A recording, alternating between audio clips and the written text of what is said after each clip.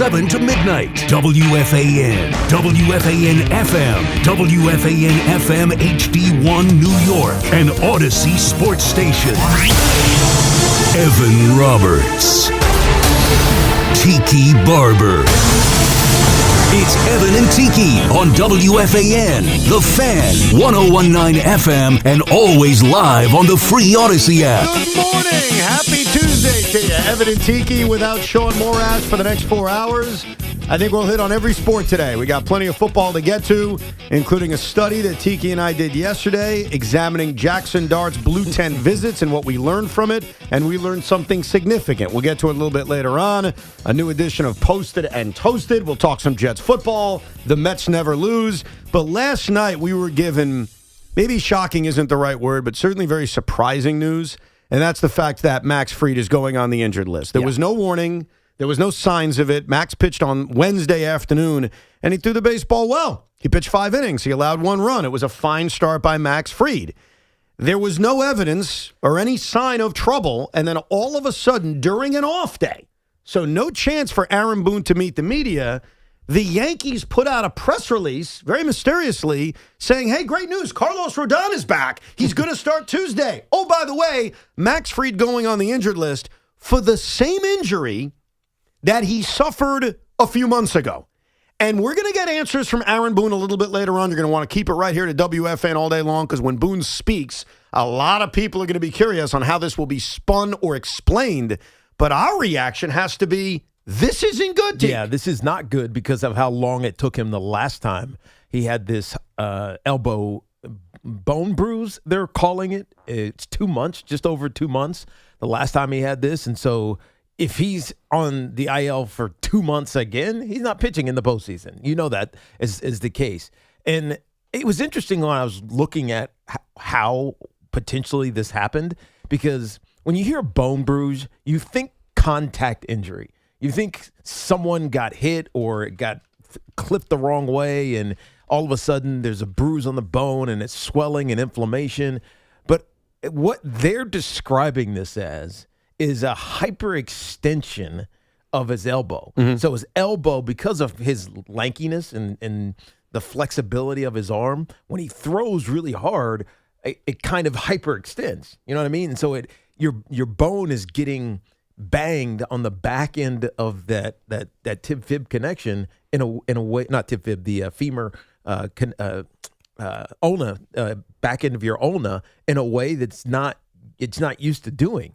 And so it's just causing pain.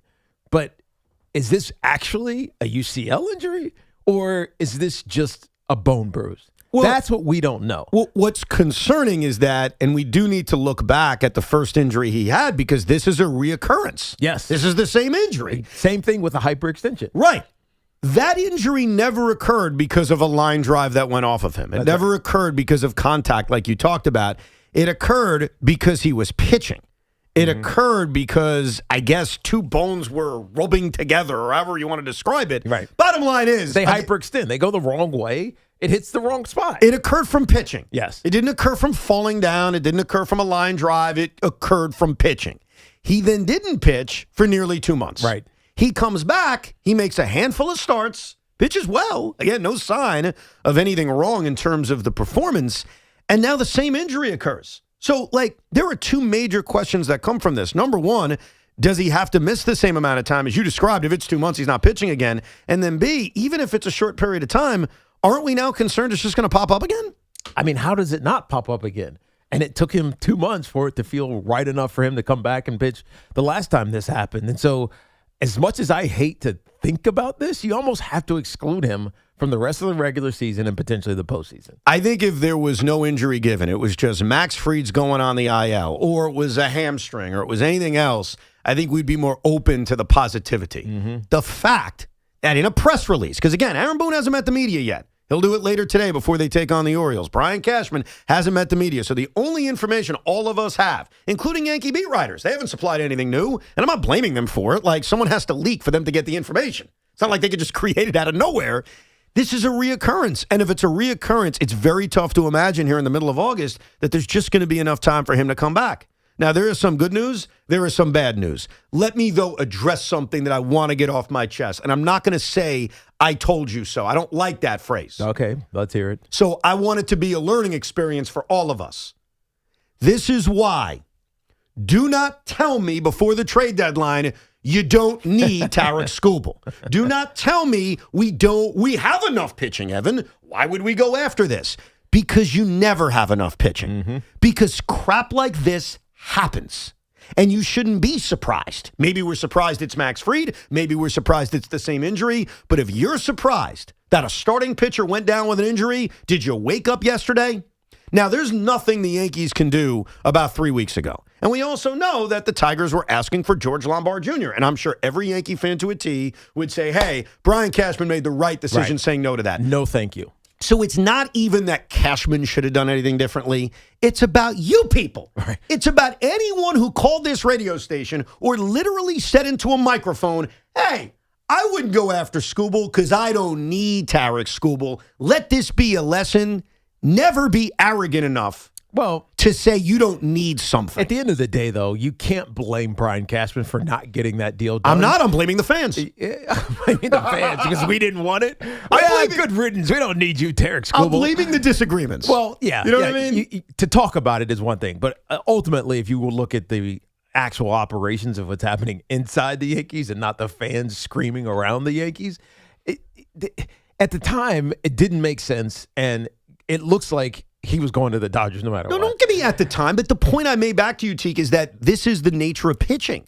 Oh, I agree. You're 100% right about the pitching. But I do believe that Brian Cashman also believed that Carlos Rodon will be back eventually. See, so we're going to have an embarrassment of riches. We're going to have too many options when Carlos Rodon comes back. See, I actually disagree with you because Brian Cashman revealed in that press conference with Big Mac and Craig, they spoke to the Tigers about Tarek Skubal. Brian Cashman knew what I knew, and most people should know, which is you never have enough pitching. The reason he didn't trade for Skubal, and I agree with him, was the ask was too high. Right. Would I have traded George Lombard Jr. in a deal for a rental of Tarek Skubal? I would not. My only point is not with Brian Cashman. It's with some of the people out there right now, some of my fellow hosts. You can't say, and it's not about, hey, I was wrong. You can't say you don't need him. Learn for the future. Because I've learned for the future. Trust me, I've made this mistake too. Well, I don't need this. I don't need this. It's baseball. Guys get hurt. Now, are the Yankees equipped to survive this injury? I think they still are. Cam Schlittler is still walking. Garrett Cole is still walking. Ryan Weathers, the dude has pitched his way into earning a playoff rotation spot, and obviously the return of Carlos Rodon today. So the Yankees are still in a decent position without Fried. Just let it be a reminder in baseball. It's not a cliche when someone says you never have enough pitching. It's true because pitching and health is fickle. No, you're absolutely right. It's fickle. But, I mean, we know what the real issue is with the Yankees. They're fortunate that they've had this elite pitching for the last 2 or 3 weeks because their bats are just quiet. You get 1 or 2 big hits a game, and that's about it. And if it's enough, you win games by a run or so. But that's only because the Yankees have the best starting rotation in baseball. Right. And the question is, where is that now? Because the formula is going to be... It depends on Carlos Rodon. And it's going to depend, I think, also on Cam Schlittler being consistent, and he has shown bounce back after every bad start. Garrett Cole being Garrett Cole, and Ryan Weathers looks great, but is it any different when you hand him the baseball in the American League Divisional Series? Are the results different? You also lose that possibility, and this is the other aspect here. The Yankees didn't add any bullpen help. It was the first time Brian Cashman did not add bullpen help since like 2017 at the trade deadline. Yeah, but they added a bunch of it over the last couple of years. I understand. And then they exported some of those additions that just weren't worth it. I get it, but again, they didn't add anybody new, and a part of the thought was, hey, they have so much starting pitching, they could move some of the depth into the bullpen, including a guy like Ryan Weathers. Without Max Fried, you don't have that ability. It hurt. It's get hurt a little bit. I mean, not necessarily. If Carlos Rodon comes back and he's fine, you still have that ability to throw Will Warren in the bullpen or Clark Schmidt whenever he comes back if he does. Just one less guy, though, is my point. But yeah, you're right. There's less options. Yeah. But it doesn't mean that it's less ideal. Oh, it is less ideal. I mean, yes, you have guys you can do that with, and yes, the Yankees can overcome it, but not having Max Fried, who to me was always guaranteed a playoff start, is not a good thing Now, can Carlos Rodon, upon his return tonight, stay healthy? Because remember, Rodon has had 2 trips to the IL now. He's made 9 starts this year. Also elbow, correct? Yes. Yeah, I think he had the surgery during the offseason, which obviously shortchanged the start of his season, and then the more recent injury. He's got to stay on the field. He's had an injury-prone season. Now, the 2 years prior to this, he was healthy, but the year before that, he missed half the season. 2 years before that, he missed the season. Like, he's got injury histories. They need him healthy. So a lot of pressure now falls on Carlos Rodon. Ryan Weathers, who's been great, the pressure falls on him. But I sit here right now on August 18th, and I have zero confidence we're going to see Max Fried again this year. I'm sorry. It's the same injury. It's August 18th. I have a tough time imagining that Aaron Boone's going to give us a no biggie later today. Well, what would happen? He would say in 2 weeks, let's just say, you know what? I actually feel better now. It doesn't feel as painful to throw. And then he goes out and throws again. And it's like, oh, well, there it is. It's back again. That's what I'm concerned about. Like, even if that's what happened, right? Even though it was, I mean, what did he pitch for 3 weeks before he had to go back on this? But either way, you know it's going to happen again because it just happened again. He ended up making 5 starts. Right. Okay, he missed his last start in May 13th against the Orioles. He goes on the injured list a few days later. He returns on July 22nd. Now, I'm open to the fact that it's the middle of the season. You give him rehab starts. You're being a little bit conservative. That timetable would look different when now you're talking about October. But you're still talking about 2 months. He comes back and he makes 5 starts and was pretty impressive. I mean, let's be honest. Like 4 out of the 5 starts were really good. Right. And now he's hurt again with the same injury. So even if Aaron Boone tells us today, hey, don't worry, it's just a 2-week thing. We're giving him some rest. No biggie. Don't worry. He's going to come back. I'd have the same worry that it's going to reoccur again because it's already reoccurred once. So I know that's the news you're hoping for, and it's the news I'd be hoping for. I'm just telling you, even with good news, I'd just be very worried about it. Yeah, you can't trust the news. Whatever it is, if it's optimistic, you don't trust it. If it's negative and it's maybe he's not pitching again, believe that. I do have good news for you, and it involves something that came out 2 weeks ago, but I don't know if you looked at it this way. I am a major geek, and I looked at it this way. The baseball playoff schedule came out. And the American League Divisional Series. This is no joke. This is a big thing. I think Sean mentioned this. Did he? Yeah. Did he mention it competes with a Ranger game, or did he mention the off days? Which one was it? No, he mentioned. Oh man, Did he now I'm mention off forgetting. days? Rosie, I'm forgetting it because he's. I know we mentioned the possible Philly situation. 4 different games going on. It was like the championship series, or. Like Knicks Sixers and the Game NBA Cup Sevens, and all that all stuff. that yes. stuff. Now, while I'm proud of Sean for doing that, because that is true. Oh, he was channeling his inner Evan. That is Evan energy, where you're thinking about, hey, Game 7 of the ALCS would compete with the Knicks season opener. 1,000% true.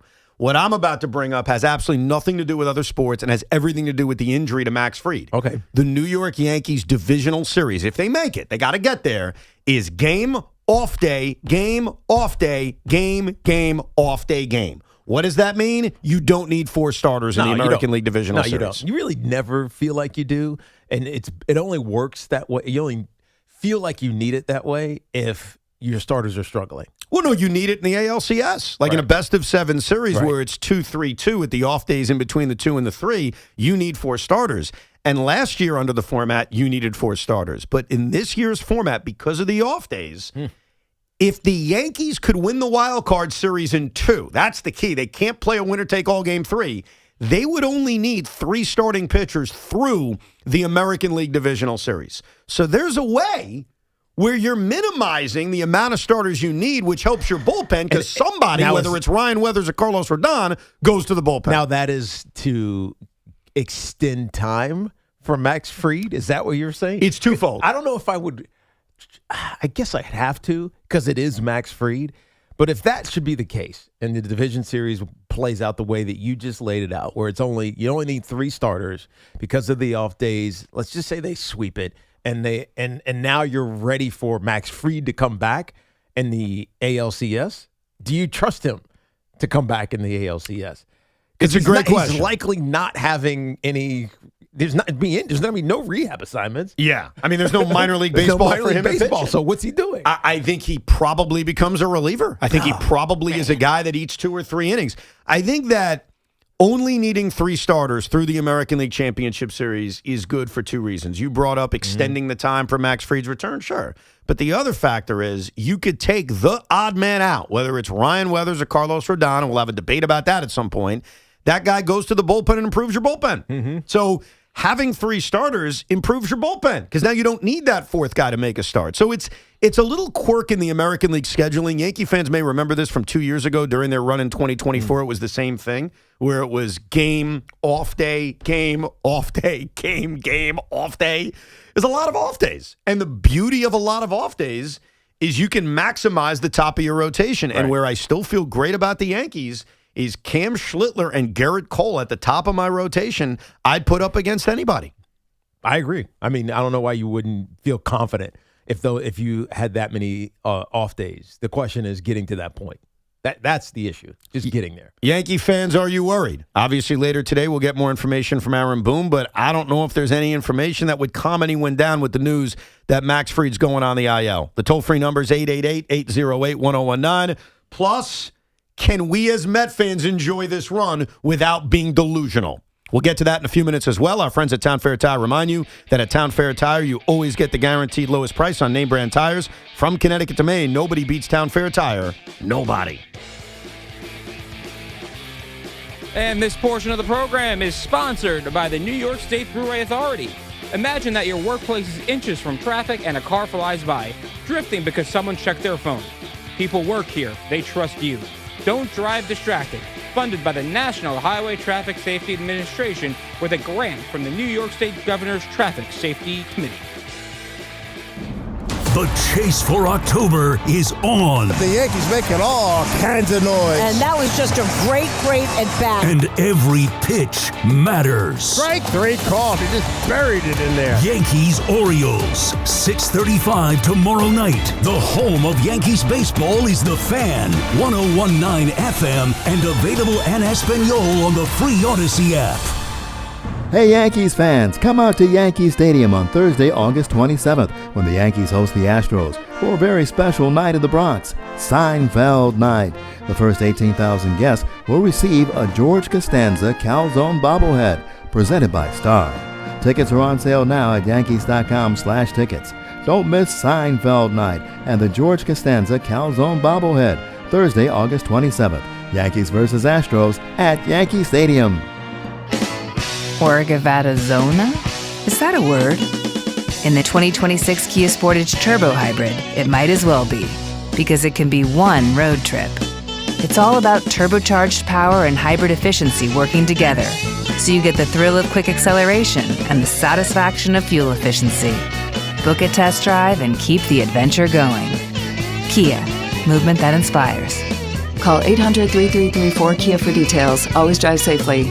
Right now, you can grab a full breakfast at Dunkin' for $6. That's 2 wake-up wrap sandwiches and a medium hot or iced coffee, all for $6. It's quick, easy, and covers your whole morning, all in one stop. Did I mention it's filling and delicious? It's a full breakfast. It's a great value, and it just makes mornings easier. So next time you're at Dunkin', don't overthink it. Order the Dunkin' $6 meal deal. No substitutions. Participation in times may vary. Offer price varies in California and Hawaii. Limited time offer cannot be combined with other offers. Exclusions and terms apply. At the United Healthcare Medicare store right here in Jackson Heights, chat face-to-face with a licensed sales agent who understands the community and get clear answers to your questions. Located at 3752 82nd Street, between Roosevelt and 37th Avenue, we're ready to help. Finding great candidates to hire can be like, well, trying to find a needle in a haystack, but not with ZipRecruiter. Its powerful technology actively finds and invites qualified candidates to apply to your job. So while other companies might deliver a lot of hay, ZipRecruiter finds you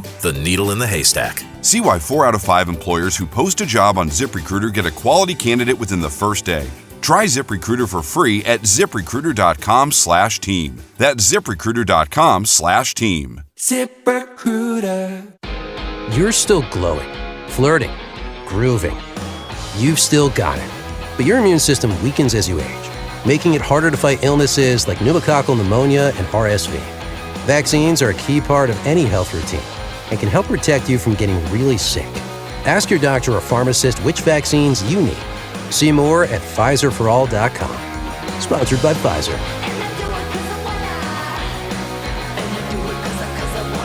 My My name is Whitney Allen, and I'm a widow. My husband, Ryan, died. We never thought we'd ever have to use life insurance, but the unexpected happened. With Ethos, signing up was fast and 100% online. You can get a quote in seconds, apply in minutes, and get same-day coverage. No medical exams, and you can get up to $3 million worth of coverage. I'm grateful we were prepared. Get your free quote at ethos.com/radio. That's ethos.com/radio. Paid spokesperson. Time spent on application may vary. Online health questions required. Skechers elite athlete OG Anunoby has been making history on the basketball court. Anunoby tips it in. Unbelievable. What a shot. He's been balling out in Skechers high-performance basketball sneakers, and the world is noticed. But how does OG train off the court to keep in peak physical condition? Hands-free Skechers Slip-ins Aeroburst. They help prepare OG for the physical demands of playing at a championship level. Get your pair of Aeroburst for only $165 at a Skechers store, Skechers.com, or wherever high-performance running shoes are sold. Ready to get rid of that old car? Donate it today to carsforkids.org. Donation is super easy, and your car can be picked up as soon as tomorrow. Call 1-877-CARS-FOR-KIDS. That's cars with a K. Pros, find the right flooring for the job in Lowe's newly redesigned flooring showroom. Shop our expanded assortment of trusted brands and get up to 35% off style selections, Stainmaster, and Stainmaster Pet Protect Special Order Carpet. And while you're here, save $100 on the DeWalt 20-volt max 6-amp-hour 2-pack of batteries. Now just $179. Get more of what you need faster and save more where it counts from the ground up. Our best lineup is here at Lowe's. Valid through 8/26 while supplies last. Selection varies by location. It's 5 o'clock. Your employees are headed home, but you're still updating spreadsheets, switching between software, and wondering where the day went. There's a better way. Odoo brings accounting, sales, inventory, CRM, and more together in one fully integrated platform. So you spend less time managing software and more time running your business, because your workday should end eventually. Try Odoo free at odoo.com. That's ODOO.com. Finding great candidates to hire can be like, well, trying to find a needle in a haystack, but not with ZipRecruiter. Its powerful technology actively finds and invites qualified candidates to apply to your job. So while other companies might deliver a lot of hay, ZipRecruiter finds you the needle in the haystack. See why 4 out of 5 employers who post a job on ZipRecruiter get a quality candidate within the first day. Try ZipRecruiter for free at ZipRecruiter.com/team. That's ZipRecruiter.com/team. ZipRecruiter. I scream. You scream. We all scream. Because Wendy's famous small classic Frosty is just $1 for a limited time. More screaming, happy screaming, summer screaming, dollar small classic Frosty screaming! But please don't scream in the drive-thru. It hurts the employees' ears. Get a $1 small classic Frosty for a limited time, only at Wendy's. U.S. price and participation may vary. A la carte only, not valid for delivery. Limit 10 per transaction. Price may be higher in Alaska and Hawaii. New York sports never stops, and neither do the opinions. Talk Jets, Giants, Yankees, and Mets. Join the show now at 888-808-1019. The WFAN phone line is powered by Paramount Plus, your streaming home to watch the NFL on CBS all season long. Now time for the Fan Focus. Recapping the on-field action from yesterday, the Mets continued to be the hottest team in baseball as they beat the Padres 2-1 at Citi Field. Nolan McLean labored through 6 innings, but the Mets' 2 runs at the bottom of the first was enough to secure the victory. Elsewhere around the league, former Mets farmhand Pete Crow Armstrong hit a leadoff and a walk-off home run in the same game as the Cubs beat the White Sox 7-5. Only 6 players in history have done this, with the last being Chris Young in 2010. How many times? Chris Young. Love that dude. He's awesome. Which one? The outfielder, right? Yeah. Okay. Yeah. Not the general manager of the Rangers. No. I love the way the Mets are playing. Like, last night was fun, and it was such a unique game. I mean, Nolan McLean put 7 consecutive guys on base. Are you starting to believe? No, zero. And that's what's pissing me off. Like, the Mets are not in a playoff race. They're not anywhere close to a playoff race. They're not making it a playoff race. They're not making the playoffs. Why can't we enjoy, which I am, the way this team is playing and some of the positives? Then why would you even bring up playoffs? It's dumb. Because I stated 3 weeks ago when you asked me, when it didn't feel like they were right before the trade deadline, that they weren't completely out of it, that what would it take? And I asserted then, and I'm going to stick to it until there are, I don't know, I guess let's say 18 games left in the regular season.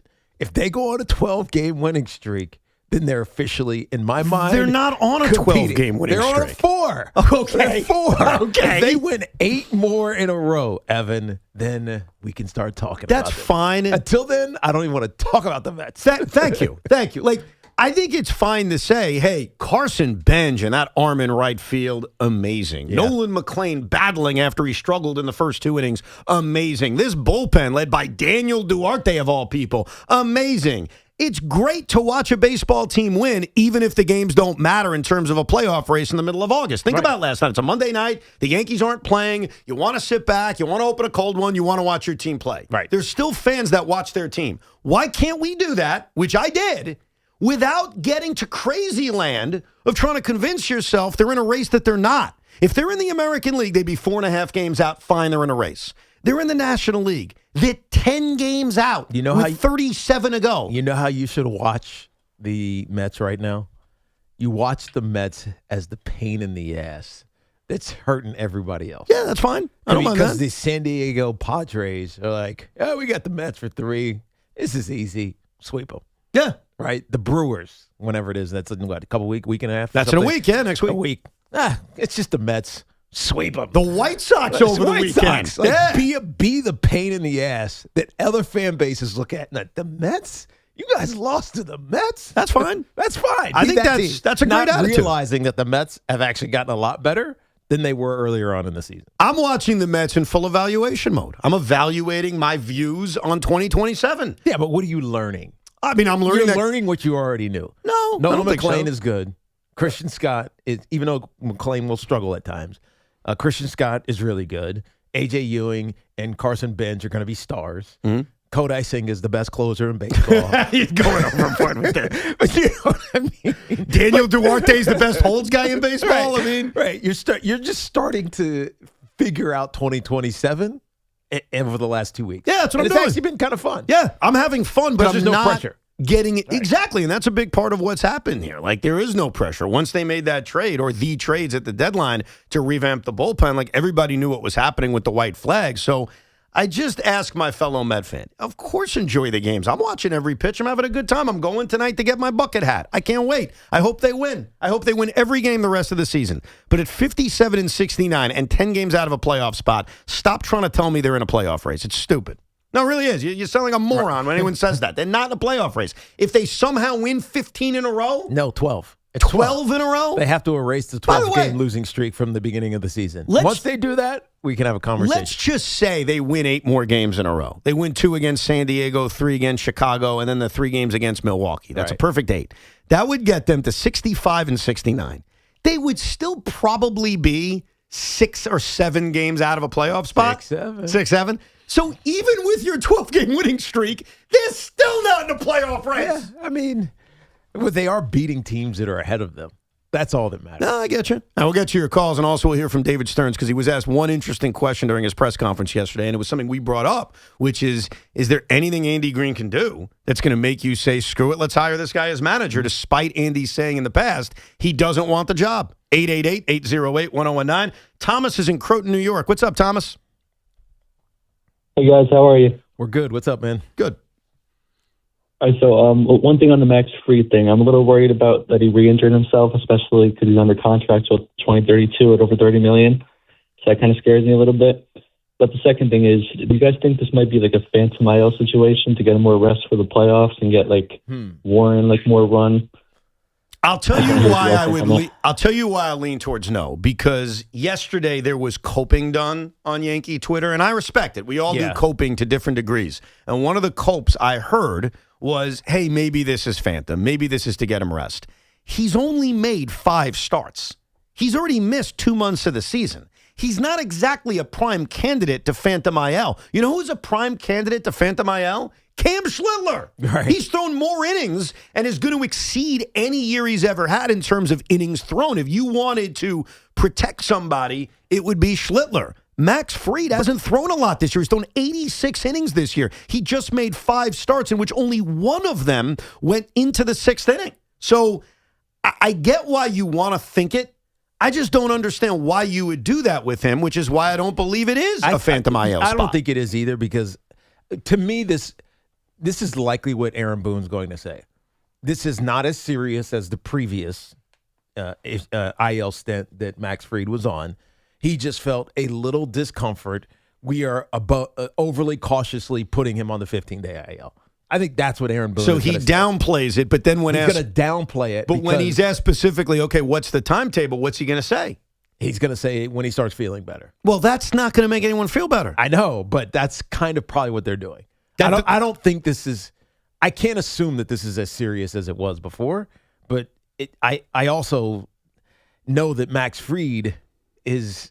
I mean, he's just injuries are happening to him now. Yeah. Well, it look, just is what it is. A point that our caller he's gotten made to that age where you're not as durable. Our caller made a point that I think is more of a broader discussion, which I'm sure we'll get into during the offseason, and that is Brian Cashman has had no problem giving long-term contracts to starting pitchers. On the other side, we certainly know what the man from Milwaukee has done. He's risk-adverse when it comes to giving long-term contracts to starting pitchers. This is the risk. And this isn't to say David Stearns is right, because I don't ultimately think he is. But when you give long-term contracts to guys in their 30s, they tend to break down. Now, I'm not thinking about 2027 or 2028. And I don't think many Yankee fans are when it comes to Max Fried and his contract. You're thinking about right now. You're thinking about this run, this postseason. But yes, in a broader sense, our last caller does bring up a fair point that this is a part of why some general managers are very risk-adverse to giving long-term contracts to starting pitchers. I get it. I think sometimes you gotta make the risk, or else you're going to end up with nothing. But that is certainly a concern moving forward with him. Connor is in Hoboken, New Jersey. What's up, Connor? Hey, how's it going, Evan and Tiki? How are you? We're good. What's up, dude? So I just kind of agree with the last caller, and I have a counterpoint to, Evan, your point about Cam Schlittler being the better guy to phantom IL. I think that given Max Fried's injury history and what he looks like bouncing back from a rehab assignment or an IL stint compared to Cam Schlittler's lack of experience being on the IL and coming back, I think that Max Fried is the perfect guy to do it. I think if you look at the numbers that he has bouncing back or coming back from a rest versus what he looks like at the end of a long period of starting, I think the numbers make sense. I think that the weak-mindedness of the NBA is seeping into the MLB more than just Max Fried. You're funny. But I don't even think the weak-mindedness of the NBA. I don't mind the idea of a team who knows they're going to the playoffs, and the Yankees are one of them. The Yankees are an absolute lock to make the postseason. We don't know what seed it'll be. 99.6% I saw the other day. And I agree with those odds. Yes. Like, they are going to make the postseason. The Los Angeles Dodgers are a lock to make the postseason. And I get for the baseball lock saying, hey, let's be smart and play the long game with some of our pitchers specifically. I get that. Max Fried has made 15 starts, including only 5 in the last 3 months. He's not a candidate for that. Like, why would you want to shut him down for a few weeks or months? And he's right that he only made 1 rehab start, and then he comes back, and he doesn't miss a beat. And that's a compliment to Max Fried, no question about it. But I don't see the reason why you would do it. And I don't think the Yankees are doing that. No, I don't think so either. By the way, there are 5 teams that are 99% to make the playoffs. Dodgers, Brewers, Braves, Yankees, and the Rays, obviously. There is a 98% chance, the Cubs.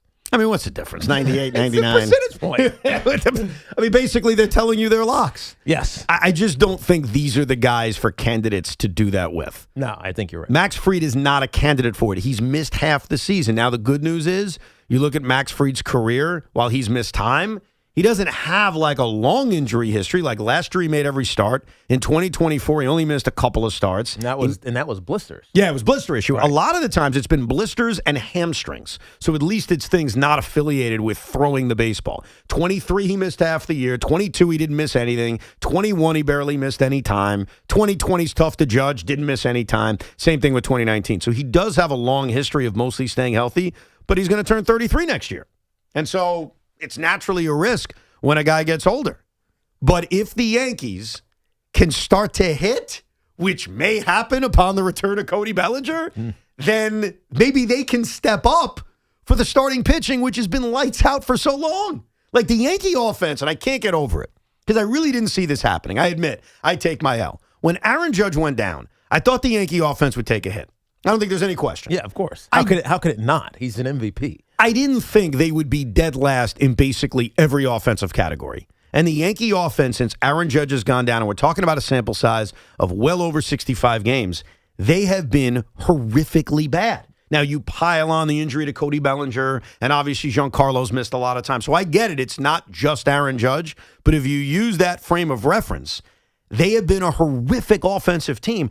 And I honestly didn't see that coming. I thought they'd take a hit, maybe even a big hit, but not to the point of being the absolute worst in Major League Baseball. And obviously, that's got to change if they're going to go on a run come October. Yeah, and they finally got double-digit runs over the weekend and scored 10 against Seattle. Or last week, I should say, against Seattle. But other than that, they don't score a lot of runs. And it's dependent upon the starting rotation, obviously, but then the bullpen to hold up. And it gets dicey.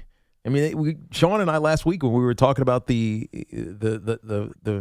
back of the bullpen, they're pitching every week. Yeah, they're being forced to pitch a lot. Every other day they're pitching because they have to pitch every other day. You don't have these low leverage relief situations because they're not scoring enough runs. And at some point, you got to alleviate that because at some point, your bullpen cracks and maybe even your starting rotation cracks as Max Fried is kind of the first one. Now, they do get Cody Bellinger back over the weekend. At least tentatively, that's the plan. And while that helps, it's not the cure-all. Like, I don't think Cody Bellinger's going to walk through the door and the offense is going to be fine. Now, I mentioned before that I'm watching the rest of the Mets season in evaluation mode. One of the guys that's really being evaluated is the manager, Andy Green. Like, there are Met fans out there right now who are probably moving into the camp of, hey, screw it, just hire the guy. Right. He's getting the most out of the team. It looks like Soto and Lindor are getting along. They're basically making out there in the team pictures. So Andy Green's the manager. Why not hire him? Yesterday, David Stearns did his, bi-weekly. I don't even think I used that correctly. Bi-monthly? Yeah, bi-monthly. Bi-monthly meet and greet with the media where he gets tossed, these nice little softballs for him to handle. Mm-hmm. This was a really good question by the great Howie Rose. It was about Andy Green. It was about the fact that, hey, the Mets are winning games. Even though you said he's returning to the front office, can that change if the Mets continue to win? Here's the question, and here's David Stearns' answer. David, if things continue to improve between now and the end of the season, is the door open to revisit a discussion internally with Andy or others on your staff about perhaps bringing Andy back as manager? I think at this point, we're not going there. And as I said, my expectation, I think Andy's expectation is he's going to rejoin the front office. And I have no reason to believe otherwise right now. How do you interpret that answer? That he's going to rejoin the front office. Really? Or David Stearns doesn't want to talk about it right now. That's all it is. See, I take it completely differently. You think he's leaving it open? 100%. He said right now.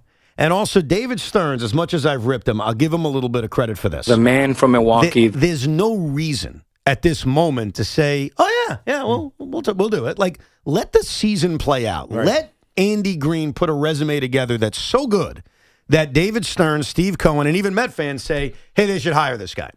When that happens, then you can go to him at the end of the season and say, by the way, Andy, I know you told us about your family. Okay, without Andy Green being the front runner, who do you think David Stearns is even thinking about? That's a tough one. That's a tough one to get inside his head. That's what I mean. I can get inside my head, but getting inside his head. Stearns is a moron. I didn't say that. I'm just saying, I don't know what he's thinking.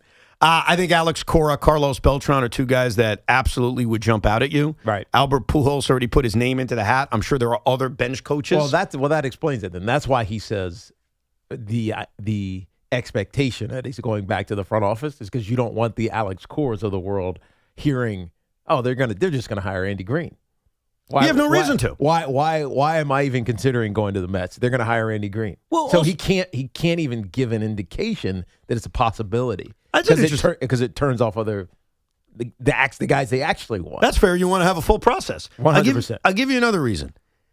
Do you want the Mets to bring back Andy Green as manager? I'll just ask you point blank to you. No. You're not there yet?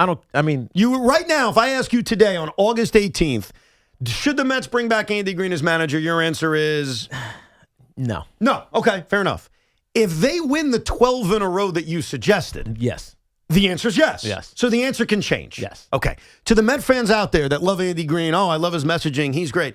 If they go out and lose 8 out of the next 10, do you still want him back as manager? No. The answer is probably no.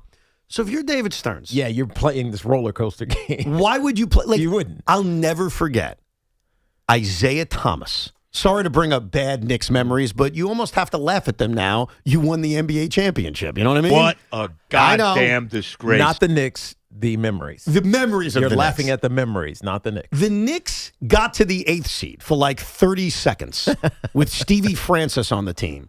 And I think Isaiah immediately got an extension. And it was like, what are we doing? Like, it's the middle of the season. Can we wait until there's a final result? Like, why would you do this now?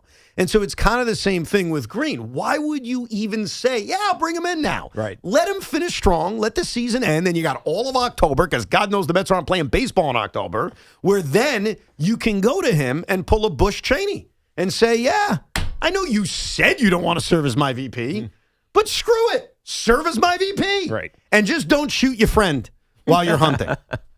I don't think Andy Green hunts, but, just a Dick Cheney reference. Right. It's not fair that that's what some of us think of. I mean, we shouldn't think of him accidentally shooting his friend. I mean, he did accidentally shoot his friend. I know, he almost killed him. Yeah, but I shouldn't laugh. But he lived, so it's all good. Well, I think he's dead now. Well, he lived in real time. That's true. Like, he didn't die because of that. So the answer is, I think they'll consider Andy Green, but I think they're better off, as David Stearns put it, to table it until the end of the season. They want an Alex Cora type. Well, they probably want specifically Alex Cora. And the last thing you want to do to Alex Cora is have him, meaning not having conversations with you yet, start thinking that they want to hire Andy Green and not you. Because then you're like, well, screw you. I'm going someplace. There'll be plenty of opportunities for me. Oh, yeah. I can go anywhere else I want to. The Mets, you stick with your Andy Green. Good riddance. So you don't want to confuse the messaging that likely is getting to Alex Cora right now while he's spending time with his family. Yeah, and I don't believe Bob Nightingale's report, who the other day said basically he's going to manage the Phillies. Yeah. That's a fait accompli. I don't know if I completely buy that. Let's go to Frank in Monroe. What's up, Frank? Hey, guys. Good morning. Good morning. Hey, Evan, do you think the Yankees would lose anything by sending Ramos down and bringing Dominguez up? Yes, because they can't send Elliot Ramos down. He doesn't have any options. So they're in a weird spot. Yep. Yeah. No, this is... I mean, he's been terrible, but... Frank, you bring up something, and you didn't do it the way I was going to, but you did it directly enough where it's certainly worthy of a discussion. He says, hey, Elliot Ramos isn't hitting, which he isn't. I want him away, and I want Jason Dominguez. You got a bigger problem than that. What are they doing when Cody Bellinger is activated over the weekend? Does anybody have any idea what they're doing? Because I'll lay out their options. They're bad options. Like, Elliot Ramos is, first of all, not being DFA'd. Brian Cashman just gave up 3 prospects for him. Right. He cannot be sent down. But he's 3 for 36. Well, again, you want to just give up on him after 36 at-bats? No, but, I mean, he just can't play. You can't trust him to play I didn't right say now. he has to play. I'm saying, can you send him down? And the answer is you can't. Right. He has no options. He has no options. So you look up and down the roster and say, all right, so Cody Bellinger's coming back. Who has options? I'll tell you the guys who have options.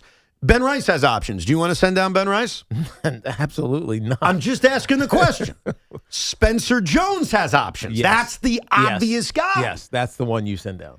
George Lombard Jr. has options. Do you want to send him down? Absolutely not. Jose Caballero has options. You want to send him down? No. Austin Wells, unfortunately, catcher. You'd have to replace him with a catcher. Not really an option. No. So let's narrow this down. It's Spencer Jones. You could release Elliot Ramos. Do you want to release Elliot Ramos after 37 plate appearances and giving up 3 prospects? No, definitely not. Okay. Do you want to release Ahmed Rosario? That maybe make more sense. I that a bad year? I could stomach that one. You can stomach it. Yes. Are you writing this down? These are all options. I know. Spencer Jones releasing Ahmed Rosario. So far, Yes. those are the only 2 things you're good with. Option, Spencer Jones releasing potentially Rosario. And then the other option, which is probably what I would do, and they're never going to do it, is to take one of my pitchers, maybe it's the Bradley Hanner or it's the Yerry De Los Santos, who also has options, and you actually just send down a pitcher and call up an extra position player. Most teams don't do that. They go 13 and 13. Obviously, rosters will expand on September 1st, so that will certainly help. But most teams don't do that. That's what I would do. Yeah. I've got great starting pitching that goes deep into games. Like, I'll be good if Bradley Hanner isn't on the team. But your other option is Spencer Jones, who's showing promise. Do you really want to send down Spencer Jones and say, all right, you're back at AAA?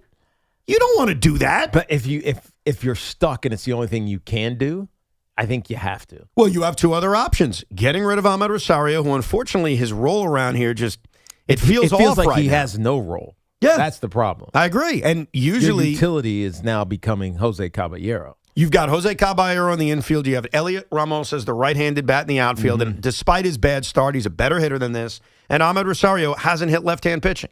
So, or you can release Paul Goldschmidt, too, by the way. I'll throw him in there if you want. All of these are your options that are not ideal. You kind of love Paul, though. I'm not saying you should. I'm just giving you an option. I'm telling you these are the things you could do. It's like a menu. I'm the waiter. I'm serving you these different things, and then you tell me what you want to do with it. So far, it sounds like you want to just send down Spencer Jones. Yes. See, I don't agree with that. Why? Because he's playing, and he's playing reasonably well, and he's Okay, growing. but is he going to be better than Cody Bellinger? Is he going to be better than Trent Grisham? Defensively, I don't know. Defensively, I would say yes. Offensively, I think yes. Trent Grisham is so overrated defensively. Actually, he's not even overrated. He's just not that good.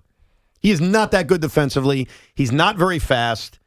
I think Spencer Jones has shown you some promise recently. So then you might as well then DFA Ahmed Rosario? No.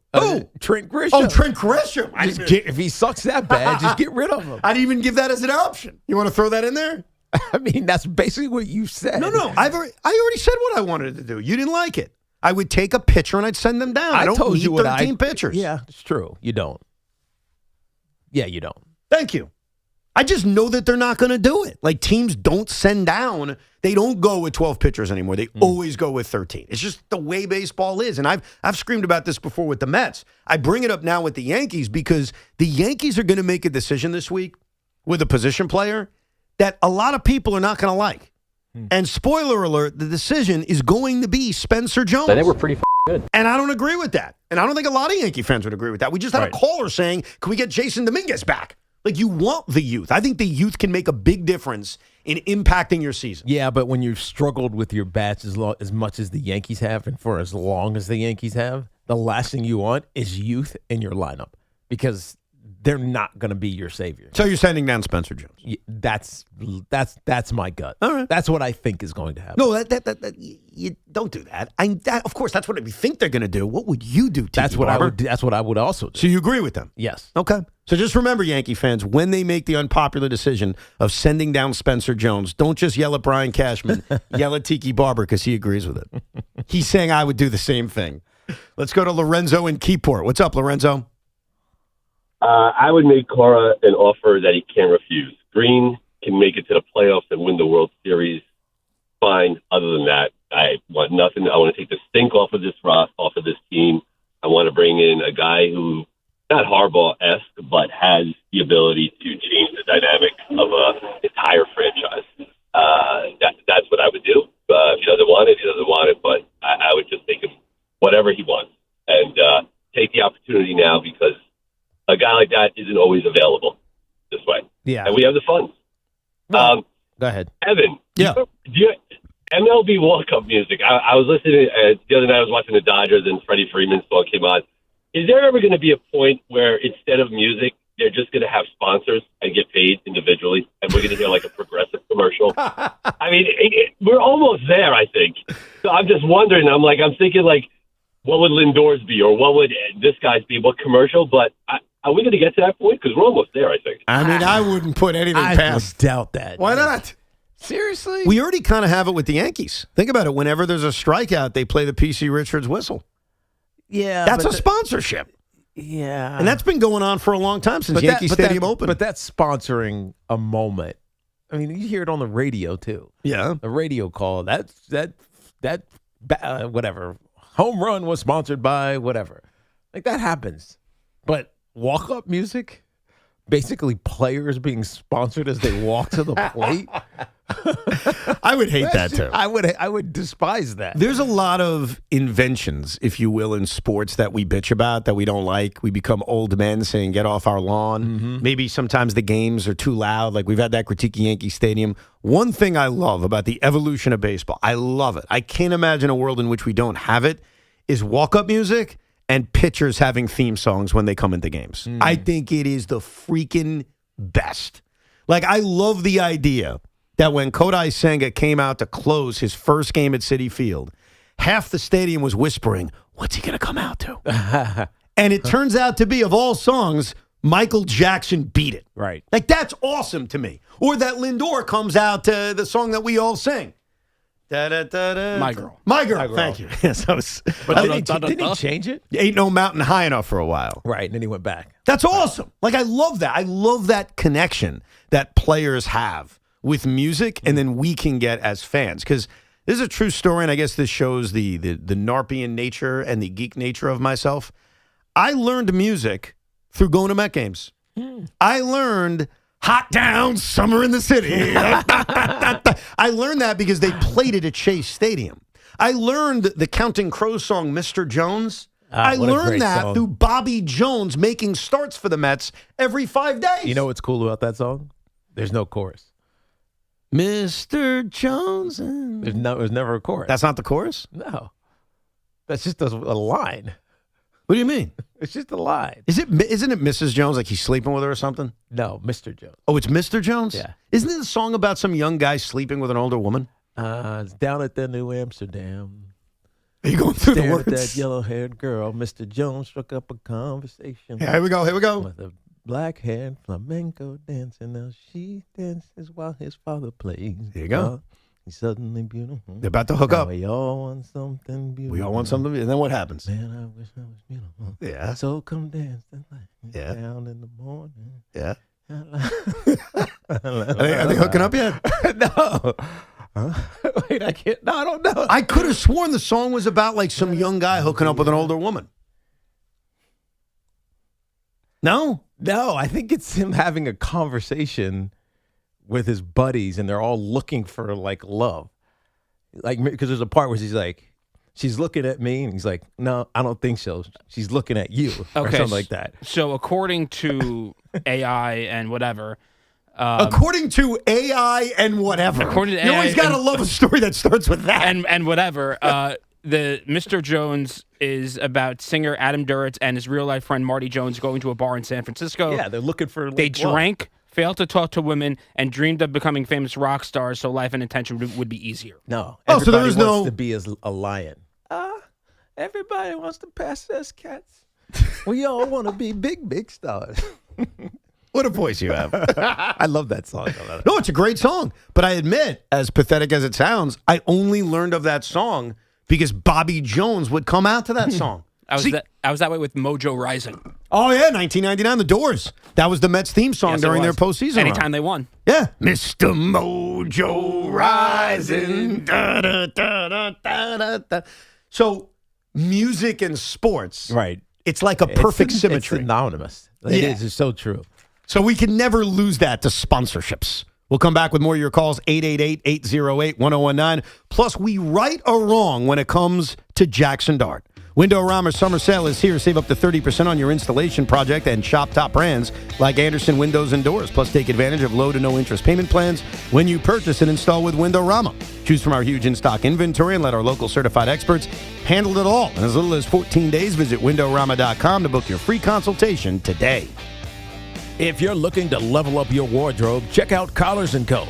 You've seen them on Shark Tank where they landed a deal with Mark Cuban. They're the team behind the dress collar polo that sold over 1 million shirts, and now they've launched the Maverick Performance Blazer, and this thing is legit, sharp, lightweight, and completely wrinkle-resistant, making it perfect for travel. Just pack it up, and it comes out looking fresh. Plus, get smart features like security zip pockets, a sunglasses loop, and an optional pocket square. So hit up collarsandco.com. Use code Tiki for 20% off. That's at collarsandco.com. And this portion of the program is sponsored by our local Mazda dealers. It's the Carton Show with Craig Carton and Chris McMonagle. Afternoons 2 to 7 on the Fan, 101.9 FM. There's a take here that I'm flabbergasted nobody's brought up yet. When Jaxson Dart goes to the blue tent, nobody knows if he has a concussion or not. That's why he's in the blue tent. Get the Carton Show on demand. Available on Apple, Spotify, wherever you get your podcasts, and the free Odyssey app. This is an Odyssey Sports Minute. Cheating catches up with you. Paid for by NHTSA. If you wanted to make the case that the New York Yankees could win the American League, could even win the World Series, it was likely because of the three men at the top of the rotation: Cam Schlittler, Garrett Cole, and Max Fried. Now Fried headed to the injured list. His season is in doubt. But don't worry, Yankee fans. Carlos Rodon was activated. What a joke. I'm Nick Costos. Hey y'all, it's Charlie Starr from Blackberry Smoke. Y'all know our fans are like family to us, and family watches out for each other, especially when we're out riding. So before you or your crew get on your motorcycles, make sure you're good to ride. Even one drink could be too many. Don't let a good ride end the wrong way. Ride sober or get pulled over. Paid for by NHTSA.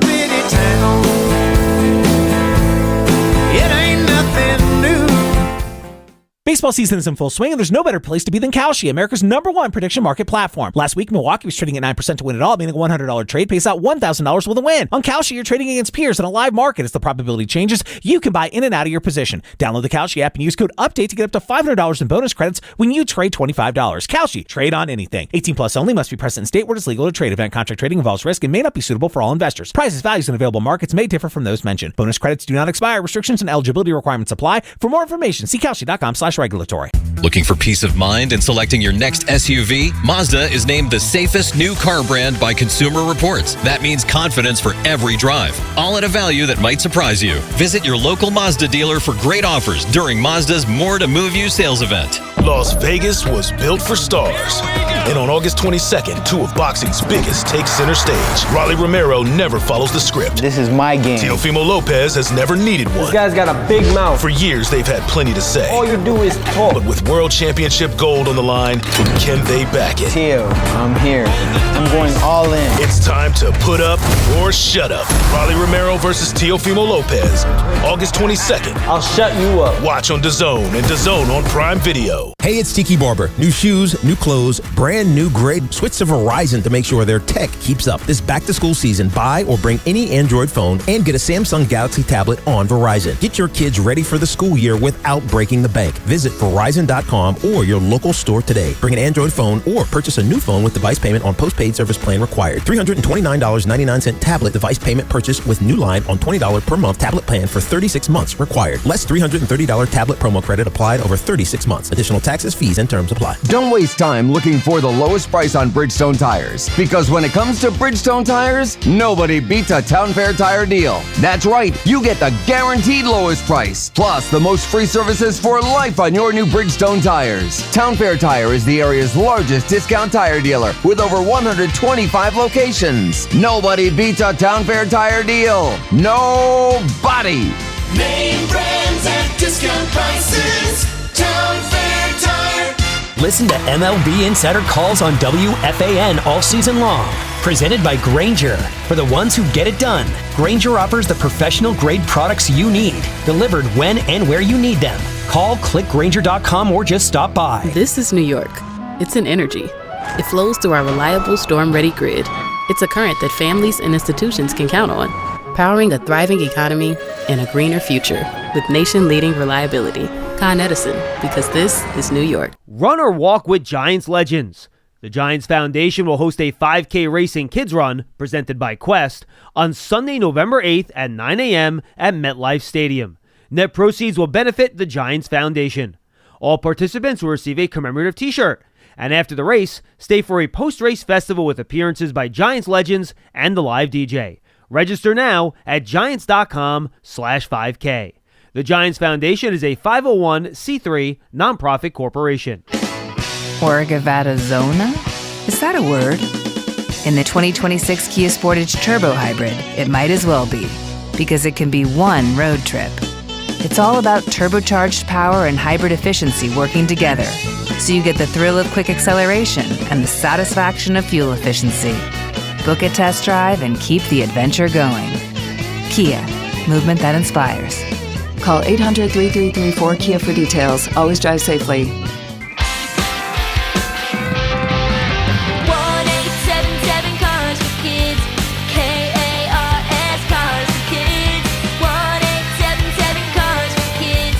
Donate your car today. Call 877-CARS for kids to reach a friendly live agent. Donation is super easy, and your car can be picked up as soon as tomorrow. Call us now or go to carsforkids.org. Did you know you can donate real estate too? Diving for that grounder got you grounded? Oof. We've got specialists for that.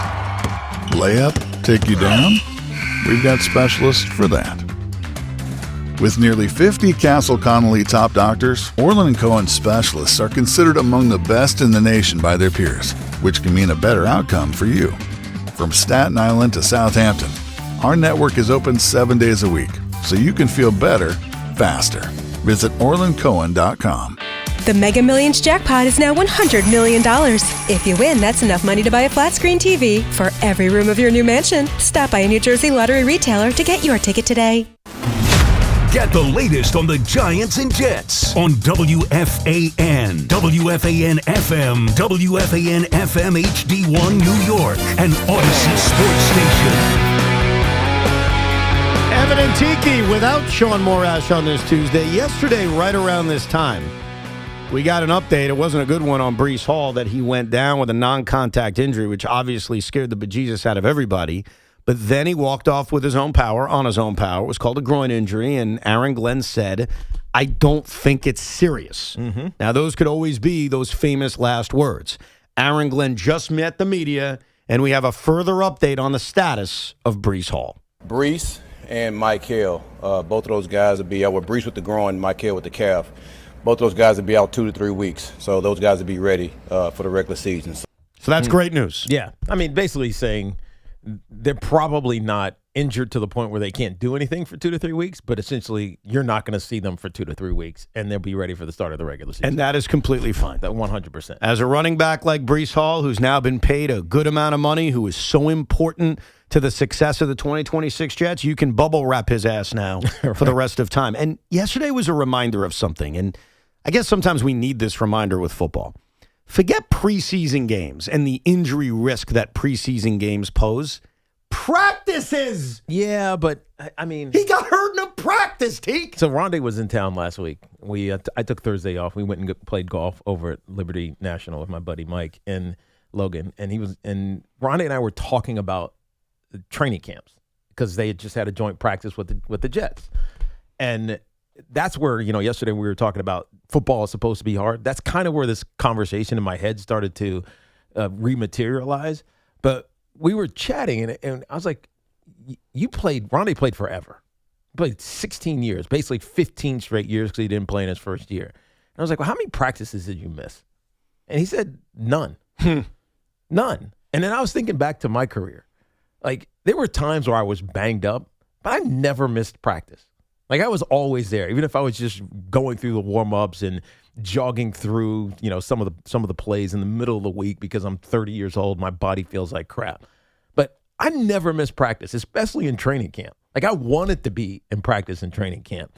And I feel like nowadays the athlete feels like I'm better served by not practicing, which doesn't make sense to me. Yeah. Because how are you getting better? No, that's fair. And how are you conditioning yourself to be for the wherewithal of a 4-month season and 17 games? Like it doesn't compute to me. It's counterintuitive to how I think about how you stay healthy. It's by callousing yourself. It's not by relaxing and chilling, but I guess it's a different era of the game. It's a different world, man. It's a different era of the game. I don't mean to make you feel old, but it was a long time ago. Of course. It's just different. I started playing football almost 30 years ago. But let me ask you NFL this. football 30 years ago. I know you can't get into the body of Breece Hall. If you had suffered the exact same injury as Breece Hall, yes. Are you practicing for the next 2 weeks? Or are you probably saying, all right, I got a groin issue, let me rest it, let me get better? I'm probably resting it for a couple of days, and then I'm moving around as much as I can and football activities. Like, I'm trying to go. I got you. Well, we'll see how put on a red jersey. I'm going half speed. I'll do the walkthroughs, but I want to be there. I think you have to be there. I respect it. You don't learn by not doing. I respect it. I just want Breece Hall there week one. That as a fan, I agree. That's the only that update from Aaron Glenn. That's the only thing that matters to me. Is he out there week one against? I hear you, but here's what Titans. Here's what I start to think. Then is he going to be rusty? I don't know. Like, what's his timing going to be like with the offensive line? What's his communication going to be like with Geno Smith? Is he all dialed in? I know he can do the mental visual work, but is he all dialed in on all the blitz pickups? Like all that, again, you can learn it, but you don't learn by not doing. So that's the only thing that worries me. I'll be curious to see how many touches he gets in that game, too, because one of the big criticisms I've had of over more than one offensive coordinator the Jets have had over the years is the usage of Breece Hall. Not enough. Not enough. And I have confidence that Frank Reich will use him in a more aggressive way. Now, earlier, I made the reference that I thought Mr. Jones was about a young man sleeping with an older woman. Mm-hmm. There are a few people that want to tell me I am confusing songs. I don't know the answer, so I'll let Todd in East Islip try to fix it for me. What's up, Todd? Hey, Todd. What's up, Evan? What's up, Tiki? All's good. Yep. Hey, I think you're confusing it with the movie The Graduate and the song Mrs. Robinson. That's what it is. Oh. If for you, Mrs. Robinson, da da da da da da da da. See, Mr. and Mrs. How does the line go? You're trying to seduce me, Mrs. Aren't you, Mrs. Robinson? Something like that. People confuse that saying, but that's it. That's exactly it. There you go. See, Here's that's to my you, Mrs. Robinson. That's my knowledge of music. I easily get things very, very confused. Let's go to Phil in Long Beach. What's up, Phil? Hey guys, time, I was going to call and actually say the same thing, Mrs. Robinson. You were thinking of Dustin Hoffman, probably. Right. But what I was thinking of, Ev, you made a point kind of a few weeks ago, I don't know, maybe a month ago, about Yankee fans needing to come to sort of a strange acceptance of reality that is life after Aaron Judge. Right. And, kind of the point you guys are talking about right now of what to do when Cody comes back. And I'm one of these Yankee fans who couldn't agree with you more. I mean, I can't stand the idea of them sending down Spencer Jones because he's been playing pretty well lately. And, some of these young guys, Lombard, Jones, and that is life after Aaron Judge, and this is some invaluable time for them to get these reps. I know that winning comes first. You want to try to win the, pennant and get to the World Series, and the path is kind of open in the American League. But there's no reason these young guys can't contribute, and you take these at-bats away from them for guys like, Ahmed Rosario or whoever you want. Yeah. But that's not what we're getting at, Phil. Cody Bellinger's coming back. Think about that's the replacement issue. Is it Cody Bellinger needs a spot? No, I could still play Spencer Jones with Cody back. Elliot Ramos doesn't have to face right-handed pitching. They're about to face 3 straight righties in Baltimore. So what are you doing with Elliot Ramos? He's a left-handed. He's a left-handed masher. He starts against lefties. Okay, but Spencer Jones and Elliot Ramos platoon. He's got 3 hits and 36 at bats. I know, 11 but games. I'm answering your question. I'd platoon them. So Spencer Jones is getting the good end of the platoon. He's facing right-hand pitching. Right. I want to play him. Like, I just got a text message from a buddy of mine who tried to call in, couldn't get through. I'll make his point. He said, get rid of Trent Grisham. And you brought that up. The problem with getting rid of Trent Grisham is over the last 10 days, he's hit. Right. He's shown us what he's capable of. I don't want to just get rid of him. I'd rather send down a pitcher where I now have an extra position player, or if anybody I'm getting rid of, it's probably Ahmed Rosario. I like Ahmed Rosario, but between Caballero and Ramos, he's less useful for this team. And his future is short here, so we know what it is. Right, there's no long-term impact by getting rid of him. But I agree with our last caller that it is very important for Spencer Jones to play. Why are the New York Yankees even in a good position right now? Because Ben Rice blossomed, because Cam Schlittler blossomed, and right now George Lombard Jr. is playing defense at another level. Youth helps. Of course allows Spencer Jones to be one of the solutions. Now, he may not be. He may turn into Greg Bird. I understand the risks. But at this point in the season, I would still play him against right-handed pitching, and I would certainly keep him on the team. There's a conundrum. It's not an easy solution. There's a potential to be wrong no matter what you do, which is the hard thing. Yeah. I mean, it's not the easiest spot right now. Welcome to hell! I wouldn't say it's that, but you got to kind of balance between the guys who give you the best chance to win, but also thinking long-term. Right. By the way, I would like to show you something. I think this is very important. I'm going to show you the brilliance of one of our coworkers, but also criticize him. I'm going to do both at the same time with facts. Just facts. All right. And the guy I'm talking about is our good friend Craig Carton. Okay. Craig did something yesterday that is brilliant. Again, shows his radio brilliance. That's why he's a Hall of Famer. Except either he was dishonest or he was ignorant. So we'll decide which one. Craig called us out by name for not discussing something specifically on the air yesterday. Take a listen. Here's the question that nobody has asked, and shame on Evan Roberts. Evan Roberts. And shame on Tiki Barber. and shame on Boomer and Jerry Recco and Nasilo and everybody else on this radio station, and shame on the callers, and shame on those of you that are listening online and on Twitter and reacting to everything that's said on this radio station. So shame on me and shame on you. Now, the brilliance of Craig is I was locked in. I needed to know what we missed. We take a lot of pride in not missing anything.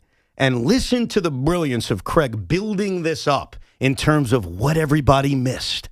Take a listen. There's a take here that I'm flabbergasted nobody's brought up yet. Flabbergasted. Here's the question nobody's asking. And I'm sorry to be this guy because I know a lot of you think I hate the Giants. I don't. How come nobody said what I'm about to say? It's why I'm special. I'm alone on a smart island. It's me and anybody else on the island. It's just me alone. Brilliant this man is. Yeah. He's about to ask a question none of us asked. Now, I'm glued. I need to know. I need to know to be self-critical of myself, of even Tiki, and be like, Tiki, why didn't you ask the question? I'm the football guy. Why the hell did I know this? Now, he's built this up great. Here's Craig very quickly asking the question. And here's the question I have to ask.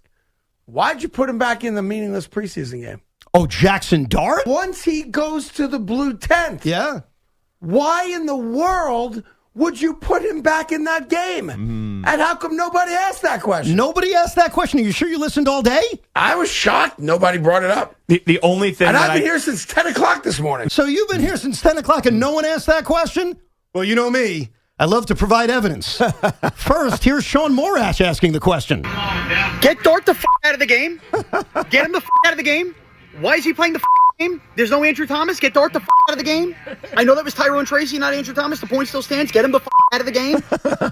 Jesus. Now, Dart came back in the game, of course, through that touchdown pass. Yes. Do you share Sean's? No, you need to play. So very quickly, Tiki shut that down. But we did have a further conversation on the question that, according to Craig, nobody asked but him. It's a physical game. You need to get used to getting hit, and especially a quarterback who is prone to taking contact. Well, that being said, Jaxson Dart still has a lot to work on. That's the point, yes. That downfield passing game. Yeah. He's really great at the RPO game because he did that all in college. He's good off schedule, as we saw on the Malachi Field touchdown. So I did not share that feeling. Yeah, I think the part you got to remember is he's not Patrick Mahomes. Mm-hmm. He's not Josh Allen. He's not Joe Burrow. I think with established stars, you can treat it with extra care, which is, hey, this is just a tune-up. He's ready to go. This is still a young quarterback who, as you said, has a lot to learn. So I guess we did ask the question. We definitely asked the question. And not only did we ask, we discussed the question and gave opinions on why he went back into the game. Yes. And why he needed to go back into the game. So where's our apology? Yes. With that said, this is why it's a compliment and a rip at the same time. It was very compelling. Yeah, of course. Because I couldn't wait to find out the question we didn't ask, even though we asked it and spent plenty of time on it. Asked and answered. So I'm sorry. I love Craig, but I have to fact check. That's ridiculous. Now, I didn't fact check Boomer and Jerry. Jerry, right. So I apologize. That's their job. If they want to fact check it, they have every right to. But I certainly know we did, especially that Sean Morash part, which I need to play one more time because it cracks me up. Get Dart the out of the game. Get him the out of the game. Why is he playing the game? There's no Andrew Thomas. Get Dart the out of the game. I know that was Tyrone Tracy, not Andrew Thomas. The point still stands. Get him the out of the game. It does make me laugh. It makes me laugh. Especially because no one asked the question except Sean asked it with 10 F-bombs dropping all over the place. It's funny. The broader subject in hand is how do you handle playing time in the preseason? And I'll tell you something. I don't know if Craig knew this. I don't know if you remember this. Mm-hmm. Very interesting factoid that we will get into more detail later because I went through all of the blue tent visits that Jaxson Dart had. Yes, Jaxson Dart has been in the tent 6 times in the regular season and with the preseason one yesterday and is 12 games. It's a lot of blue tents. It's a ton of blue tents. As we pointed out yesterday, he's almost matched Josh Allen and Pat Mahomes for their career. Last year in the preseason, Jaxson Dart was sent to the blue tent in a game against the Patriots. It was the 3rd preseason game. And guess what? He returned to that game as well. Mm-hmm. So this is the 2nd time with a different head coach that Jaxson Dart got protocol questions. I guess he isn't technically in protocol. Yeah. He's just sent to the blue tent for evaluation. Got cleared and returned to a preseason game. It's not even the first time it happened. But that's not quite the tease. But the tease is This is not a NFL narrative that was created during last year's regular season. Jaxson Dart, just like this year's preseason, gets hit, gets ragdolled, and gets put in the blue tent. There was no book on him having concussions in the preseason last year. That's a great point, yeah. There was not. That's right. right. It was just the way he got hit. And after doing some research, Evan and I now know why he gets put in the blue tent. It's true. We can define it and tell you exactly why it happens. And one of the Giants' greats might have called him out on it, and we just didn't listen to him. Absolutely. We'll get to all that coming up at 12:30, so make sure you've got your clock set, but we did a deep dive on every visit Dart made to the blue tent, and we've got the person to blame.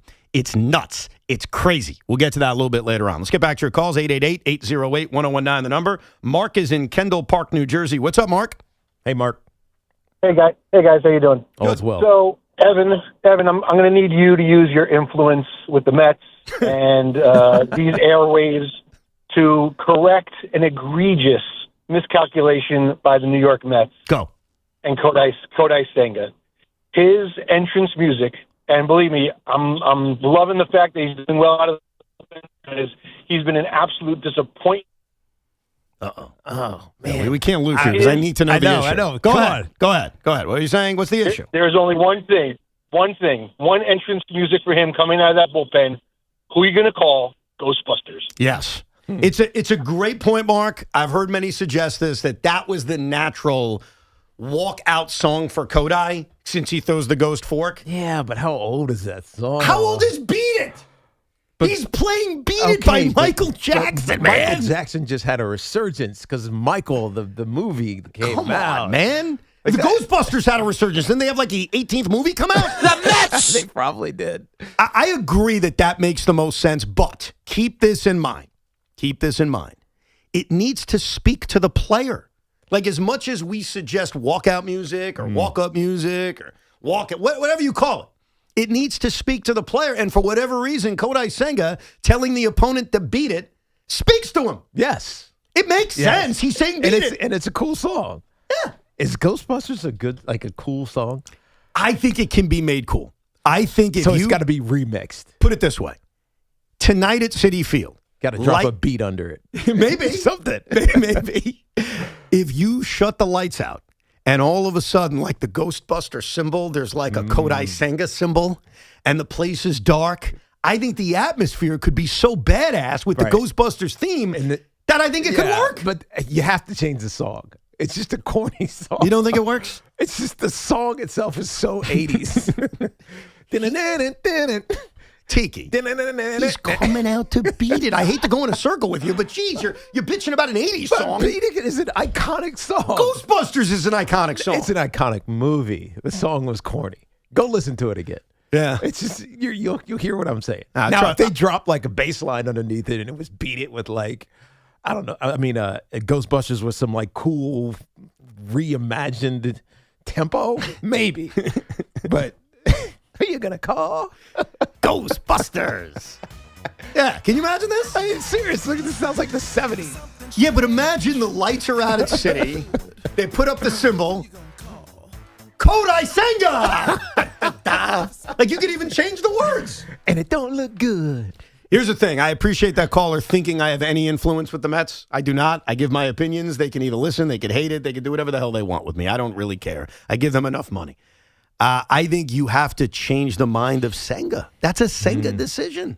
That's what he wants to do. It's what he wants to come out with. Let's go to Paul in Hamilton, New Jersey. Hey, Paul. Hey, guys. How you doing? All's good, Paul. Good. Two quick show points. Tiki, there is absolutely a chorus in Mr. Jones. What is it?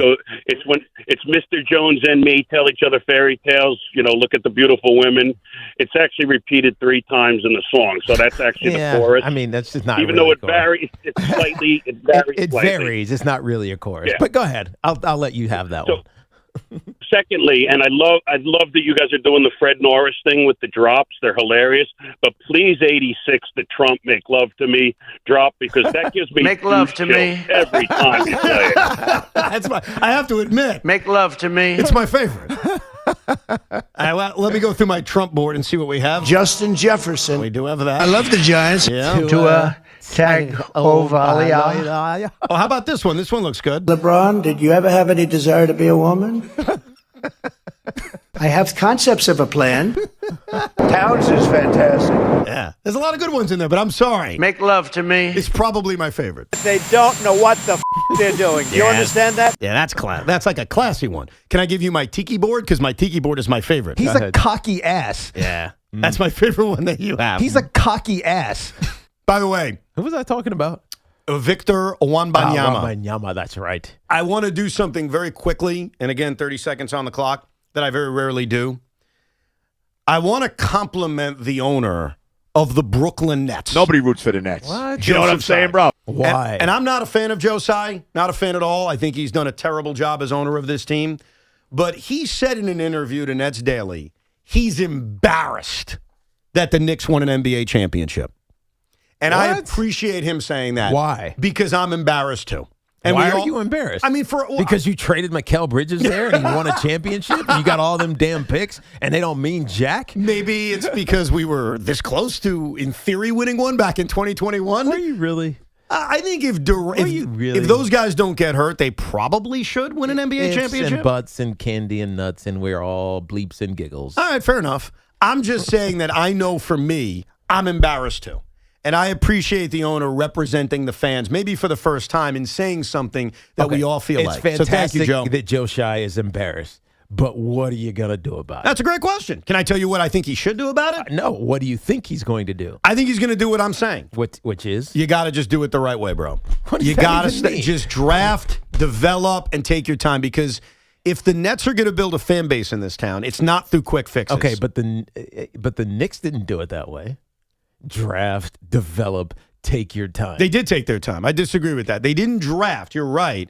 But they took their time. Sure? They added a piece in Jalen Brunson. Took their time. They made an underrated trade for Josh Hart. I think like 5 years. It took them 5 years. The Tom Thibodeau era really began in 2021. It was 5 years.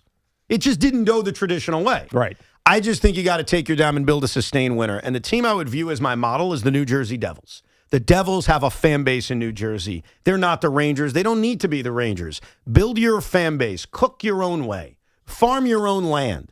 And hopefully Joe Tsai does that. But that's all I wanted to say about the Nets. I wanted to compliment him. I've never complimented Joe Tsai. I think he's been a god-awful owner. But I appreciated hearing that because I'm embarrassed too, man. And I thank you for representing us because we're all The Nets still in the league? No, that's fine. All the jokes you want. Anyhow, we'll get back to your calls in a couple of minutes. 888-808-1019. I mentioned that at 12:30, Tiki and I will show you our research from every Jaxson Dart tent visit. But coming up in a few minutes, I show you the research I did on my vacation on why all the best hitters should lead off. I've got evidence on how many more plate appearances one gets. Nice. Plus, we'll play a game of Posted and Toasted, and we'll continue to talk to you at 888-808-1019. With fall sports right around the corner, now is the perfect time to make sure you're ready for the season ahead. My good buddy, John Gallucci Jr., CEO of JAG Physical Therapy, always reminds me that the best way to stay in the game is to prepare your body before the season starts. So whether you're an athlete gearing up for a competition, already dealing with an injury, or a parent looking to keep your child healthy, the experienced team at JAG Physical Therapy will create a personalized treatment plan to help you improve strength, mobility, and movement to reduce the risk of injury or to streamline your recovery. Schedule your appointment today at jagpt.com. That's JAGPT.com. And this portion of the program is sponsored by Ray Katina, Mercedes-Benz of Edison. 26 days until the Jets kick off the season against the Titans. Talk about Gang Green here on The Fan, 101.9 FM, and always available on the Odyssey app. Head home in a new Mercedes-Benz from Mercedes-Benz of Edison during the Mercedes-Benz Welcome Home celebration. Now through August 31st. Enjoy exceptional opportunities on the GLC and GLE and the C-Class sedan. Visit Mercedes-Benz of Edison, where luxury feels like home. If you're tired of dealing with dummies every time you shop for a car, I get it. All the games they play, the back and forth, it's brutal. Well, the team over at Route 22 Toyota seem to have it figured out. They're real people who have made the entire process of buying a car simple and that smart. Plus, they're easy to get to, right on Route 22 in Hillside, New Jersey, and they're always on the money with incredible deals on their huge selection of new and used Toyota. So remember, if you're tired of dealing with dummies, get over to Route 22 Toyota and experience the smart way to buy your next vehicle. Verizon Small Business Days are happening right now. If you're a small business owner, Verizon business experts are ready to meet with you one-on-one to deliver expert support, special offers, and everything your business needs. It's great because they'll work with you to make sure you've got the best tech and plans to help you and your business get the win. Score a meeting with a Verizon business expert during Small Business Days, August 17th through the 30th. Call 1-800-483-4428 or go to verizon.com/smallbusiness.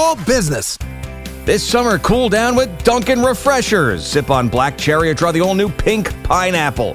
Or try one of their flavorful fan favorites like mango pineapple or strawberry dragon fruit. All of them are ice cold and refreshing. Dunkin' Refreshers are the perfect afternoon pick-me-up, a whole lot of flavor and very refreshing. It's a sip of summer, only at Dunkin'. Dunkin' Refreshers are fruit-flavored, contain 0 to 1% fruit juice. Terms and exclusions may apply. Hey, Salicata here for CertaPro Painters, and my wife is still satisfied by my good friends at CertaPro Painters. They work fast and clean, and if she's happy, you better believe I'm happy. Big jobs or small, the good folks at CertaPro Painters are at your service. If you've been putting off a painting project, give them a call. 1-800-GO-CERTA. That's CERTA with a C, and you'll see exactly what I mean. 1-800-GO-CERTA. Call CertaPro Painters today and get a no-nonsense free estimate on a professional job that you'll be happy with for years to come. Each CertaPro Painters business is independently owned and operated right here in our community. Schedule your free estimate online at CertaPro.com. The final days of the Make This the Summer event are happening now at Ramsey Chrysler Jeep Dodge Ram. This is your last chance to get summer sizzling deals on all new Jeep and Ram trucks. Ramsey Chrysler Jeep Dodge Ram, home of exceptional people, exceptional deals. Hey, it's Brew. Between my radio show, filming content, editing videos, and trying to stay connected with family, reliable Wi-Fi isn't really optional anymore. I just need it to work. And that's why I like that with Xfinity, you get the most reliable, fiber-powered Wi-Fi with the best equipment at one price for 5 years, guaranteed. No contracts or commitments. Plus, Xfinity makes getting connected simple with same-day Wi-Fi so you can get online in minutes. Restrictions apply. Not available in all areas. Use of fiber or coaxial cable. Learn more at xfinity.com/same-day Wi-Fi. Xfinity. Imagine that. Straight Talk Wireless presents Pickup Truck Wisdom. If you're only good to your new friends, you're not going to have any old ones. Straight Talk gets it. That's why new and existing customers get free 5G phones on Verizon's 5G network. Pretty simple, really. You keep good people by being good people. Find us at straighttalk.com and Walmart. Straight Talk Wireless. Straightforward. Always. Taxes and fees apply. Plan purchase required for free phone offers. Copyright 2026 Verizon. Tune in for the Yankees' first pitch presented by Montefiore Einstein, the official hospital of the New York Yankees. Hey, Mom, now that I have an after-school job, I think I want to buy a drum kit. Okay, rock star. Let's look at your account. When kids start making money, Chase has easy-to-use tools and expert bankers to help them learn how to manage it. And next month, I'll buy the bass drum and the cymbals. Oh, and maybe some noise-canceling headphones for you. Aw, you've thought of everything. Help kids save, budget, and build financial independence, all with Chase. That's good for kids and good for parents. Visit your local Chase branch and get started. Account subject to approval. JP Morgan Chase Bank and a member FDIC. Clouds and sun, high 83. Weather brought to you by Staples. It's the most wonderful time of the year at Staples. They've got back-to-school supplies as low as 25 cents, up to 40% off select tech and more at staples.com/back-to-school. Staples, that was easy. Pros, find the right flooring for the job in Lowe's newly redesigned flooring showroom. Shop our expanded assortment of trusted brands and get up to 35% off style selections, Stainmaster, and Stainmaster Pet Protect Special Order Carpet. And while you're here, save $100 on a DeWalt 20-volt max 6-amp-hour 2-pack of batteries. Now just $179. Get more of what you need faster and save more where it counts from the ground up. Our best lineup is here at Lowe's. Valid through 8/26 while supplies last. Selection varies by location. The best time to recommit to your gut health goals? Right now. Take charge of your gut with Nature Made. Our clinically studied ingredients support digestive health, Digestive enzymes break down nutrients. Probiotic and prebiotic fiber nourish good gut bacteria. And super greens with probiotics empower daily digestive health. Try the full lineup of gut health support from Nature Made, the #1 pharmacist-recommended vitamin and supplement brand. These statements have not been evaluated by the Food and Drug Administration. These products are not intended to diagnose, treat, cure, or prevent any disease. Did you know Skechers makes high-performance footwear for almost every sport you play? Here's what our athletes are saying. Hi, I'm pro basketball player OG Anunoby. I dominate in Skechers basketball. Skechers delivers championship-level performance. I'm WNBA star Jackie Young. Skechers keeps me quick, comfortable, and ready for anything. And you can get high-performance Skechers and hands-free slip-ins technology. Just step in and perform. I'm pro golfer Matt Fitzpatrick. I play in hands-free Skechers golf slip-ins. Find yours at a Skechers store, Skechers.com, or whatever high-performance sports shoes are sold. This is the story of the one. The one who keeps multiple buildings running smoothly day after day. Plumbing that flows, HVAC that hums, cleaning supplies that keep surfaces sparkling. That's why she counts on Grainger. With easy reordering online and 24/7 support, Grainger helps her keep the products she needs on hand.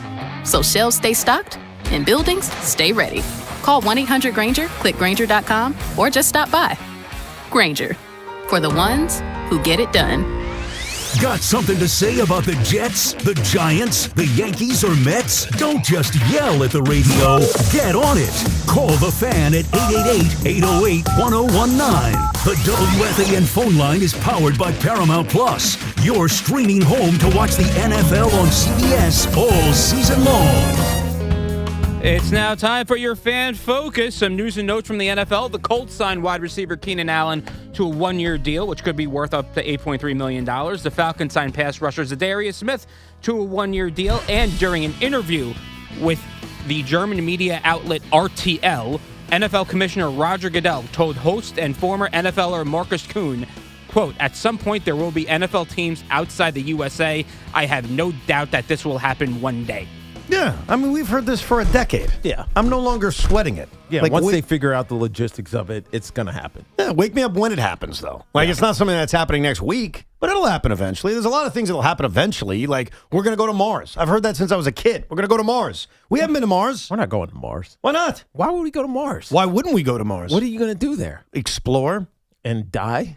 Okay.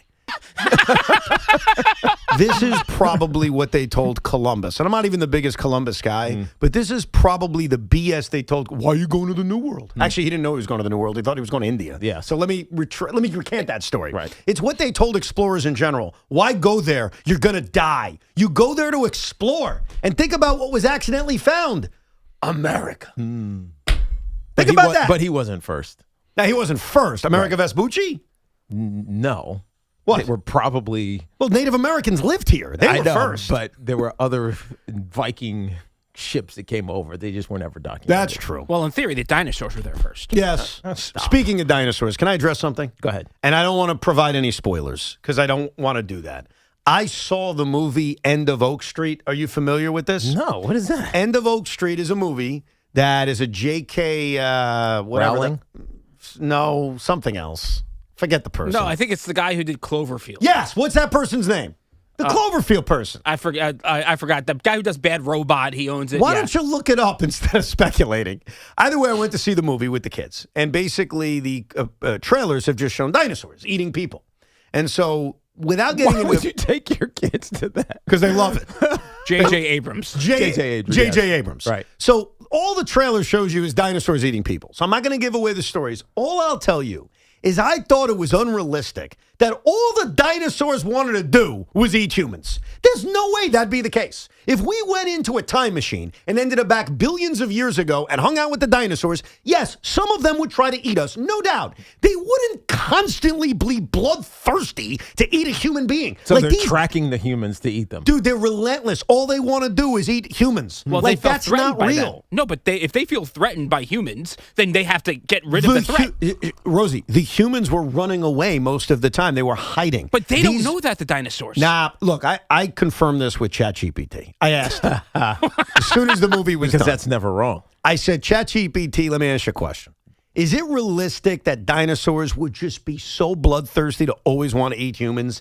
And they admitted that some creative license was taken to add to the drama of the movie. And it became annoying. Like, why couldn't there be an ice dinosaur? Why couldn't a dinosaur just want to go to sleep? Why does every dinosaur need to eat human beings? It was just over the top. But I liked it. I thought it was a good movie. I guess I'm not watching that one. No, you should. It's psychedelic. You'd like it. Really? You and I would debate the ending for 45 minutes. Yes. I can't get All into right, that. So now I got to watch it. I heard it was very good. I also heard it was like Jurassic Park in the streets. Yeah. Yeah, I mean, what, it's Jurassic Park because there are dinosaurs involved. I don't think there's any other similarity. But the ending is psychedelic without giving anything away.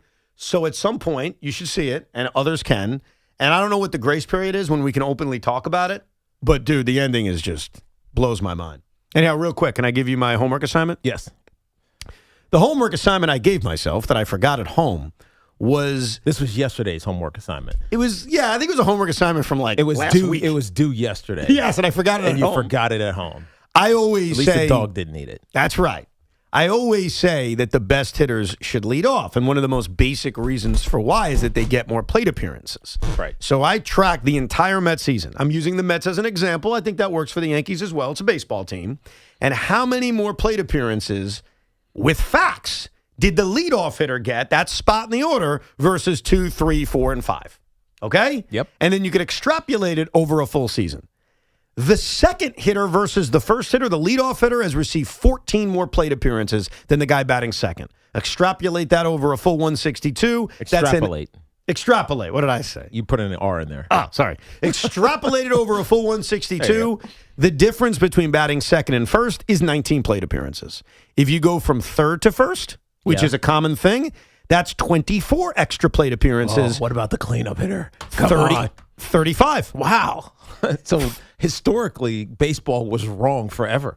Don't you all agree? I'm giving you guys the facts. I do. I've been with you on this for as long as you've been. We did this last year. Yeah, but we didn't have the numbers to back it up. It's always a theory. No, but I mean, because last year you were the one that was espousing putting Aaron Judge in the leadoff spot. I still do. I mean, he should be. And here's the question you got to ask yourself. Because he'll be on base. In 162 games, and granted Aaron is not playing 162, the difference between batting third and batting first, on average, is 33 plate appearances. Do you want Aaron Judge getting 33 more plate appearances? I would. So, and right now, with Aaron Judge out, I want Ben Rice getting 33 more. Oh, so you're saying you don't want Trent Grisham? Oh, that's interesting. No. Oh, okay. Well, in theory, he's going to get on base, but this year he's not. Based off last year, you would say that. But the problem is, for Boone, and I'm going to say Boone because he's making the lineup card. I'm not doing the Derek Jeter, Alex Rodriguez thing. But Boone had enough of a track record for this season to say Trent Grisham is not getting on base enough. Right.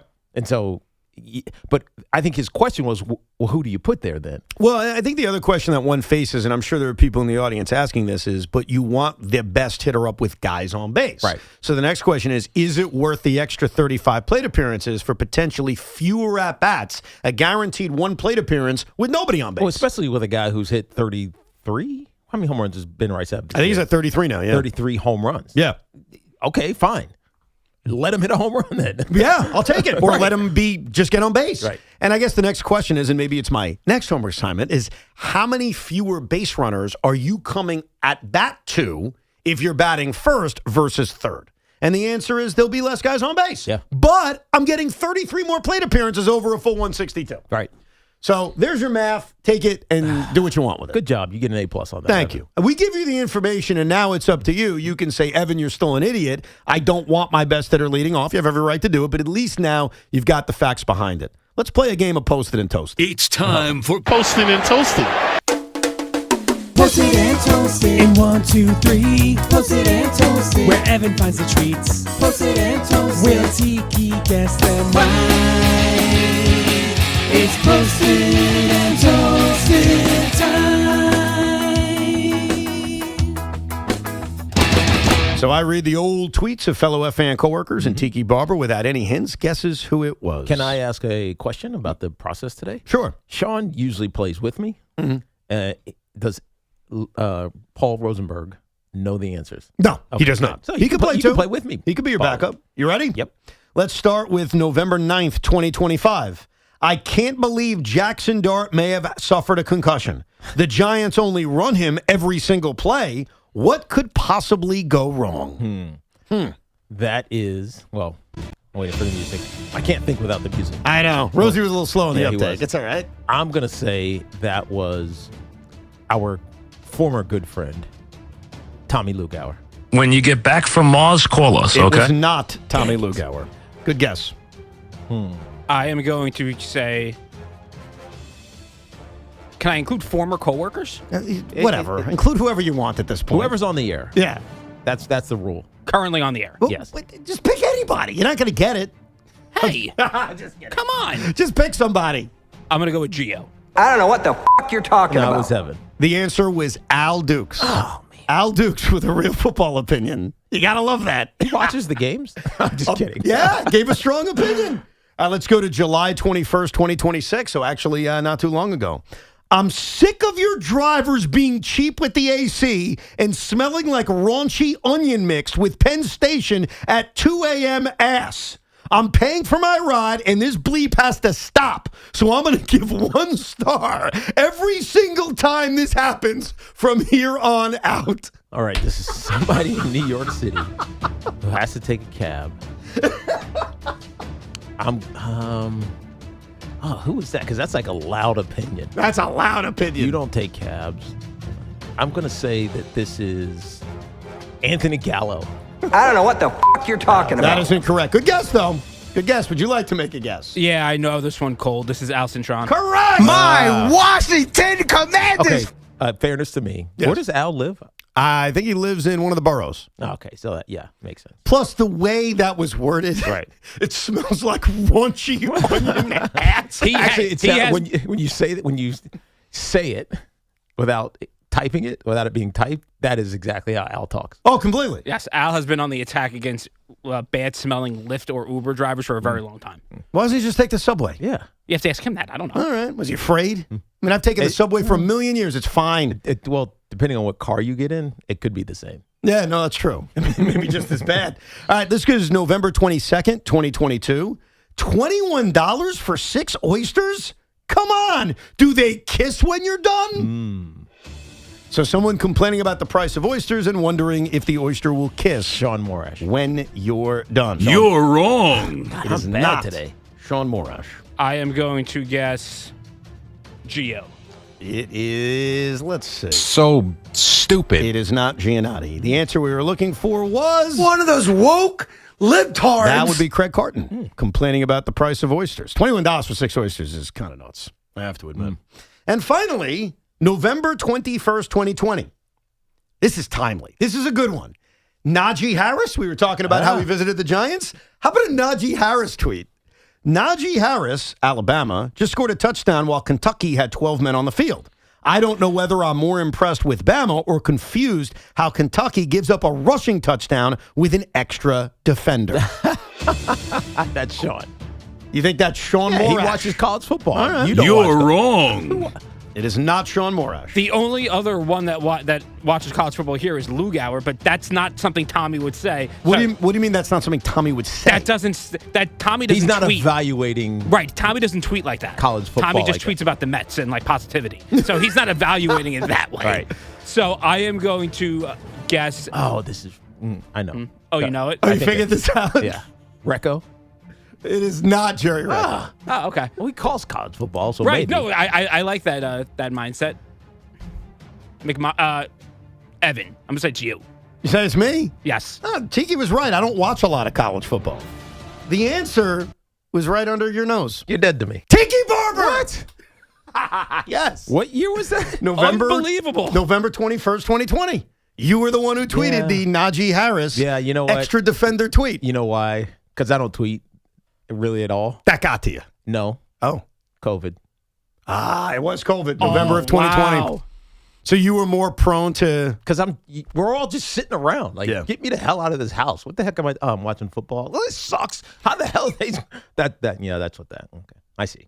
I love how you went through everybody. I know, except for me. Except for you. Because I don't tweet. I never expect myself to be on here. Well, you're going to be on it because there is a database of Tiki Barber tweets. Now, I have to go back a ways. It's not like you're doing it last week. Right. Well, but I did do one tweet. What was that? Oh, is that when you admitted like some sandwich was better? No, we just asked. I asked a question or something like that. I can't remember. Oh, yeah. I forget what it was, too, but you're right. It's been less eventful, but they exist. Yeah. And we're on the search for it. Posted and Toasted every Tuesday around 11:30. 888-808-1019 is the number. Let's go to Anthony down in Tampa, Florida. What's up, Anthony? Hey, Anthony. Hey, gentlemen. Good afternoon. Oh, not afternoon yet. Sorry. Almost. Good morning, and thank you for taking my call. Pleasure. Almost. Appreciate it. So I called about the Jets, but I did want to say one thing about Ghostbusters. Yes. I think the lyrics would say, I ain't afraid of no ghosts, so maybe that would indicate that people aren't scared of his ghost ball. That is kind of true. That is true. We had another guy on hold who wanted to say that as well, so you stole Jeff's idea. But you know what? Great minds think alike. It's almost an anti-Senga call. I think it was just the idea of, what's Kodai Senga's nickname? Oh, that's right. He throws a ghost fork. Let's attach it to a ghost. So I think that's the thought process behind some Met fans. Anyhow, what was your Jet point? Okay. I don't know if it's so much of a point. I think maybe I need a little bit of Jets fan therapy because much like you, we're on the same age. I'm 44 years old. And I'm just conditioned to them sucking so much. So you hear opinions like everybody wants them to lose and get a better draft pick, but I always want my team to win. So I'm kind of torn, like what I want them to do, where I want them to go. Do I want them to suck so we get a better quarterback? No. Do I want them to trade? You gotta win. I always want them to win. You gotta win. That's how I feel too.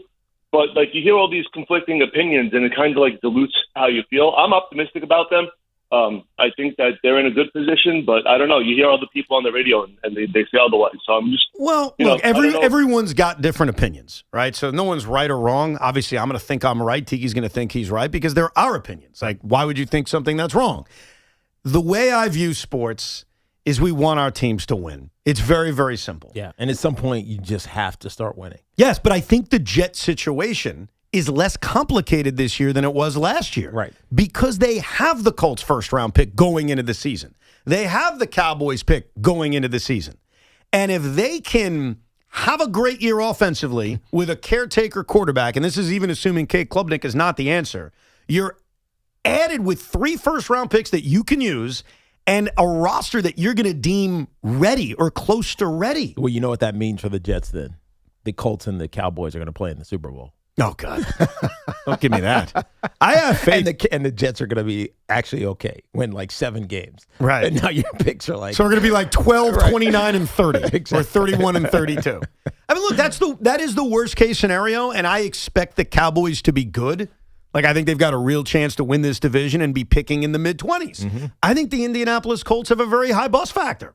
Now, I can't rely on that, but at least as a Jet fan, you know there are other avenues to that top pick. I also think if this season spirals and we're sitting at a 1-8 season, is the discussion different? Yes.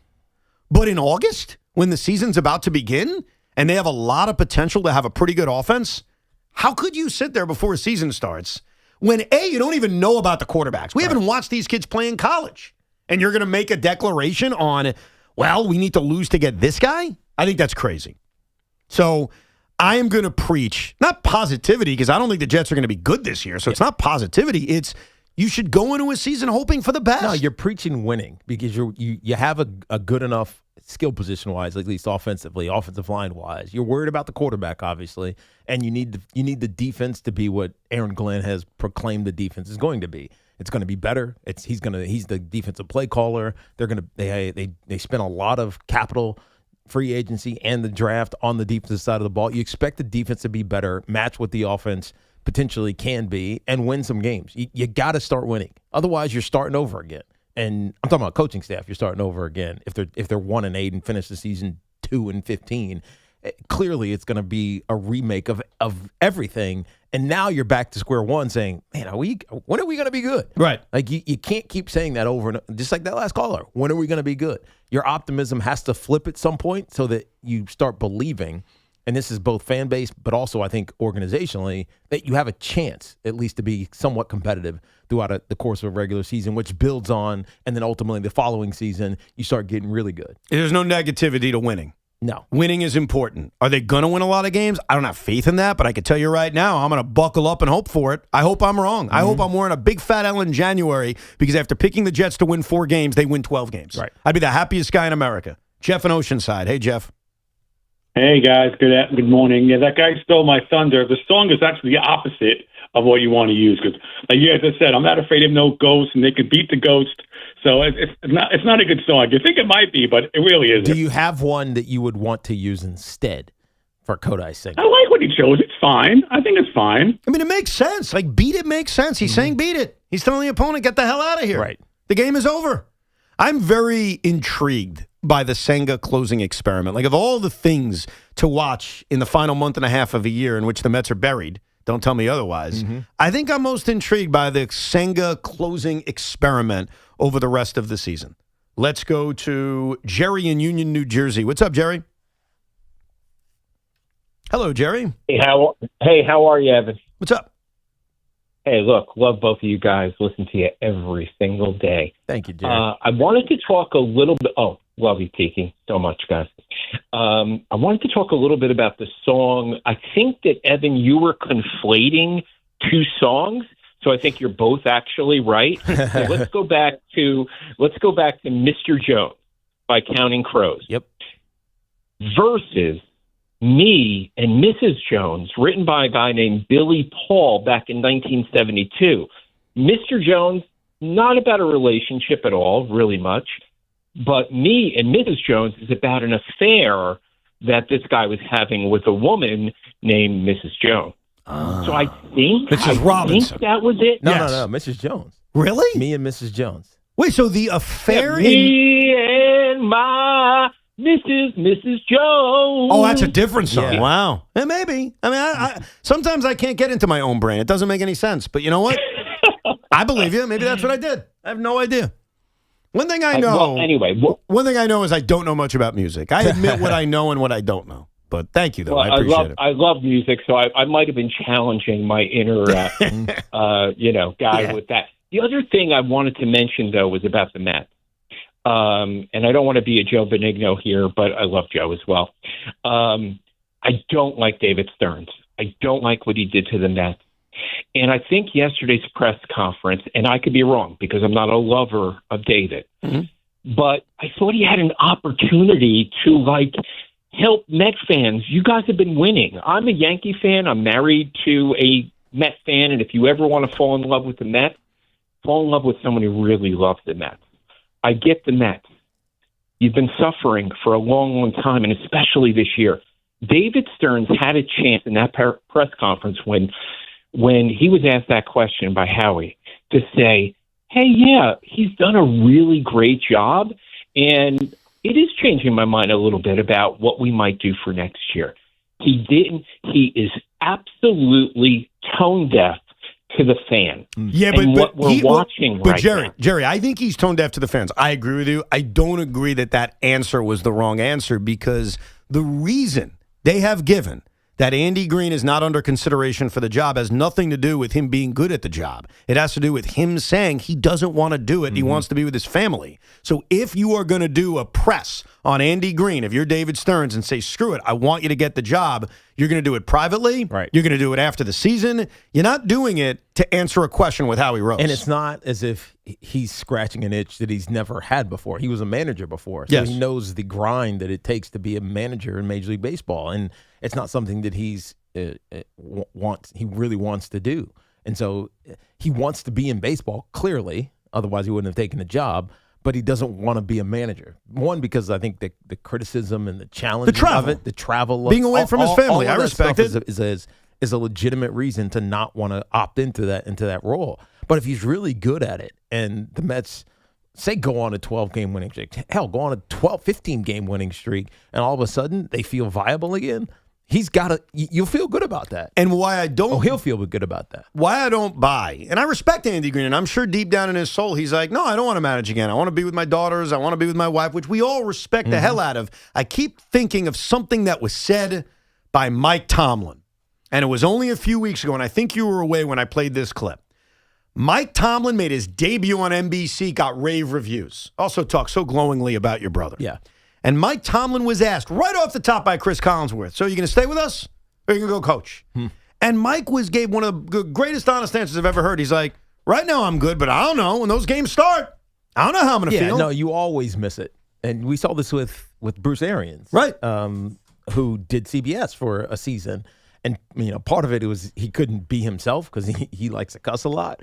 But right. But you end up missing it. I mean, when I retired, I missed it for a couple of weeks. It was just kind of like, man, I missed like that that emotion that happens right before a game starts. Sure. But then after a while, I was like, yeah, no, my body reminded me that I didn't want to do it. And ultimately, Tomlin may say, I miss it, but I don't want to do it. There's a chance he says, screw it, I want to do it. Right. Just like there's a chance Andy Green at the end of this run, especially if the Mets offer it, says, you know what?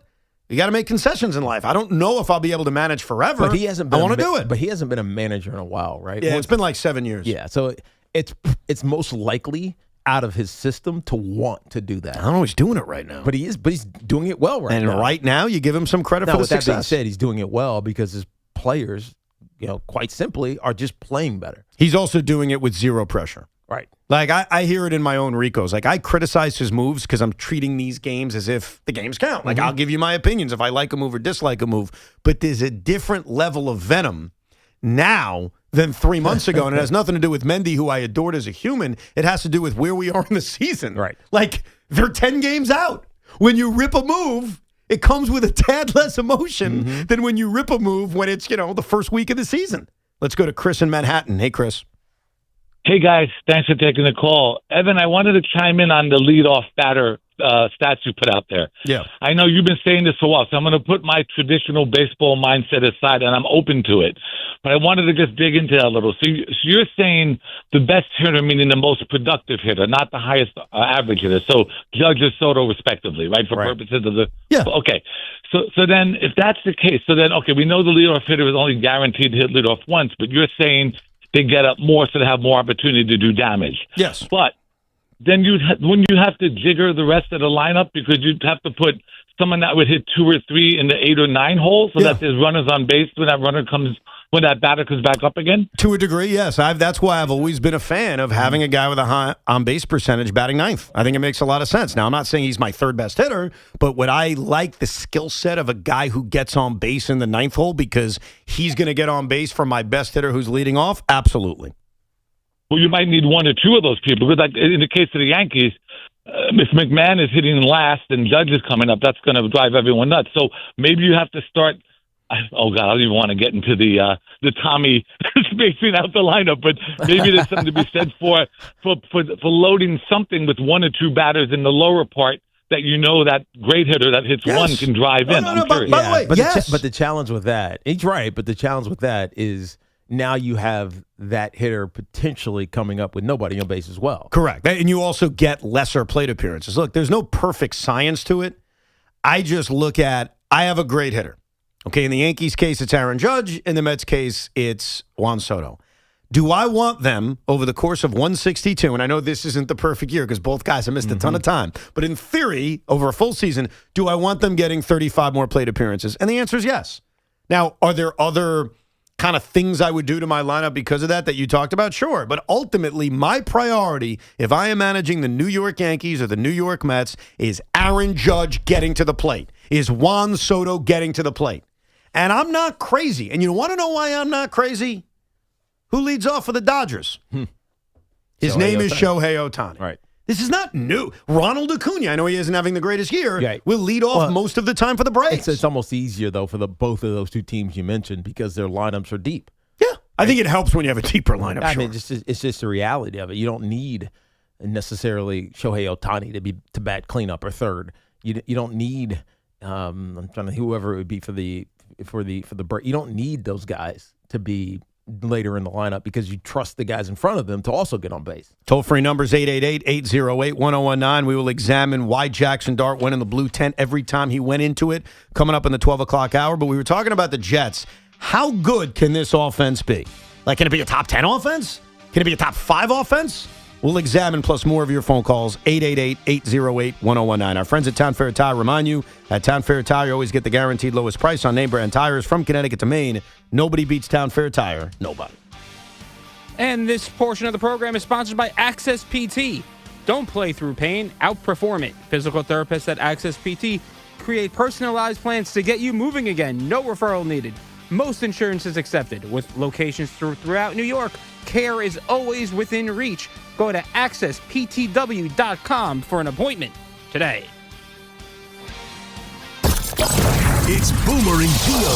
Mornings on the Fan. 101.9 FM. The best thing that could happen to the Jets this year would be to be the worst team in football. Because, well, then you already have 2 first-round picks already, right, for next year. Three first-round picks already. You add that being the number 1 overall pick, and then you have an opening at head coach at that point. Get Boomer and Gio on demand. Available on Apple, Spotify, wherever you get your podcast, and the free Odyssey app. This is an Odyssey Sports Minute. Speeding catches up with you. Paid for by NHTSA. The Indianapolis Colts signing 34-year-old free agent wide receiver Keenan Allen to a 1-year deal does not make me confident that Alec Pierce is going to be ready for Week 1 against the Baltimore Ravens. The Colts gave Pierce a huge contract at the start of free agency, but he underwent ankle surgery. We don't know if he's going to play in Week 1. If he doesn't, I like the Ravens big.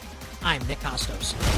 Indeed presents hires you can't afford to get wrong, like a social media manager. Did you just post our Q4 earnings to your personal social media? Oh yeah, used the trending audio and everything. That's confidential financial data. Relax. It only went a little viral.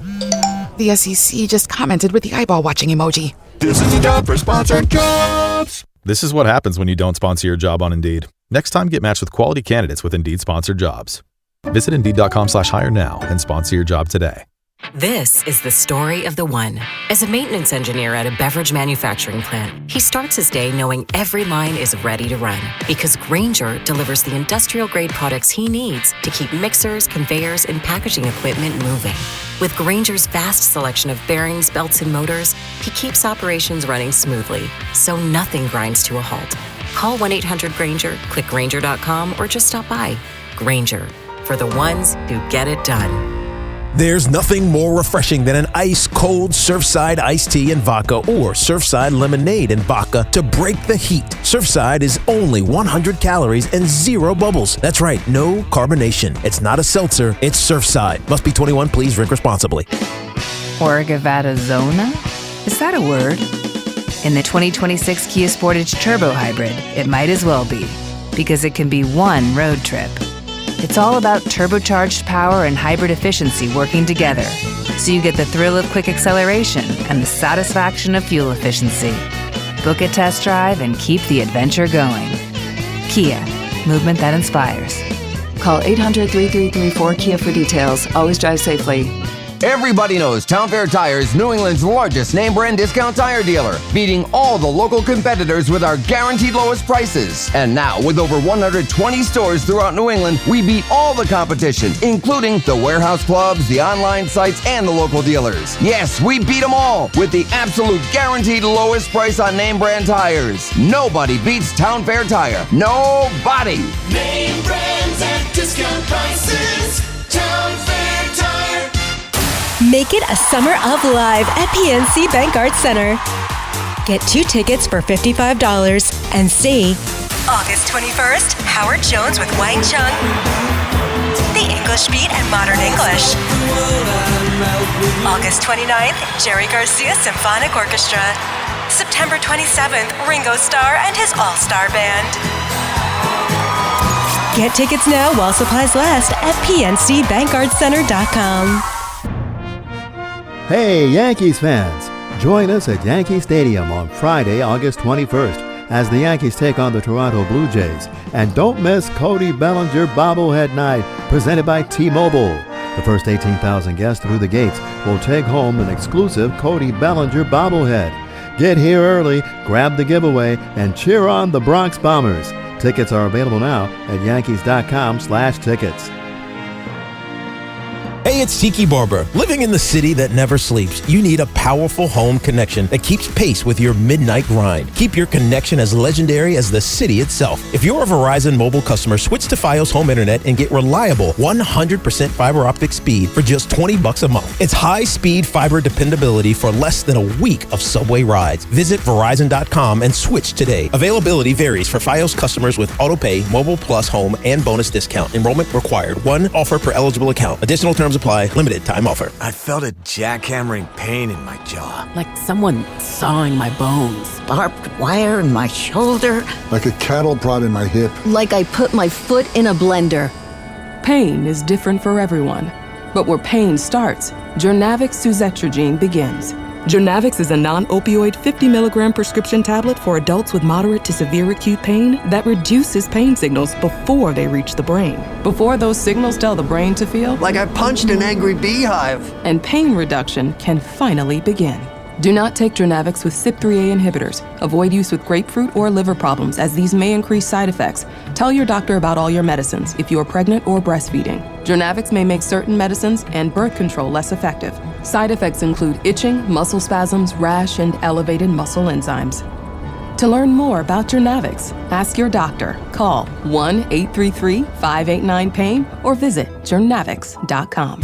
The all-new 2026 Mazda CX-5 is designed to give you more of what matters. More passenger space and headroom for greater comfort. More cargo space, a lower lift-in height, and a standard power liftgate on every model. More connectivity with Google built-in integration, plus Apple CarPlay and Android Auto. All in a family-friendly SUV that delivers exceptional value. Drive a Mazda during the Mazda's More to Move You sales event and discover what makes Mazda the safest new car brand by Consumer Reports. Visit your local Mazda dealer or MazdaUSA.com. The Mega Millions jackpot is now $100 million. If you win, that's enough money to buy a flat-screen TV for every room of your new mansion. Stop by a New Jersey lottery retailer to get your ticket today. Talk sports with Craig Carton and Chris McMonagle on The Carton Show. Afternoons from 2 to 7 on WFAN, WFAN FM, WFAN FM HD1 New York, and Odyssey Sports Station.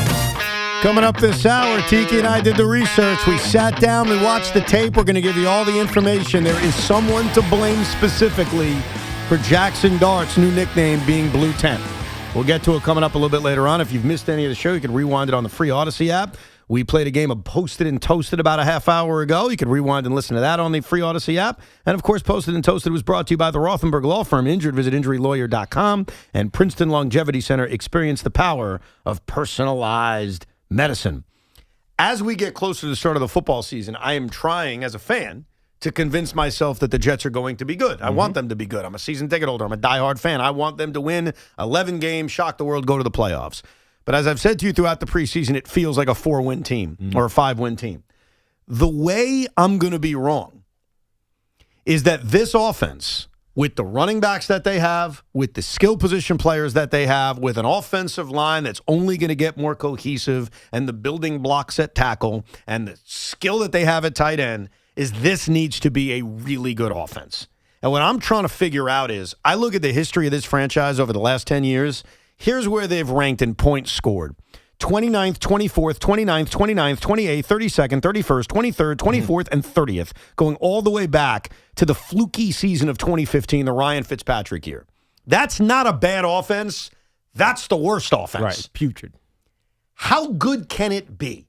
And that's the thing you got to help me out with, because they got a lot of talent. Now, the quarterback is obviously a big question, but can this be a top half of the league offense? Well, I think when we first started talking about this Jets upcoming season, the thing that we started to focus on was the offensive line primarily, because it feels like they have a lot of good pieces there, but also can they run the ball effectively on a consistent basis? Now, in the first preseason game, you saw that a little bit, right? You saw Braylon Allen have a big 31-yard touchdown. Breece Hall probably would have had one as well on that 14-yard run he had in the first quarter, but he slid as he kind of bounced to the outside and ended up running out of bounds, as opposed to being able to cut it to the corner, because you saw his speed. Like, one of the things that we discount is how fast Breece Hall is. He's probably one of the fastest running backs in the league, and he just got caught up a little bit. So if they can create open field opportunities for their run game and ultimately be productive and not be in third and long situations and force Geno Smith or whoever happens to be the quarterback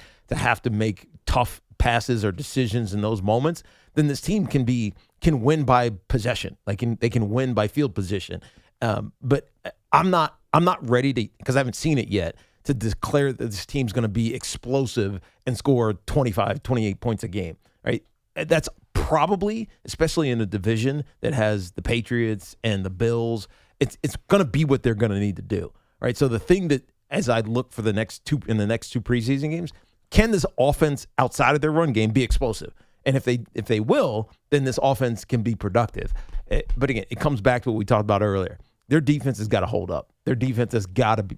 They got to get turnovers. Like, they got to do all the things that they didn't do last year, and maybe this team has a chance. But there's still a lot of question marks. They're not massive and glaring like, oh, they have no receiving talent. They have no run game. They have no offensive line. Right. It's not any of those things. It's those big plays that NFL teams have come to depend upon that they have to get better at. Well, they need an identity, and I think other than being bad and pathetic, the Jets haven't had one. I thought for a brief period of time under Robert Saleh, they were developing the identity of being a big-time defense. They had 1 year a couple of years ago where they were a top 5 defense statistically, and it was like, okay, this is the identity of the team, and it obviously fell off. And I think part of it was firing Robert Saleh. Their defense clearly took the wrong turn. So that had a chance to be the identity. They have a lot of turnover on defense this year, and they're going to need to add pieces next season as well. The identity is going to be something on offense, and maybe it is running the football, like you said, because of the running back room that they have and the strength of their offensive line. But if they're going to be a good team, and I do think that on August 18th, it's okay to have that conversation about what it takes to being a good team. You can still believe that that's going to happen until we see it, and it's not that way. I think they need to be a top half of the league offense, something they haven't done in a decade. Right. Like, I think it's asking a lot. It is asking a lot, but honestly, that's what I think has to happen if they're going to win games. Like, yes, I totally get that I'm asking a lot by saying they need to be a top half of the league offense, something they've done one time in a decade. Yeah. Like, I know it. But honestly, if they're the 20th ranked offense, they're not winning a lot of games. No, they're not. And it's going to be challenging, one, because of the schedule, but it's everything it feels new.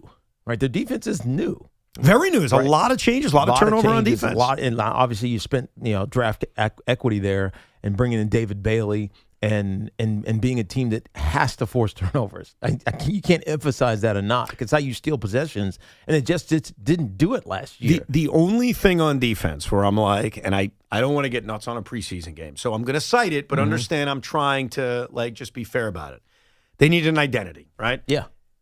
The edge pass rushers of David Bailey and Will McDonald, maybe that's the identity. Because David Bailey saw how many double teams in his first preseason game. Yeah. Granted against backups. Yeah, he was also not utilized in a 10 years back and go get the quarterback. A lot of the reps he got, and it happened simply because he's always left, right? He's always on the left side. And I think that's smart. He's not Myles Garrett yet, where Myles Garrett walks up to the line of scrimmage at the snap of the ball and is like, all right, no, today I'm going to rush on this side in this play. And the other guy can flip over and you're not going to lose anything. David Bailey was often on the open end against the Tampa Bay Buccaneers, and they did a lot of slanting. So his job on that particular play was to pull the tackle, right? Pull the tackle and let the scraping linebacker or nickel, whoever was coming off the edge, let that person get a free shot. So I think as he grows and learns NFL defenses, you can use him in different ways. You can use his natural ability as a pass rusher, which is the reason he was drafted so high, to be an advantage. Because when you think back to that Robert Saleh season, the year before and the year he got fired, like they were really good on their edge. Like Jermaine Johnson was a good player. He was blossoming, Will man. McDonald was developing into a good edge rusher.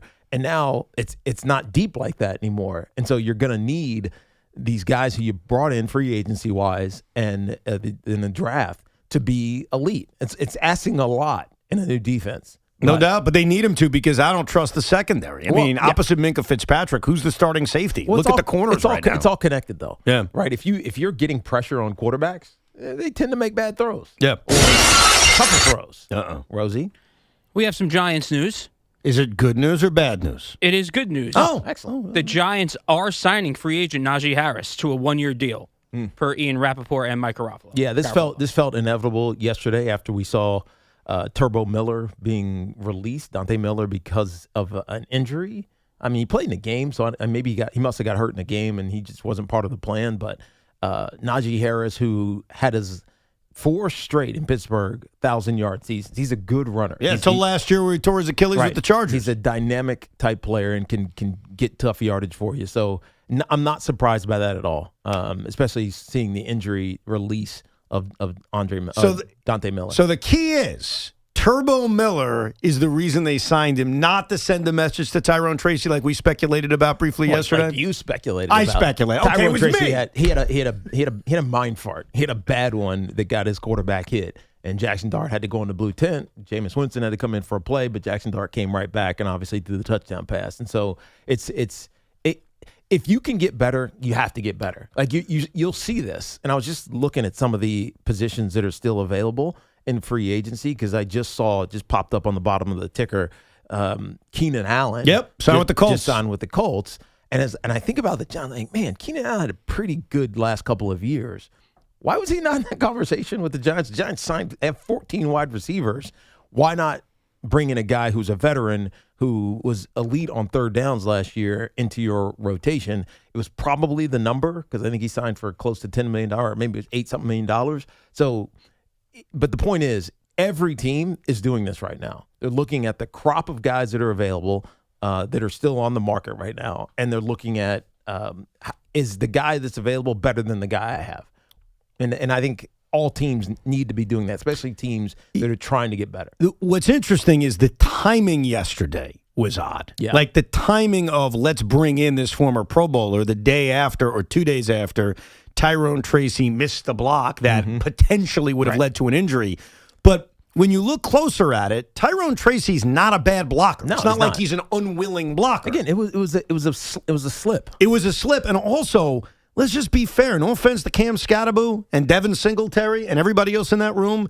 If I was making the Giants depth chart, just me, I'm not John Harbaugh, me, Tyrone Tracy's number one on the depth chart. I put him ahead of Cam Scatterbo. Cam Scatterbo, God bless his soul, is all hype. Let's be honest. Tyrone Tracy's done more. Yeah, he played 6 games last year. Exactly. Like Tyrone Tracy has actually been a solid, suitable, growing NFL player, so it wouldn't have made sense to say, oh, I'm going to cut Tyrone Tracy. Like, you're going to cut that guy who's number one on your depth chart? That wouldn't make any sense. No. But listening to John Harbaugh. He was never going to get cut.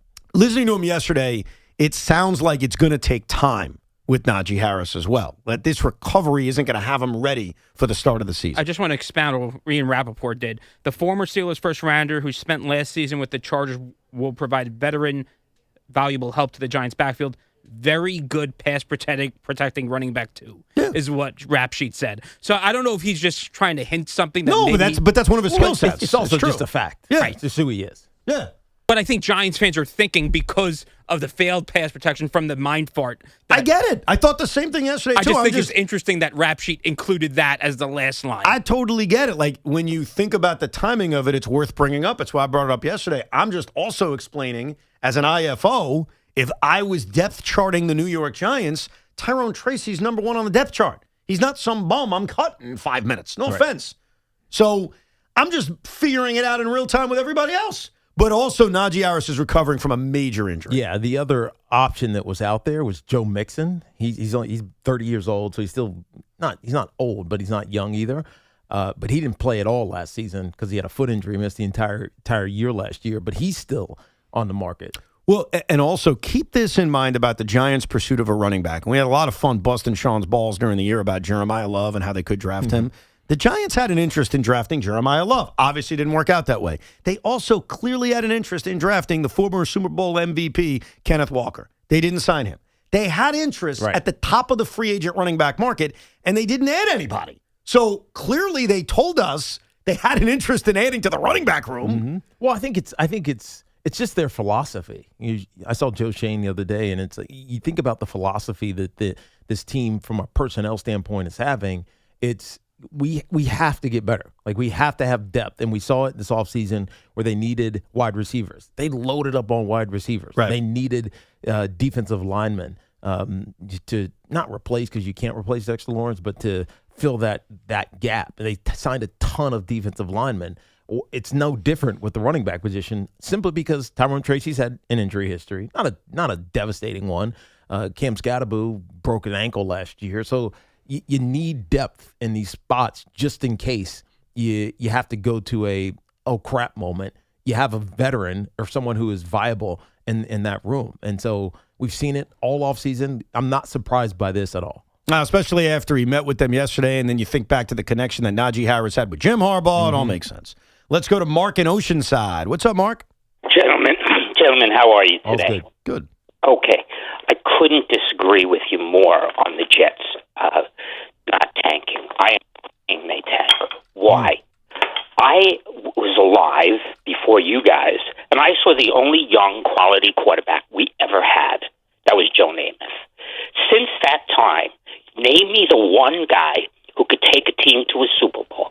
Sam Darnold, I know it's Seattle, but he had a great team with him. I want a young stud quarterback. I get it. The only guarantee I have, or closer to a guarantee, I should say, is if I'm at the top of the draft. Let's say the Jets pick 10th, 14th, and 23rd. There is no guarantee there'll be a quarterback available, and no guarantee that 3 or 4 teams in front of them will trade out of those spots because they need a quarterback. I'm so tired of the Geno Smiths and the Zach Wilsons and every other third-rate quarterback. And I'm not knocking Geno. He's an adequate pro quarterback. I want a young stud. I want to go and be excited. I agree with you, but I'm going to give you some information real quick. And again, you decide what you want to do with it. I'm going to give you a very quick, unofficial Evan Roberts quarterback ranking. These are the quarterbacks right now in the NFL. Don't get crazy about the rankings. That's not the point. It's where they were drafted. I'm going to put that with it. Patrick Mahomes, 10th overall. Josh Allen, 7th overall. Joe Burrow, 1st overall. Lamar Jackson, 32nd overall. Justin Herbert, 6th overall. Drake May, 3rd overall. Matthew Stafford, 1st overall. Jalen Hurts, 53rd overall. Dak Prescott, 135th overall. The point is, well, yes, picking number 1 is nice. You can find that franchise quarterback early in the first round. They've got 3 first-round picks. I'm not prioritizing the possibility that if I tank enough, I pick number 1, and the possibility that I get a quarterback versus winning and then using the assets I have to pick number 10, the same slot Patrick Mahomes went, or number 7, the same spot Josh Allen went. Like this list, while it does feature a lot of number 1 overalls, it is not dominated by number 1 overalls. So I cannot go into a season saying I've got to be number 1 overall. Right. And it's unlikely that you're going to be because there's other teams that just are going to be maybe worse that also need quarterbacks. Vinny in Orange County. Hey, Vinny. Hi, I hate to go back to something you guys spoke about, but Max Fried, I have a different take on this. Go. They know it's not going to take him an enormous amount of time to get back once it feels better. So even if they put him in once every 6th or miss a start in the rotation over and over till the end of the year, and he can be there for the playoffs and the run, this is not going to be a long time. If the way you frame it was what they were doing, I'd say fine. They framed it with a press release that said he has the same injury that kept him out for 2 months. Yeah, but there wasn't a lot of other details, and we won't know those until Aaron Boone addresses the media. It'll obviously be it should be the first question that's asked, obviously, but we'll get more clarity as the day goes on what this actually means for Max Fried and for the Yankees rotation, because you're going to need him. You're going to need his elite level of pitching come the postseason. So even if it's just precautionary, it's worth it. What scares me is it's the same injury that kept him out 2 months. And Aaron Boone's going to have to answer a lot of questions to make me or anyone else feel better about that aspect of it. John on Long Island. What's up, John? Hey, John. Hey, guys. How you doing today? All's well. Good. Good, man. I really enjoy your show. I wanted to just talk about the Jets real quick, and I know a couple of people are making this point. Obviously, I'm a diehard Jets fan, and it's kind of ridiculous to hear all these people who aren't Jets fans, oh, well, the best thing is to tank.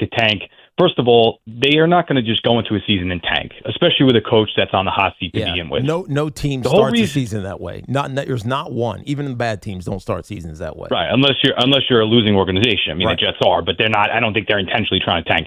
The point is that the reason that they traded Sauce Gardner and Quinnen Williams last year was to put themselves in this exact position. So even if, let's say, they're average or they do win 6 or 7 games, which everybody's afraid of, they still have 2 first-round picks. 3. What about the Colts? Daniel Jones, 3 first-round picks, right? 2 including their own. What if Daniel Jones is not really that healthy coming off the Achilles? I agree. What if the Packers are terrible and start terrible without Parsons? Look at their record and look at their numbers without Parsons. What if Dallas just completely does what they do?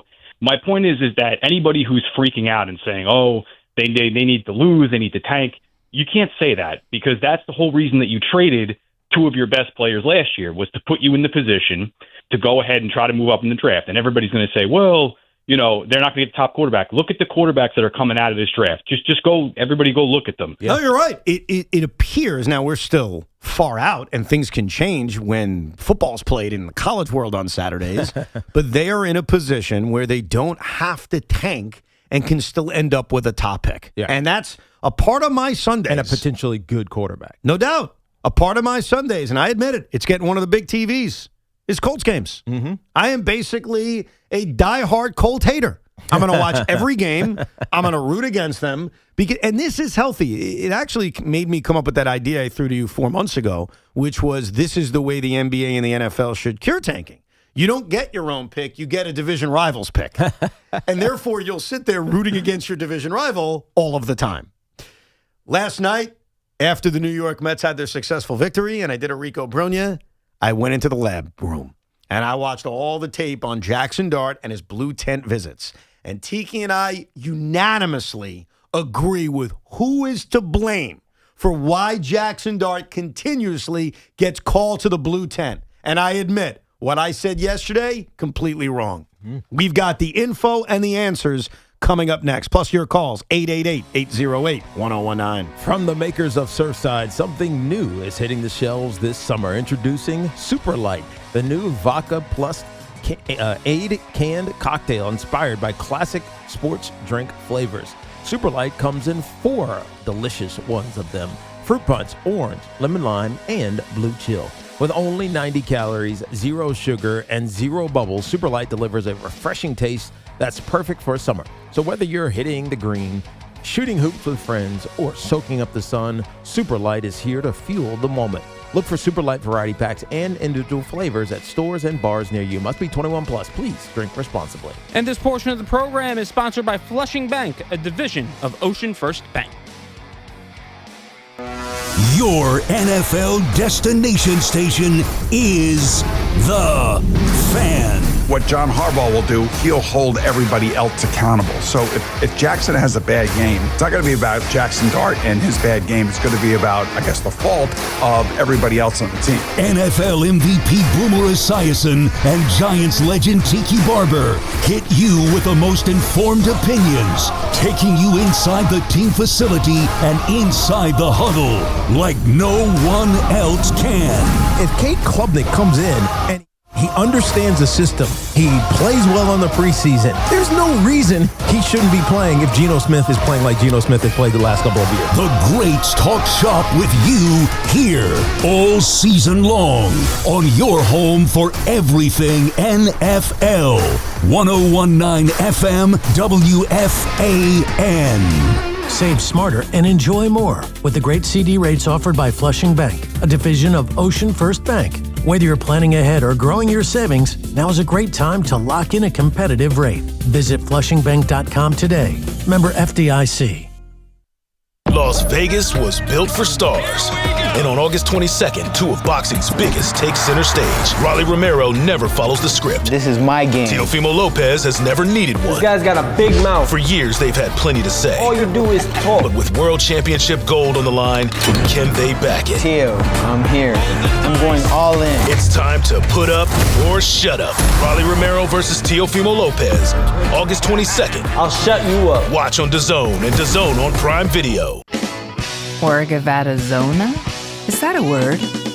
In the 2026 Kia Sportage Turbo Hybrid, it might as well be, because it can be one road trip. It's all about turbocharged power and hybrid efficiency working together, so you get the thrill of quick acceleration and the satisfaction of fuel efficiency. Book a test drive and keep the adventure going. Kia, movement that inspires. Call 800-3334-KIA for details. Always drive safely.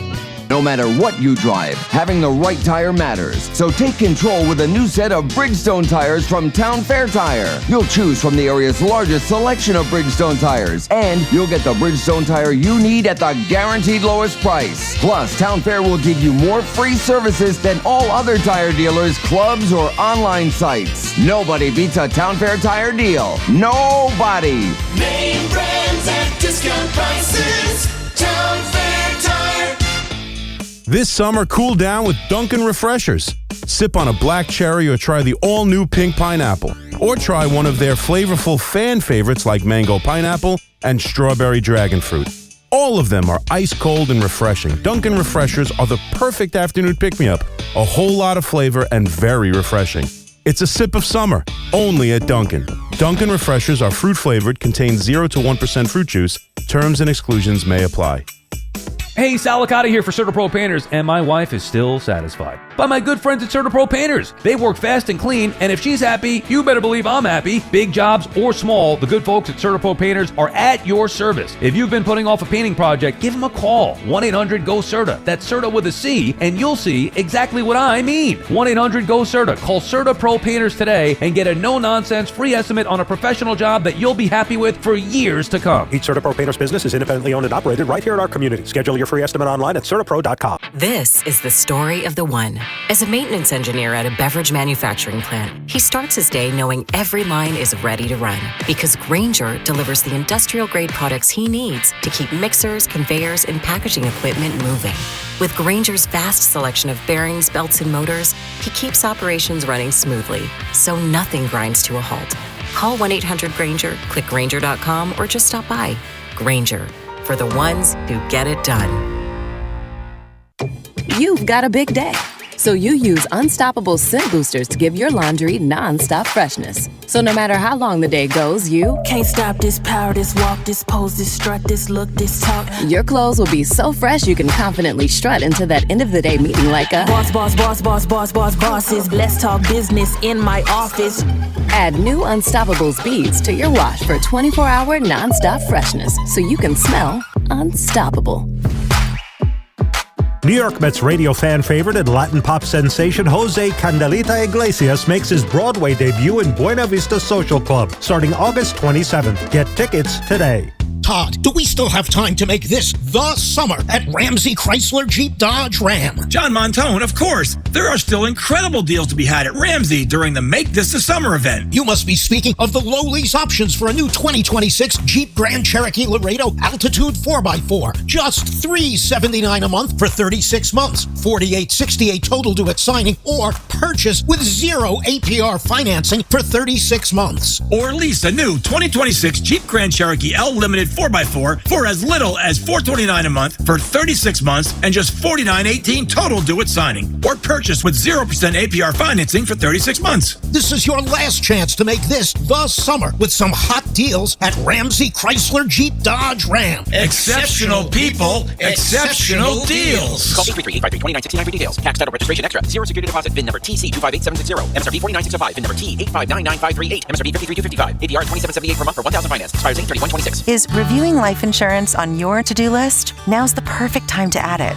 A friend recently told me that securing life insurance sooner rather than later can help you lock in lower rates for years to come. So I bumped this up on my list and got it done. I called SelectQuote and couldn't believe how easy and affordable life insurance is. I'm 40 and got a $500,000 policy for $16 a month. My husband's also 40 and his $500,000 policy was only $18 a month. Plus, with SelectQuote's same-day coverage, there was no medical exam required, and we were covered by the time we hung up. Knowing I have this checked off my list feels amazing, but the peace of mind knowing my family is protected feels even better. Call SelectQuote at 1-800-329-1010. That's 1-800-329-1010. Or go to SelectQuote.com to get your free quote today. That's 1-800-329-1010. Details on example rate at SelectQuote.com. Wish your life came with a warning app? That dog does not want to be petted. Well, life doesn't always give you time to change the outcome, but prediabetes does. Take the 1-minute test today at doihaveprediabetes.org. Brought to you by the Ad Council and its Prediabetes Awareness Partners. Snakes, zombies, public speaking. The list of fears is endless. But the real danger is in your hand when you're behind the wheel. Distracted driving is what's really scary and even deadly. Eyes forward, don't drive distracted. Brought to you by NHTSA and the Ad Council. Allstate is New York's trusted auto insurer, protecting cars across the state. From Buffalo to the Brooklyn Bridge, we're by your side when you need us most, providing you with affordable auto coverage you can rely on. So, switch to Allstate today, and you could save $900 on auto insurance. You're in good hands with Allstate. Based on national average annual savings for new auto customers surveyed in 2025 who switched to Allstate and reported savings. Potential savings and availability varies by state. I scream. You scream. We all scream. Because Wendy's famous small classic Frosty is just $1 for a limited time. More screaming, happy screaming, summer screaming, dollar small classic Frosty screaming! But please don't scream in the drive-thru. It hurts the employees' ears. Get a $1 small classic Frosty for a limited time, only at Wendy's. U.S. price and participation may vary. A la carte only, not valid for delivery. Limit 10 per transaction. Price may be higher in Alaska and Hawaii.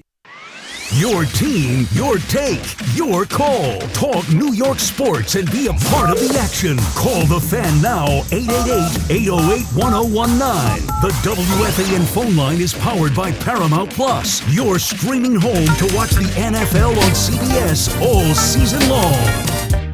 And it's now time for the Fan Focus, some breaking Giants news, as the boys were talking about last segment. Big Blue has signed running back Najee Harris to a one-year deal, adding him to the room that already includes Tyrone Tracy, Devin Singletary, and experienced decorated vet. And with those guys, generally, you just have to kind of see where they're at when you get them. Yeah, that's why I took those comments as he's probably not ready for the start of the season. But, Tyrone Tracy's missed time due to injury. Cam Scottaboo missed time due to injury. It's a great insurance policy to have. No, it's not a bad one at all. And look, he could – I'm not saying he's going to have a resurgent season, but he was really good in Pittsburgh and just an Achilles injury. There's a lot of running backs that are still kind of available, names that you all know, but most of them have had are coming off seasons where they had pretty significant injuries. Long-term prediction. And, oh, boy, poor Sean Morash doesn't get to answer it because he isn't here. Why don't you go and ask Sean Morash? Which Giants running back, so we're going to exclude Jaxson Dart here, which Giants running back will lead the team in rushing in 2026? I'm going to say Tyrone Tracy. I think your instinct is right. Tyrone Tracy? He's the most dynamic of these guys right now, mainly because he's young, but he also has a slash. We've seen it in the last couple of years. His slashing ability, catches the ball out of the backfield. He's generally a good blocker. His preseason screw up against in Minnesota in the preseason notwithstanding. And so I'm going to say Tyrone Tracy. So what I said earlier is that right now on my Giants depth chart, he's my RB1. He's my running back number 1. But that doesn't mean I'm going to predict him to lead the team in rushing yards for the New York Giants. My prediction... You're excluding Jaxson Dart. I'm excluding Jaxson Dart. I'm only going to... running back? What running back will lead the team in rushing yards? The answer will be Najee Harris. He might lead the team in touchdowns. Wow. Because, you even saw that last year. Sure. With Tyrone Cam Tracy. Scottaboo could do that. Cam Scottaboo got a lot of those goal line, mainly because he's such a hard, straight-ahead runner. Go get me a yard and a half and score a touchdown for me. And so that's a mentality thing. Scoring touchdowns, especially when you're in a tight red area, is often just a mentality. Like, how can you avoid that or accept that first hit and still go get yards? That's Cam Scottaboo. Oh, no doubt. Or it could be Najee Harris. The reason I say Najee Harris is because if we're just looking at resumes, that's all we're looking at. He's accomplished more than any of these other guys. There's no doubt. And if he's healthy and can fully recover from the Achilles injury last year, I could see a world in which he moves up that depth chart, and John Harbaugh gives him the rock a lot. On that note, do you want Sean's thoughts on the Giants signing Najee Harris? We have this. Oh. Okay. Well, let's hear it. Well, it's just a tweet. But it's a tweet? It's a tweet. Tweets are boring. Yeah, we like Sean when he's screaming and yelling. Yeah. If he's not screaming and yelling and dropping F-bombs, what's the point? Fine. Read the tweet. Kind of depressing considering he's an old plotter coming off an Achilles. Not exactly inspiring.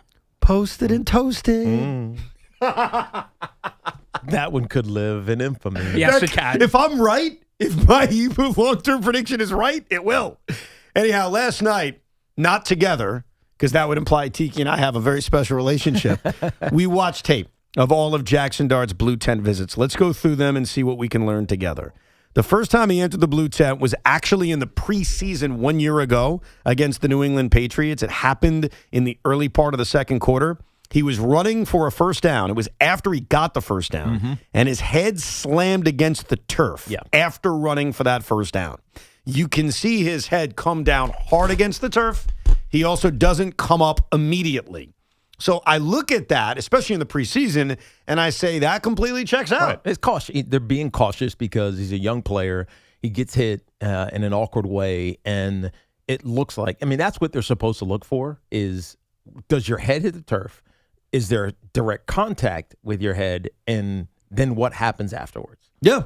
So I think it checks out as league made the right call, hit felt hard enough, throw in the preseason aspect, and he didn't get up right away. That's right. So that's blue tent visit number one. And I want to point this out because I don't think anyone remembered it. Honestly, I didn't remember it until I did the research. I had forgotten it. He re-entered the game. Yeah. So much like the preseason re-entry of Saturday, he did the same thing under Brian Daboll 1 year ago in that game against the Patriots. Number two, it occurred against the Los Angeles Chargers on September 28, 2025. It was early in the third quarter. He throws a stiff arm, and then after he takes the hit, slowly hunches over, which leads to the tent. Meanwhile, the whole play got thrown out because a hold was called on John Michael Schmitz. Yep, I remember that one as well. But he's hunched over after, which means they've got to go blue tent. That one almost felt like he got landed on. I remember seeing that thinking he just got landed on awkwardly. Here is the description as told on TV when this play happened back in September. This is the part that kind of confuses me. At the end, he's trying to stiff arm, and you see the arm just get folded right back into his body. But he was really slow getting up. He gets up and then immediately kind of hunches over. And Cam Hart comes up and says, you may not want to try. You may want to hit the deck, you may right? just want to get down because. But he's been making things happen with his legs. Hitters, yes, 100%. But and a medical timeout, as you've heard. So this is early on last year. Yeah, that was Trent Green, obviously on CBS, talking about, and you heard the announcement, we got a medical, and so Jaxson Dart goes to the blue tent again. He goes to the blue tent again because he slowly hunches over after he spends a lot of time on the ground. Starting to get a trend here. 2 for 2. Twice now we have examples of it. Let's go to the third one. This is October 9th against the Philadelphia Eagles. 2:25 left in the third quarter. They run a quarterback option. He takes a 1 yard loss. Patrick Johnson puts the hit on him, and Jaxson Dart lays on his back for a good 5 seconds. Yes, again, goes into the blue tent and is not diagnosed with a concussion, comes back into the game. Yeah, and in fairness, he's been cleared in all accounts. But in all three accounts, he's laying on the ground. In this case against the Eagles, he's laying on his back. Let's go to November 9th against the Chicago Bears with 5:15 left in the third quarter. Another option run. He fumbles, lays on the ground. It gets recovered by Chicago. He doesn't go to the blue tent. So why do I bring this up? Brian Daboll was the one who said something's wrong, and he pulled him from the game a few minutes later. Yeah, we remember this one because this is the one where he's running cleanly. I think he had the ball in the wrong hand. The ball goes up in the air.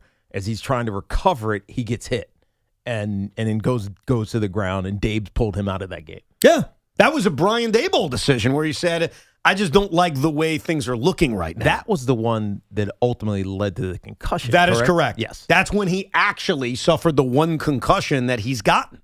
Occurred in that moment. Yeah, concussion diagnosis. The next one was, okay, I want to include this one because it's interesting to me. He did not go to the blue tent, but I want to examine it because it's the one most people remember. December 1st against the Patriots with 4.5 minutes left to go in the first quarter. That's when Jaxson Dart ran on a 2nd and 13 and really wanted that extra yard. So instead of 3rd and 2, he wanted to fight for that extra yards, and he gets drilled as he's going out of bounds by Christian Ellis. Here's the way this was described. If you want to hear it. Take a listen. Dart's going to go and gets popped on the sideline, and we're going to get a fight. Christian Ellis delivered the hit, and these two teams are going at each other. Tell you what, Joe, I know they're going at it, but it looked to me like it was a legal hit. And it's just Dart trying to get a little bit extra, and he has to protect himself, and he's a target. This one was heavily discussed because it felt like a late hit, but it was a legal hit, as Troy Aikman correctly identified, because he was still in bounds. Now, he was slowing down, about to go out of bounds, and he gets drilled going out of bounds. And I remember talking about this on the show the next day, how that hit doesn't hurt, right? That's the one that looked the worst, but that's the kind of hit that you're surprised by. You're not expecting it. And so your feet aren't balanced. They're not on the ground, basically. You're just kind of standing around, and you get hit by someone coming full speed at you. Those hurt less than the ones that you see coming. Just simply because your body is just loose. Yeah. And you know what's crazy? That hit that we all remember, and it was a tough one, he got up immediately to get into the face of Christian Ellis as well as his teammates. And I think the get-up is one of the outliers in this whole exercise. That's correct. He didn't lay there like he did on December 14th with 11:35 left in the fourth quarter when they ran a first-and-goal run play. Dart gets pulled up slowly after he takes the hit and then limps away. His knee, or the knee of the defender, hit his head and twisted his head to the ground. And again, gets up slowly and limps away. A few seconds later, whistle, he's got to go to the blue tent. And then obviously, we have what happened on Saturday. Even though it was not contact to the head, he laid there for 3 seconds. Right. It looked like in real time that his head hit the ground, but his head did not hit the ground. His shoulder hit the ground first, and his head kind of laid there, and then he laid there. I think we have our answer, ladies and gentlemen. We definitely have our answer. This is Jaxson Dart's fault. Carl Banks nailed it the other day when he said he's got to get up quicker. He does. And if you don't believe me, I'm not spouting something for no reason. We literally went through all the clips. And the common denominator is that he lays on the ground. Yes. Now, this can be helped by his teammates. Now, we had a caller yesterday. Oh, no, maybe it was Sean O'Hara. It was Sean O'Hara. Sean O'Hara said this in real time as it was happening. They were trying to go to break. Paul Dottino was trying to take him to break as the play-by-play. And Sean was like, I got to speak on this. And he basically said Tyrone Tracy just whiffed on the block, and he's got to go over there and help him up. Right. And usually when your quarterback gets hit, or not even hit, when your quarterback is on the ground, offensive linemen, or in this case running backs, are right there all the time picking him up. And part of that is, I got your back. If this was bad, like in the Patriots one, we're going to fight for you. But I think the reality is that the team can help him not get in the tent by getting them up quicker. Yeah, I think that would definitely help. And I think that, look, I apologize because yesterday I had the opinion that a lot of people have, which is, boy, this feels like the league is going after Jaxson Dart, or it's a witch hunt, or he's earned a reputation. And while I think he's earned a reputation with fans and media members, I'm going to hope that the league and the independent people that they put down there are not doing it based on reputation and based on watching the video of all of these hits. You can no longer, I mean, you can if you just don't like information, you can no longer spout out, like I did yesterday, I own it, it's a conspiracy against him. He lays there. It happened every time. Yeah, and it's understandable because it's a violent hit. No matter how it happens, it's a violent hit. And not only the player contacting you, you're also hitting the ground. Right. And if you're not used to that, like if your body's not built for that kind of physicality. It's why when I played, I was 215 pounds when I'm naturally 195 pounds. You need that mass in order to protect you from all those hits. But if you're not ready for those hits, they hurt, man. And so sometimes you just got to collect yourself. But the issue is when you're a quarterback and you get hit and there's just like even a little question mark about whether or not that's a concussion or not, they're going to call it. They're going to call you into the blue tent. And you add to it. You add to it because the visual looks like you're hurt. Now, with that being said, I said this to you last year. I've said this to you every year. I see concussions every single game. Guy gets smashed, cornerback, wide receiver, or whatever it is. They get up and they give you like the arm thing. Like, oh, my arm is hurting. Yeah, And they're really like just shaking it off because they don't want to leave the game, right? In this sport, you get replaced immediately, right? When you get hurt, you are immediately replaced by whoever the backup is. And most players don't want to be replaced. They don't want to sit on the sideline and watch someone else do their job. And so I see concussions happen that don't get put in the blue tent because of how they react to the hit. Like they get up from the hit. They don't want to leave the game. Jaxson Dart has been the opposite of that. Yeah. He gets hit no matter how benign it is and just kind of like, I got to collect myself. I'm going to lay here for a second. And that's a signal to the spotter, something's wrong with him. And it's ultimately why I think he ends up in the blue tent so much. I think that That's the reason. Like yesterday when we went over it, the one thing no one can deny is he ends up in the blue 10 at a pace that's not normal. Like that's an undeniable fact when you compare it to Josh Allen, Patrick Mahomes, and everybody else. And the real question is, well, why? What is it? The what is it is him. Mm-hmm. The what is it is not the dangerous hits. It's if you lay there like you described, you're calling attention to the hit you took, and they're probably going to take a look at you. Now, you mentioned the comment that Sean O'Hara made after Jaxson took that hit on Saturday right here on WFAN. Here's how it sounded with him and Paul Dottino. And Paul, I got to talk on this because that irks me right there. Tyrone Tracy just blew his assignment. That was his guy. He ran right by him. He missed him. His quarterback got hit. Go pick your damn quarterback up. All right? Your guy just knocked him on the ground. Go pick him up. Now I present to you, I'll call him George Washington. Because all the way back a year ago, this guy called in, I got to give him credit, and broached the subject of Jaxson Dart and going into the blue tent and laying there and possibly taking concussions. And now, a year later, as it's become this popular conversation, I don't think he wants to take bows because we all want Jaxson Dart to be okay, no matter what team you root for. But Ozzie and Woodridge, you're the George Washington of the Jaxson Dart issue. So what's on your mind? What's up, fellas? How you doing? Oh, it's good, Ozzie. Yeah, and Evan, you said it best. I'm a fan of the competitor. But as a competitor, I want the kid to be healthy, and I want Jaxson Dart to have a long career competing against my Cowboys. So that's on the table 100%. So I don't say any of this with like any joy or glee or whatever. So, but they gave Dart the nickname of Blue Tent, huh? Oh, I gave it to him. Did. Yeah, I decided to give it to him, and then Tiki basically looked at me and said, don't do that. We're not rubber stamping that one at all. He doesn't like it. He doesn't like it. Tiki, can we change the nickname to Big Blue Tent? I like it. I kind of like that. I like it. If I call it Big Blue, if I refer to Jaxson Dart as Big Blue Tent, are we good? Yeah, we can get down with that. Nice. Because that has a double meaning. There you go. But I got something very ironic, all right?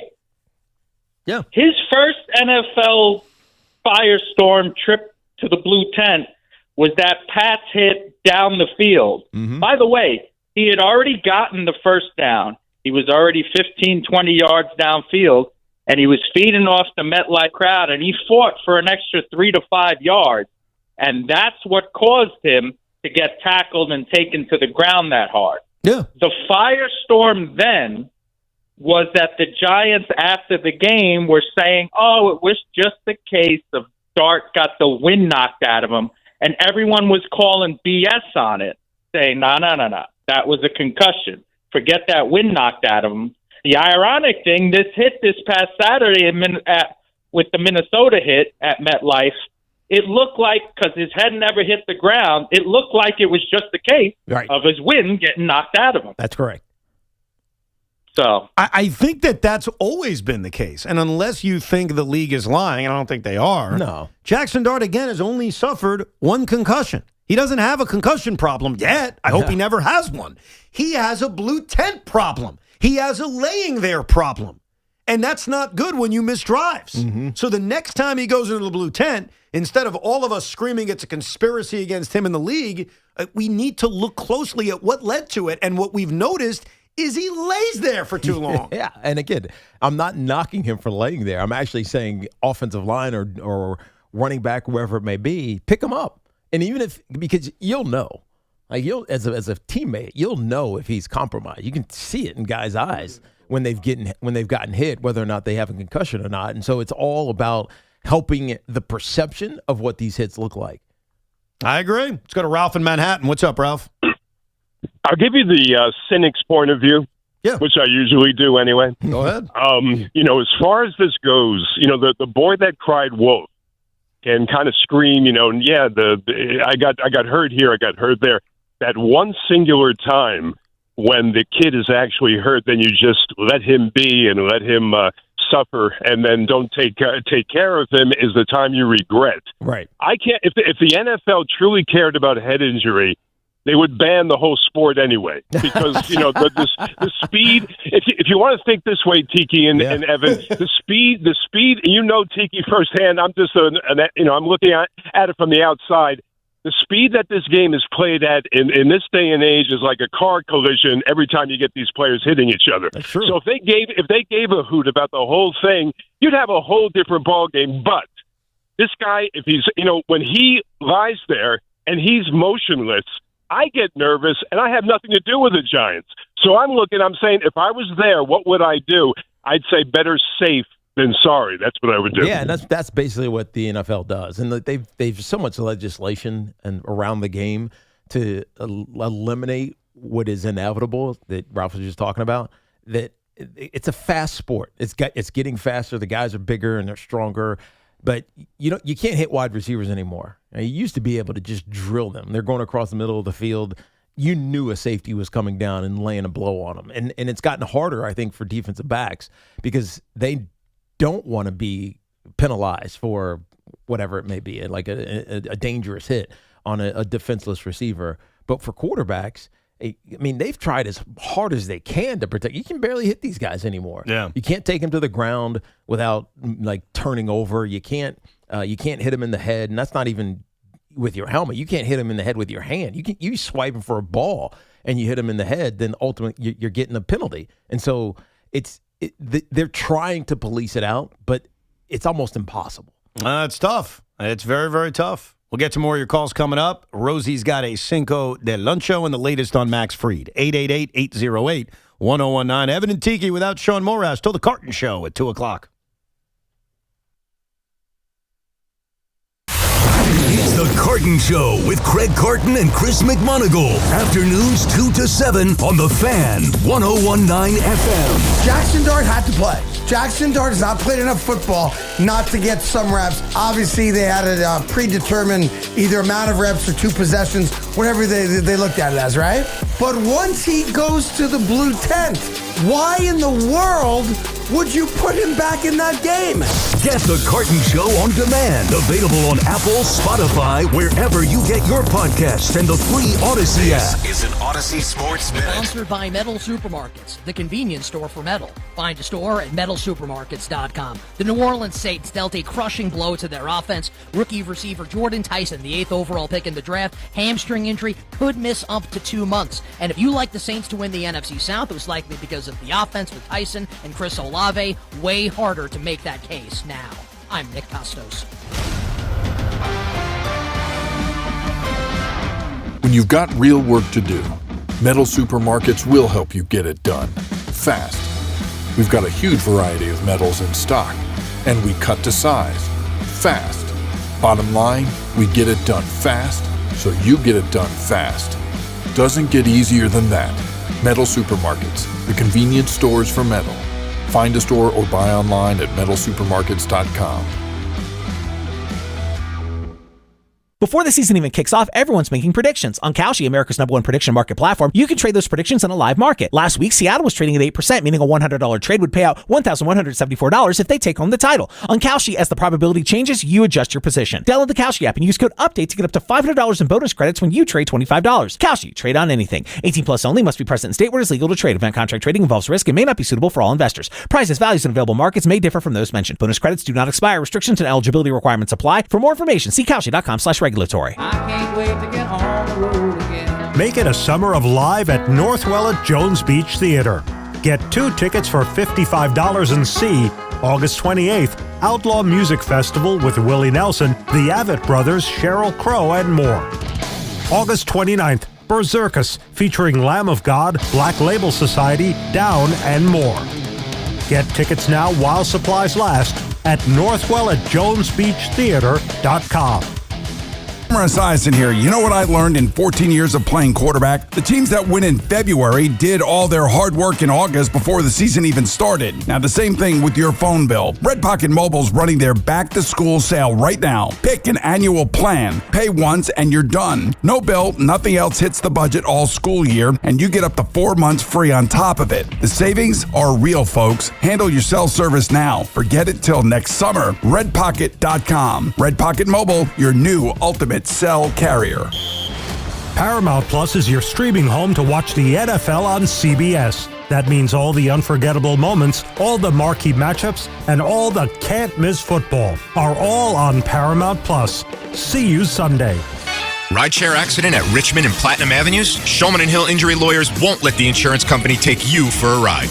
No one fights harder for New York. Every borough, every block. Shulman & Hill. We are New York. Get a free case review. Search Shulman & Hill Injury Lawyers. Every day, New York's police officers and firefighters show up for our city. On Wednesday, August 19th, it's our time to show up for them. Presented by your local Ford stores, the Battle of the Badges returns to Citi Field. And this year, New York's finest and bravest will square off in a doubleheader. Watch them battle it out, helping support local first responder charities. Hosted by the New York Mets legend David Wright, $5 from every ticket purchase will benefit the cause. So get your tickets today at Mets.com/Battle of the Badges, and we'll see you there. Summer's heating up and pest season is officially here. Mosquitoes, ticks, ants, and wildlife are becoming more active across the greater New York area as summer temperatures rise. Enjoy your summer, not the pests. JP McHale Pest Management helps protect your home, family, pets, employees, and customers all summer long. With local offices around the tri-state area, their local experts are ready with seasonal residential savings and free commercial inspections. Visit nopests.com. That's NOPESTS.com.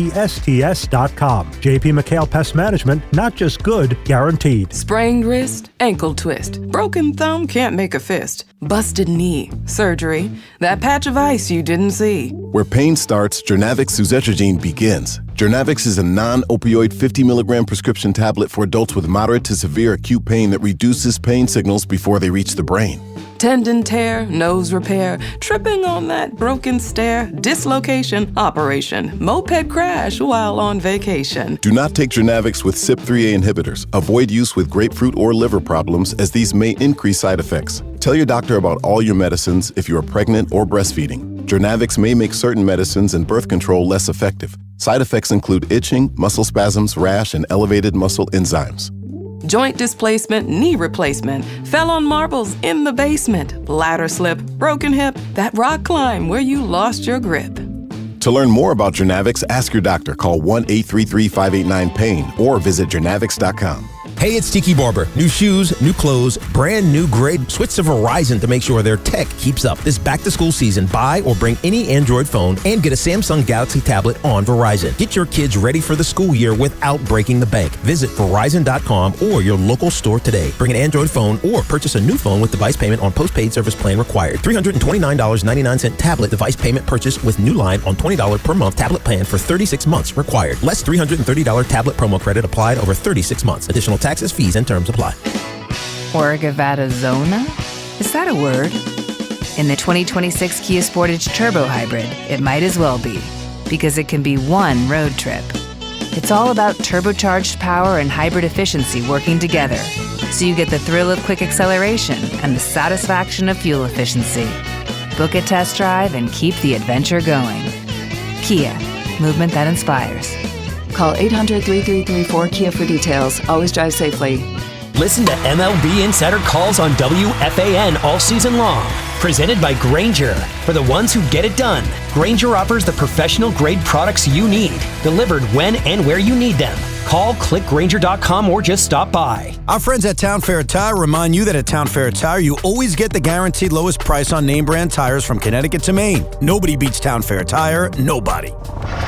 Talk sports after hours with Tommy Lugauer, 7 to midnight. WFAN, WFAN FM, WFAN FM HD1 New York, and Odyssey Sports Station.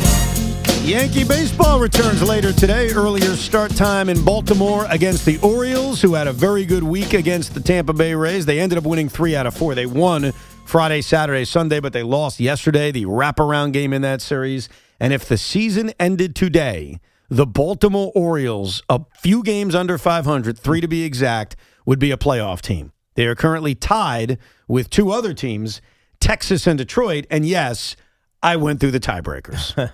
And the Orioles own the tiebreaker. But we got Yankees-Orioles tonight. Carlos Rodon makes his return from the IL. And prior to that, that's why I advise you to keep it right here on the Fan all day long, Aaron Boone's going to address the Max Fried injury. All we know about the Max Fried injury is what the Yankees decided to put out there last night, which is that he's going on the injured list, and it's a reoccurrence of the bone bruise that kept him out for 2+ months between May and July. So it'll be interesting to see how Aaron Boone talks about this injury. But either way, Rodon is back. Yankees, Orioles tonight. The Mets try to continue their winning ways as they take on the San Diego Padres. Before we get back to your phone calls and we reveal how Pete Alonso finally got his wish, here's a Cinco de Luncho. El Pegamento. Paulie Rosenberg. The great glue, Paul Rosenberg. In the booth, somebody hide the castle. Optics flying, phones ringing, Evans yelling. No! Tiki's laughing, chaos cracking, nobody's in control. It's Cinco de Roncho. Bam! Crunch! Let's go! Yes, it is. A little late Cinco de Luncho, which is brought to you by Helix Wireless, connecting everything everywhere. After much debate in the newsroom about where to go with my Cinco today, I've decided to go with this. With Max Fried being put on the injured list with the injury at his left elbow bone bruise, not good news for Yankees or their fans.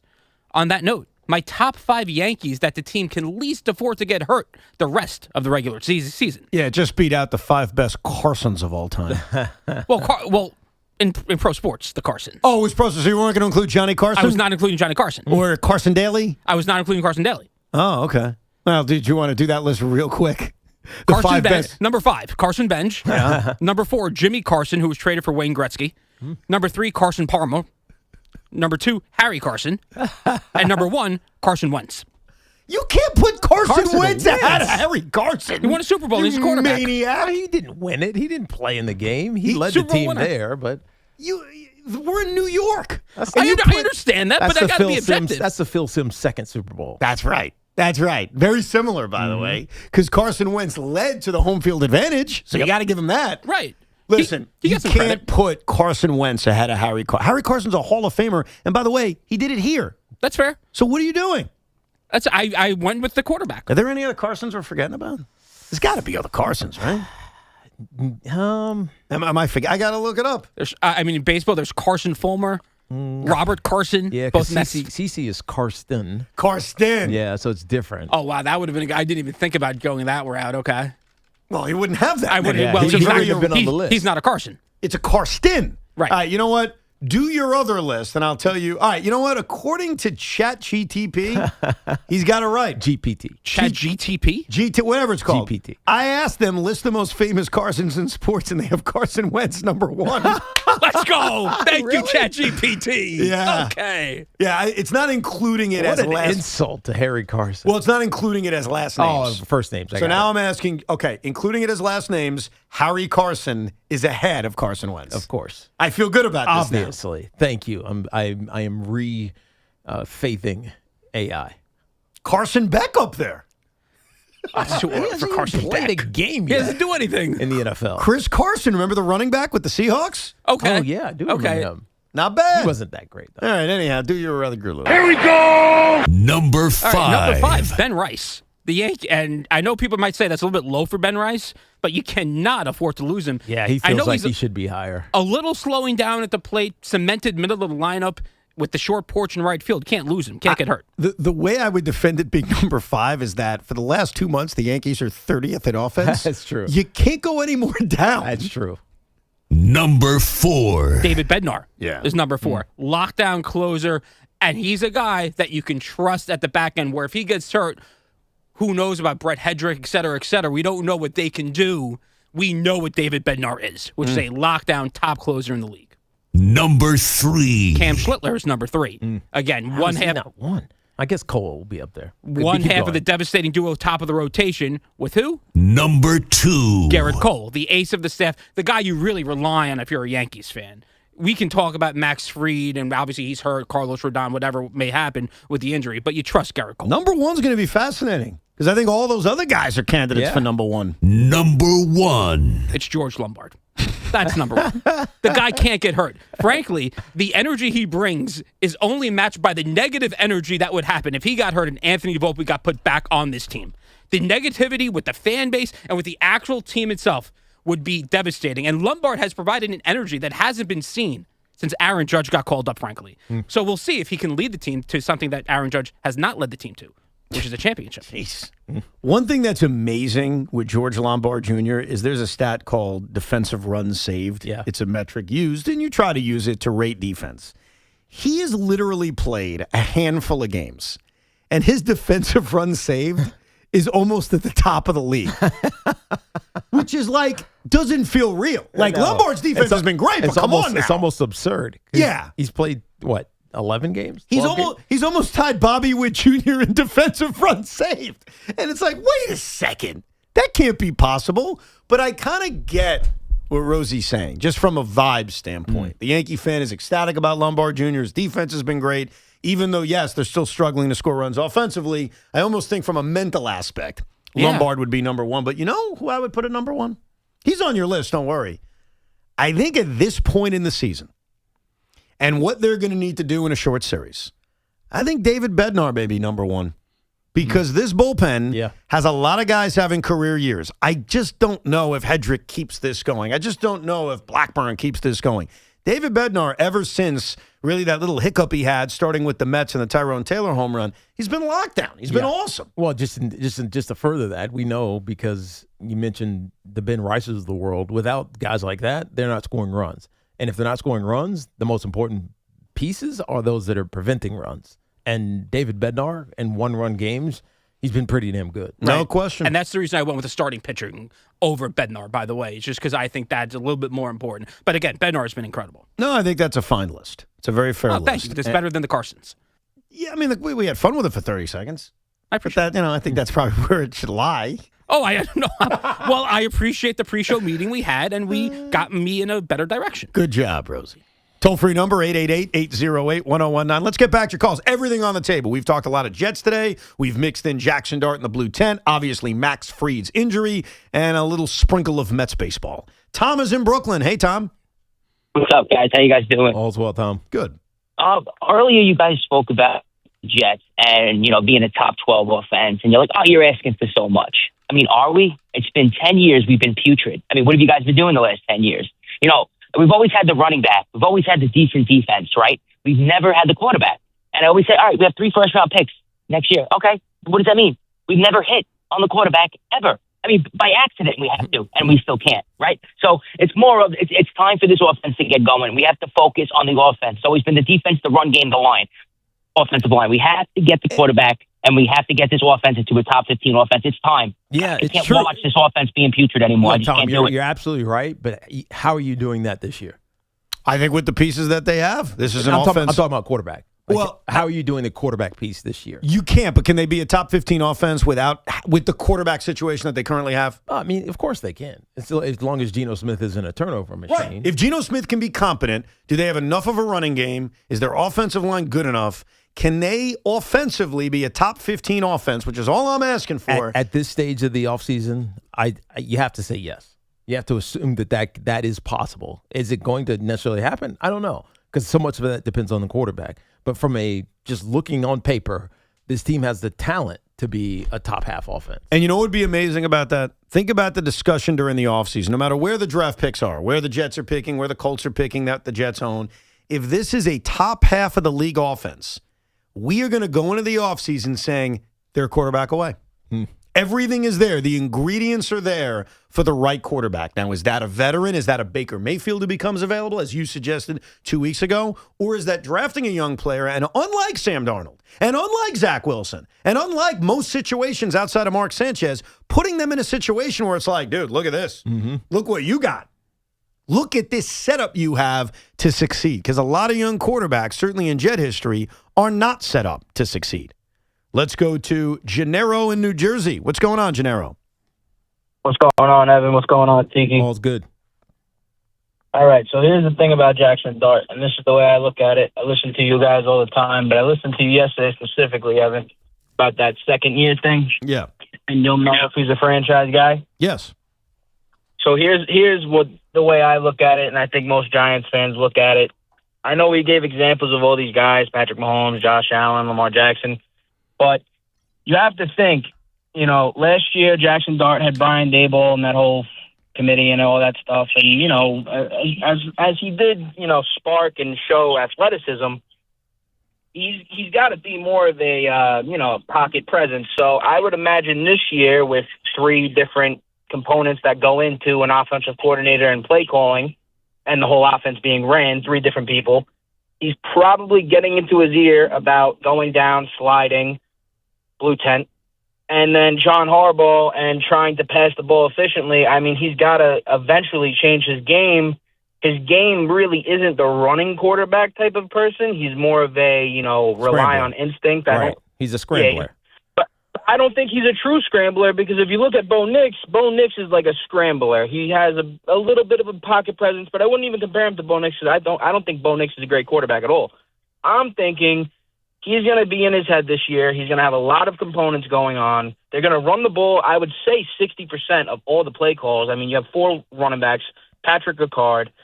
I just don't think you're going to get the showcase where you want to see what a franchise quarterback can do. I just don't think it's built for that this year, which would go to my point.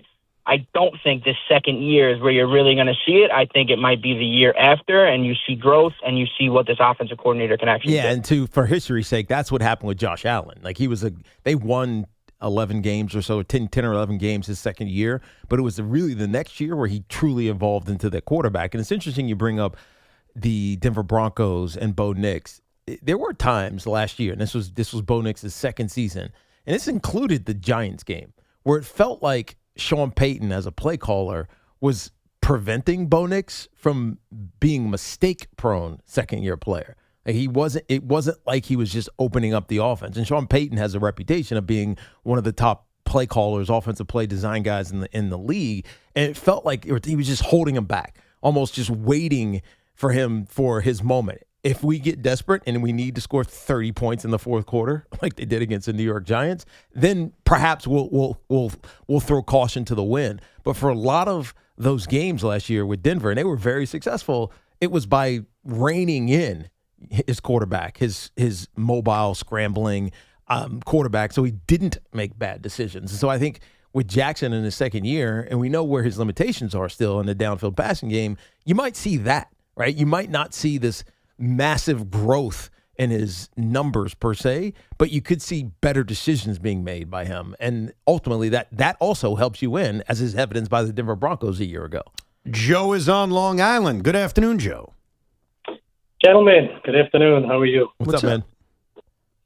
Listen, I was just looking at the Jaxson Dart, kind of a different angle. I know that today's game is highly regulated. I get it. And I just know that back in the day, the old school form of psychological warfare, Jim Brown spoke about it many times. He would stay on the ground. He would never just jump up and run back to a huddle. He would stay on the ground for 5 seconds. He created a little uncertainty. The defender would have to sit with the collision for a minute. And that was Jim's way of basically subtly shifting the power dynamic. Yeah. I don't know if the mind game is, the concussion protocols are designed to identify head injuries. I get it, but somewhere along the way, I'm thinking maybe the game went, the players cannot. It turns into a medical event rather than using some psychological warfare. Your thoughts, Tiki, especially. Well, I mean, I think back then with Jim Brown, the game was different, and you didn't have to worry about concussions. You got a hard hit, it was shake it off. You probably didn't even come out of the game. And so nowadays you have to be aware, and I think this is what ultimately is the critical point with Jaxson Dart. He has to be aware of how, even if he is trying to play a mind game or just trying to collect his wind, that it's going to be evaluated as if he got a concussion. Good. It's just the game now. You got to respond to the game. Absolutely. You have to respond how you're being policed, so to speak. And will it take him some time to get used to that? Sure. But I think the easiest way to mitigate all of that is to just not take bad hits. Take bad hits. Taking hits is some of that is you. Like how you go into contact is one of the most important things for a ball carrier. And in these cases, Jaxson Dart, even if he's dropping back to back, he has the ball. How you get hit is so important to keeping yourself healthy. It's part of the job. Just like throwing touchdown passes or picking up extra yards, it's protecting yourself. Being available for the next play is so important in this game, especially when you're the quarterback. Yeah, and I think you have to realize, like if I'm Jaxson Dart, who has a chance to be a great quarterback, I'm not only studying the film to see what I did right and wrong. I'm not only studying the playbook. I'm trying to figure out, why do they keep sending me to the blue tent? Mm-hmm. I can't just say, the league's out to get me. It's a narrative. I mean, you can say it, but I'm a solutions guy. I always say this when I fight with my wife. We rarely fight. I say, okay, we can fight about what just happened. Let's figure out a solution. Right. So I would be like, all right, we got to figure out a solution. So if I'm Jaxson Dart, I would have done the same thing you and I did. I'd watch all the times I was sent to the blue tent and say, okay, what's going on? What's happening here? Why do they keep putting me here? And if you notice, hey, wow, I was shaky on this one. I didn't get up right away on this one. I needed help, and I bent over after this one. You will notice that it's kind of your fault, and you've got to figure out a way to change it. And I'm doing something so funny privately. I decided, did a little test. I texted Sean while on vacation. Now, he texted me while I was on vacation, and he asked me a question you guys were discussing on the air. He said, hey, Ev, who has a better future, George Lombard Jr. or Jaxson Dart? And my response was, I'm on vacation. Stop bothering me. But then you answered. I answered 9 hours later. Yeah. So I texted Sean to say, boy, you should be thrilled you're not here today. And he's like, what do you mean? I heard your opening point about trading for pitching. It was idiotic. Is there anything more? I was like, yeah, this Dart stuff. And he's like, well, the league's out to get Jaxson Dart. And I said, that's not true. Tiki and I looked at the tape. You should listen to your own show. You're wrong. And his response is, you're pissing me off. In what universe is this Dart's fault? Like, he is so angry about it. And I'm like, dude. Just go look. Just look. Like, especially Sean. Like, I expect Tommy's not going to look. But Sean does 2 giant podcasts. Right. Like, look, watch the tape. Do a podcast on it. And you'll see that the guy on every time he ended up in the blue tent, there was something he did that showed the spotters something's wrong with me. Just about every time. So you can sit here and whistle in the wind and say it's the league's fault and name there's a problem here. Bro, the problem is Jaxson Dart. And I don't say that in a mean way. He can fix it. Right. Jaxson Dart's a smart kid. It's not a terminal thing that's going to collapse his career by any means. It's a perceptual thing, as we've been talking about. You got to make it seem, not even seem. If you're okay, be okay. Yeah. If you're not, stay down. Do the research. Stop being lazy. That's what I'm going to text Sean. He's going to lose his freaking mind. He's like, I'm in my pool. It's beautiful today. What are you talking about? Why don't you go and ask Sean Morash? Recording videos of, the Yankees and tweets and trying to, needle everybody. Now, the truth is, he could just disappear on vacation like Gio does. Great job out of him. Some people don't do that. I don't do that a lot. I do Ricos. I'm the first one to admit it. The Rico you did when it was pitch black outside North Carolina with the sunglasses on. Bro, I got to tell you a funny It was like the Blair Witch Project. Thank you very much. Last night, I woke up, I forget what time it was, like middle of the night. And sometimes to go back to sleep, I'll put something on my headphones. So usually it's YouTube. Last night I said, I want to listen to Tommy. I love Tommy. I haven't heard him in a while. And so I put Tommy Lugauer on. And I pick a random time. Like, I don't start from the beginning. I just pick a random time. And as I'm falling asleep, he starts screaming. I don't have the clip. I apologize. He starts screaming, Evan Roberts, it's your fault. And I'm like, what? And he was bitching. It woke you back up when you heard your name. It woke me back up. He was bitching that I work on vacation.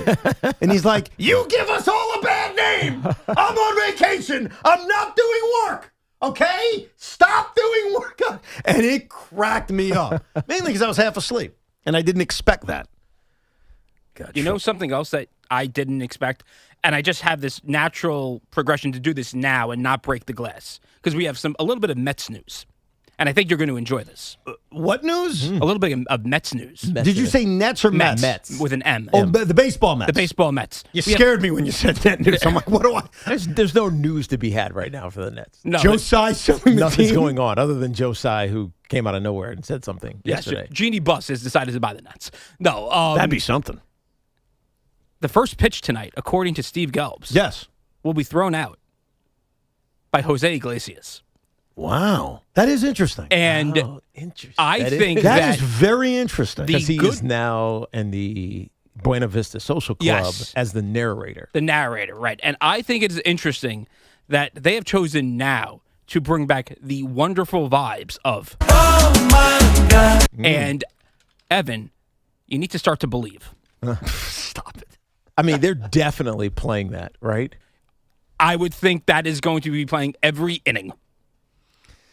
I don't know. First of all, are you going today? I am going to the game tonight. You got to give us. I'm pumped up. All right, you got to give us the lowdown on not only if they play the song, which they obviously are. They'll play it when he comes out. But what's the reaction? Oh, he's going to get a huge hand. Okay, I think you're right. Oh, there's no doubt. Like Jose Iglesias was a wonderful Met. He will live in Met history forever. And while I think it's great because he is on Broadway and obviously no ill will, like everybody's good. Yeah, how can you hate him? No one does, other than David Stearns. I'm just kidding. I'm sure he loves him. And we he don't need him. And by the way, he was probably right about that. Like, there are things that David Stearns was actually right about, and not bringing back Iglesias was probably smart. He didn't have much left with San Diego.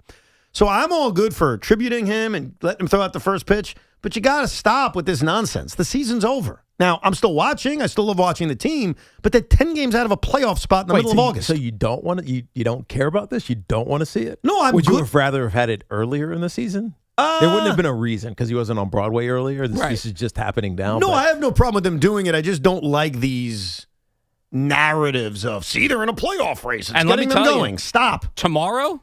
Grimace, you're our lucky charm. All right, Grimace is coming too. Are you joking or serious? No, I'm joking. No, I think he's joking. Jeez.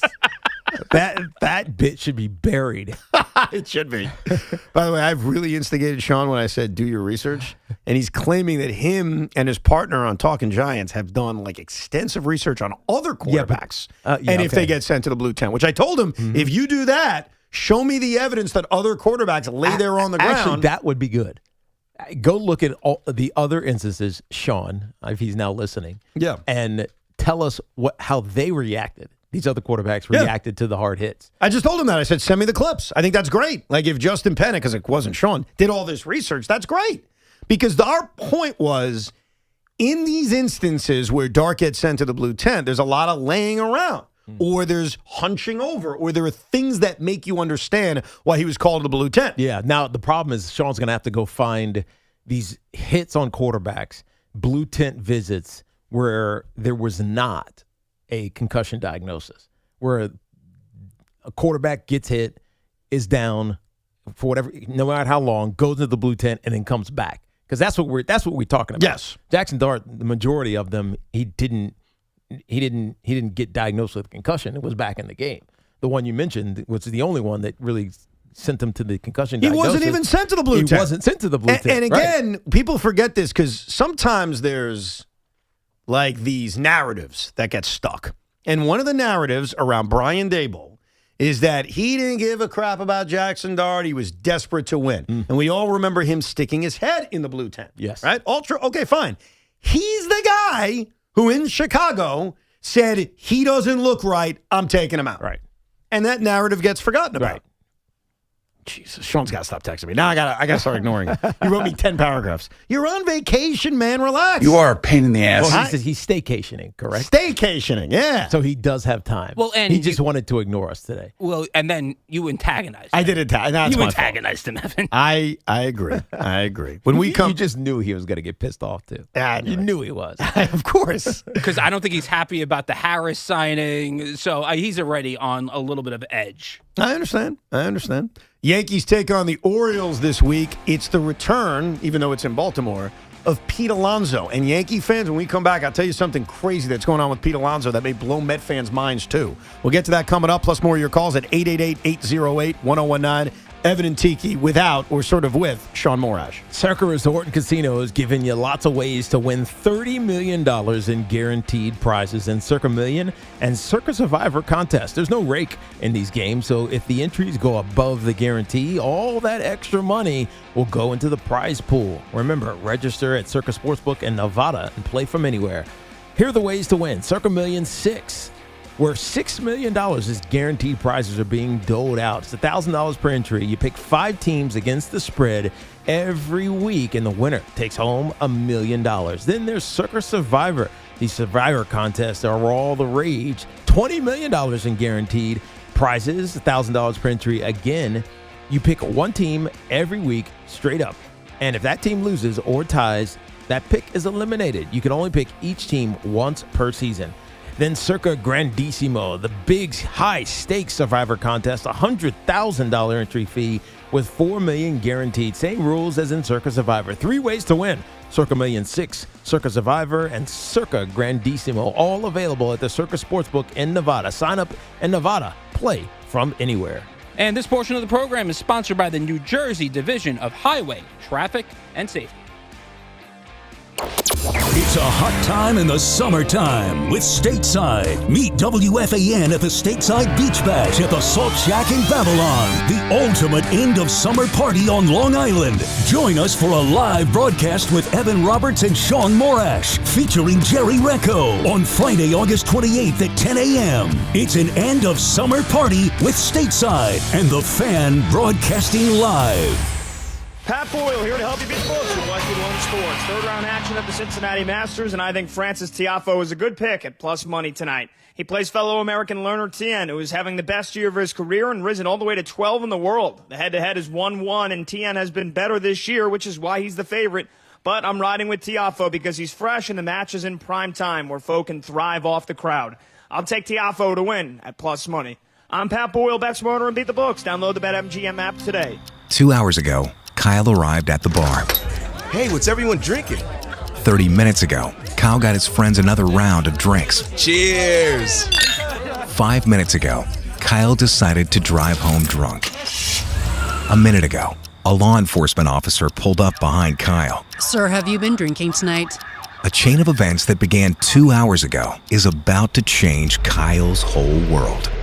Drive sober or get pulled over. Paid for by NHTSA. Hi, this is New Jersey Attorney General Jen Davenport. If you are caught driving impaired, you face hefty fines, a suspended license, and possibly even jail time. Worse yet, you could cause a crash that would devastate someone's life or your own. Be responsible. Never drive drunk or high. Hey, Boomer Esiason here, and let me tell you something about cell coverage. It's not about which network is best. It's about which one is best where you are. Red Pocket Mobile gives you your choice of networks from all 3 nationwide 5G networks, and every line in your family can be a different one. Your kid on the network that covers campus, you on the one that works best at home. Right now, a full year of 5G starts at less than $7 a month on an annual plan. RedPocket.com. Red Pocket Mobile, your new ultimate cell carrier. Hi, I'm Patty, founder of Awesome Tex. I started with a big idea to give old clothes a new life by turning them into recycled fibers and threads. Everyone told me that this was going to be impossible, but Chase for Business believed in me. They gave me a lot of guidance from the beginning. Get financial guidance from bankers in the New York community and convenient digital tools all in one place. Learn more at chaseforbusiness.com. Make more of what's yours. Real customers compensated. JPMorgan Chase Bank, NA member FDIC.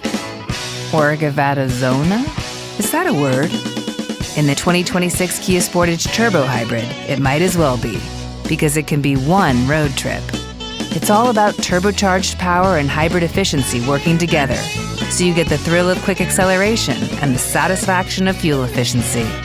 Book a test drive and keep the adventure going.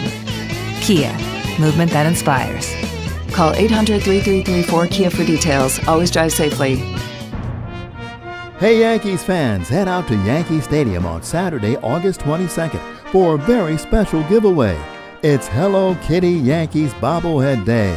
The first 18,000 guests through the gates will receive a Hello Kitty Yankees bobblehead. Don't miss the Yankees taking on their division rivals, the Blue Jays, Saturday, August 22nd at Yankee Stadium for Hello Kitty Yankees Bobblehead Day. Get your tickets now at yankees.com/tickets. Hey, Salicata here for CertaPro Painters, and my wife is still satisfied by my good friends at CertaPro Painters. They work fast and clean, and if she's happy, you better believe I'm happy. Big jobs or small, the good folks at CertaPro Painters are at your service. If you've been putting off a painting project, give them a call. 1-800-GO-CERTA. That's CERTA with a C, and you'll see exactly what I mean. 1-800-GO-CERTA. Call CertaPro Painters today and get a no-nonsense free estimate on a professional job that you'll be happy with for years to come. Each CertaPro Painters business is independently owned and operated right here in our community. Schedule your free estimate online at CertaPro.com. When I hit my 50s, I felt like things were slowing down. This is Sandra's Metamucil story. I started taking Metamucil for digestion, but had no idea it would impact so much more. Not only did Metamucil help me feel more regular, but my heart health saw the benefits too. Metamucil. One simple routine, 4 health benefits. Digestive health starts here. Go to Metamucil.com for more details. What do parents think of back to school at Staples, where 24-pack Crayola crayons are just 50 cents? Staples has folders, notebooks, and pens at great prices. I'm smiling from ear to ear.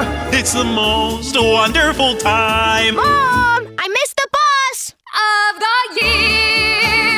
It's a wonderful time at Staples, where school supplies start at just 25 cents. Staples. That was easy. Visit your local Staples today or shop online and in the app. Ends 9/12. Exclusions apply. I'm Piera Palazzolo, VP of Digital Marketing for the American Management Association, a company focused on the management training skills needed to enhance the careers of business professionals. We did our research when it came to the best companies for website development and chose AmericanEagle.com. And we couldn't be happier. AmericanEagle.com worked closely with us to understand the front and back end requirements needed to launch an e-commerce website that could handle the complexities of running thousands of seminars nationwide. Our robust new website and improved SEO saw immediate increases in site traffic and web revenue. If you're in need of managerial effectiveness and success, visit our website at Amanet.org. If you're in need of a website that provides an unparalleled consumer experience, I highly recommend AmericanEagle.com. Transform your business today. Dial 877-WebNow1 for a free digital consultation with AmericanEagle.com. Listen weekdays to Evan and Tiki for the call of the day. Brought to you by Wind Creek Bethlehem. Must be 21 years or older. Gambling problem? Call 1-800-GAMBLER.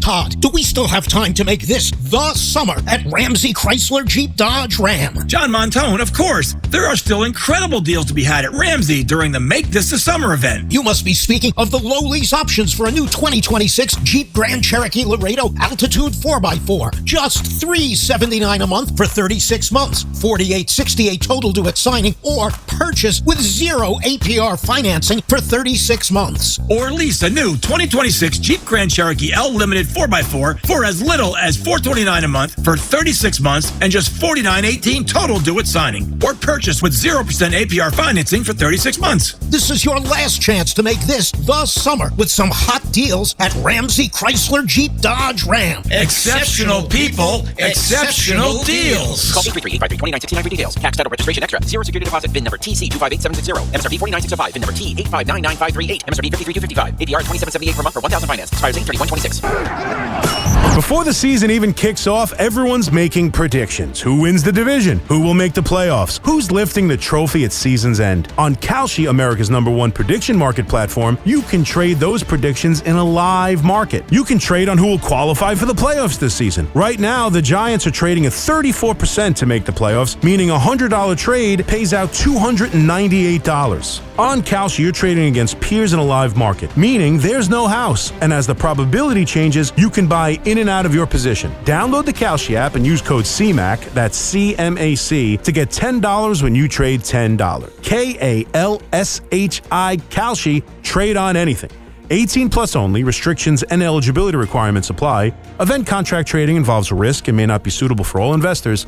Kalshi products are not available in all jurisdictions. Prices, values, and available markets may differ from those mentioned. For more information, see kalshi.com/regulatory. This is a special alert to all Americans who own a vehicle with less than 200,000 miles with an auto warranty about to expire or with no warranty coverage at all. Due to a decline in the economy, CarShield is announcing a low-cost month-to-month vehicle protection plan that is now available to the public to save any driver out-of-pocket expenses on future auto repairs. Call now to find out how you can pay almost nothing for covered auto repairs. Yes, you heard that correctly. Pay almost nothing for covered auto repairs. An open phone line has been established for all drivers to call for a free quick quote. Call 800-210-4471 now. Drivers who are covered will not have to pay for covered repairs again. This protection plan is at an all-time low. Additionally, drivers who activate this vehicle protection today will also receive free roadside assistance, free towing, and car rental options at no additional cost. Call us for your free quick quote today. 800-210-4471. That's 800-210-4471. What do you have to lose? Call 800-210-4471. Again, 800-210-4471.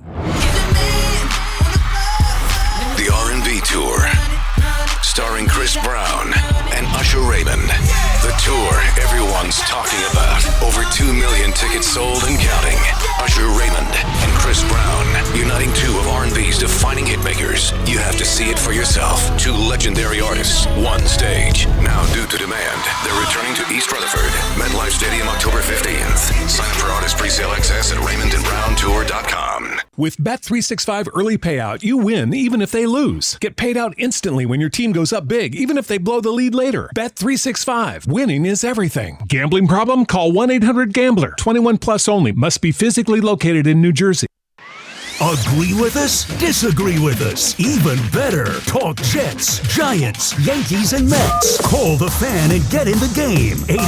888-808-1019. The WFAN phone line is powered by Paramount Plus. Your streaming home to watch the NFL on CBS all season long.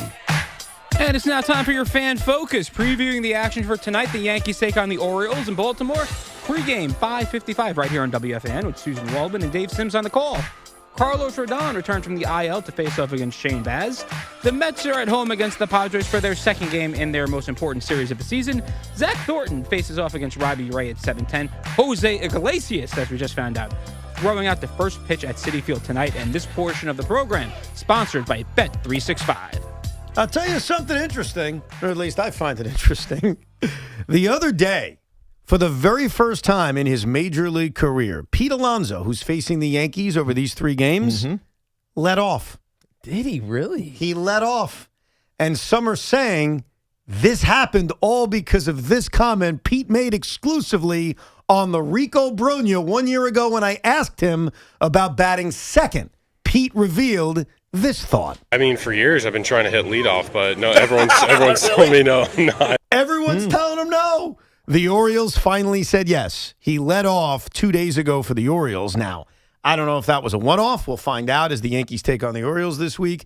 But it's also in lieu of the conversation we had much earlier. You can rewind on the Odyssey app at 11:30, where I supplied the data on why your best hitter should lead off because they get more plate appearances during a given season.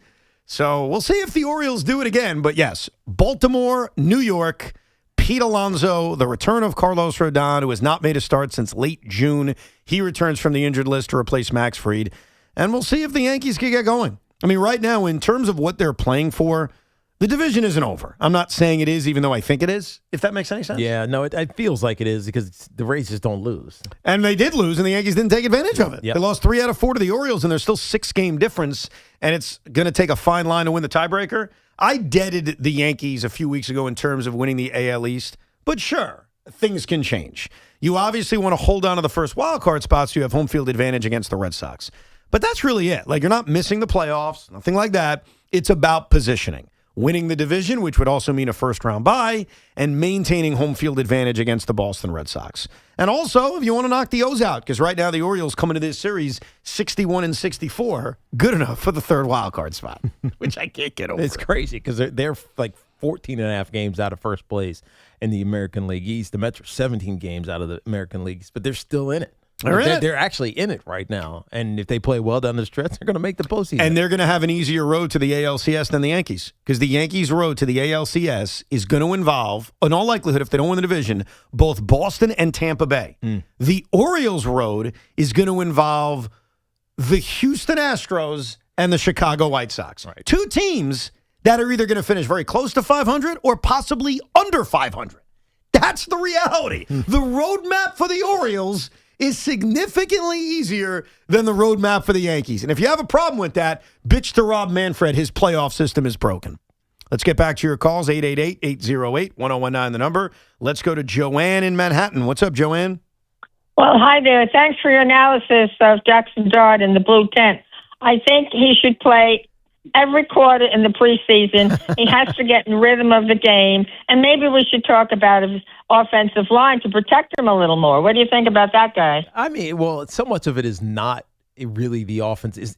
He's not getting hit because he's standing behind the offensive line and they're poor protection. He's getting hit because he extends plays. It's one of his great assets as a mobile quarterback who is always looking downfield and can make great plays happen, as we saw in the preseason game when he extends these plays. It's what happens right before contact.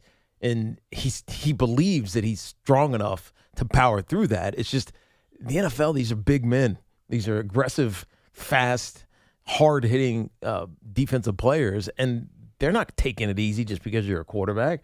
I mean, if you're I don't know, say Aaron Rodgers, maybe someone will ease up on you. But Jaxson Dart hasn't earned that yet. No, I think that this is always a debate to play or not to play in the preseason. With a young quarterback, I err on the side of playing. Not the entirety of a preseason game, but I think the reps matter. Harvey in Dix Hills. Hey, Harv. Hey, Harvey.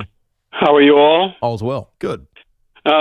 Pretty good. I just want everybody to know that the concussion protocol in the NFL is wonderful, okay? And it's one of the best developments in the NFL since I can remember.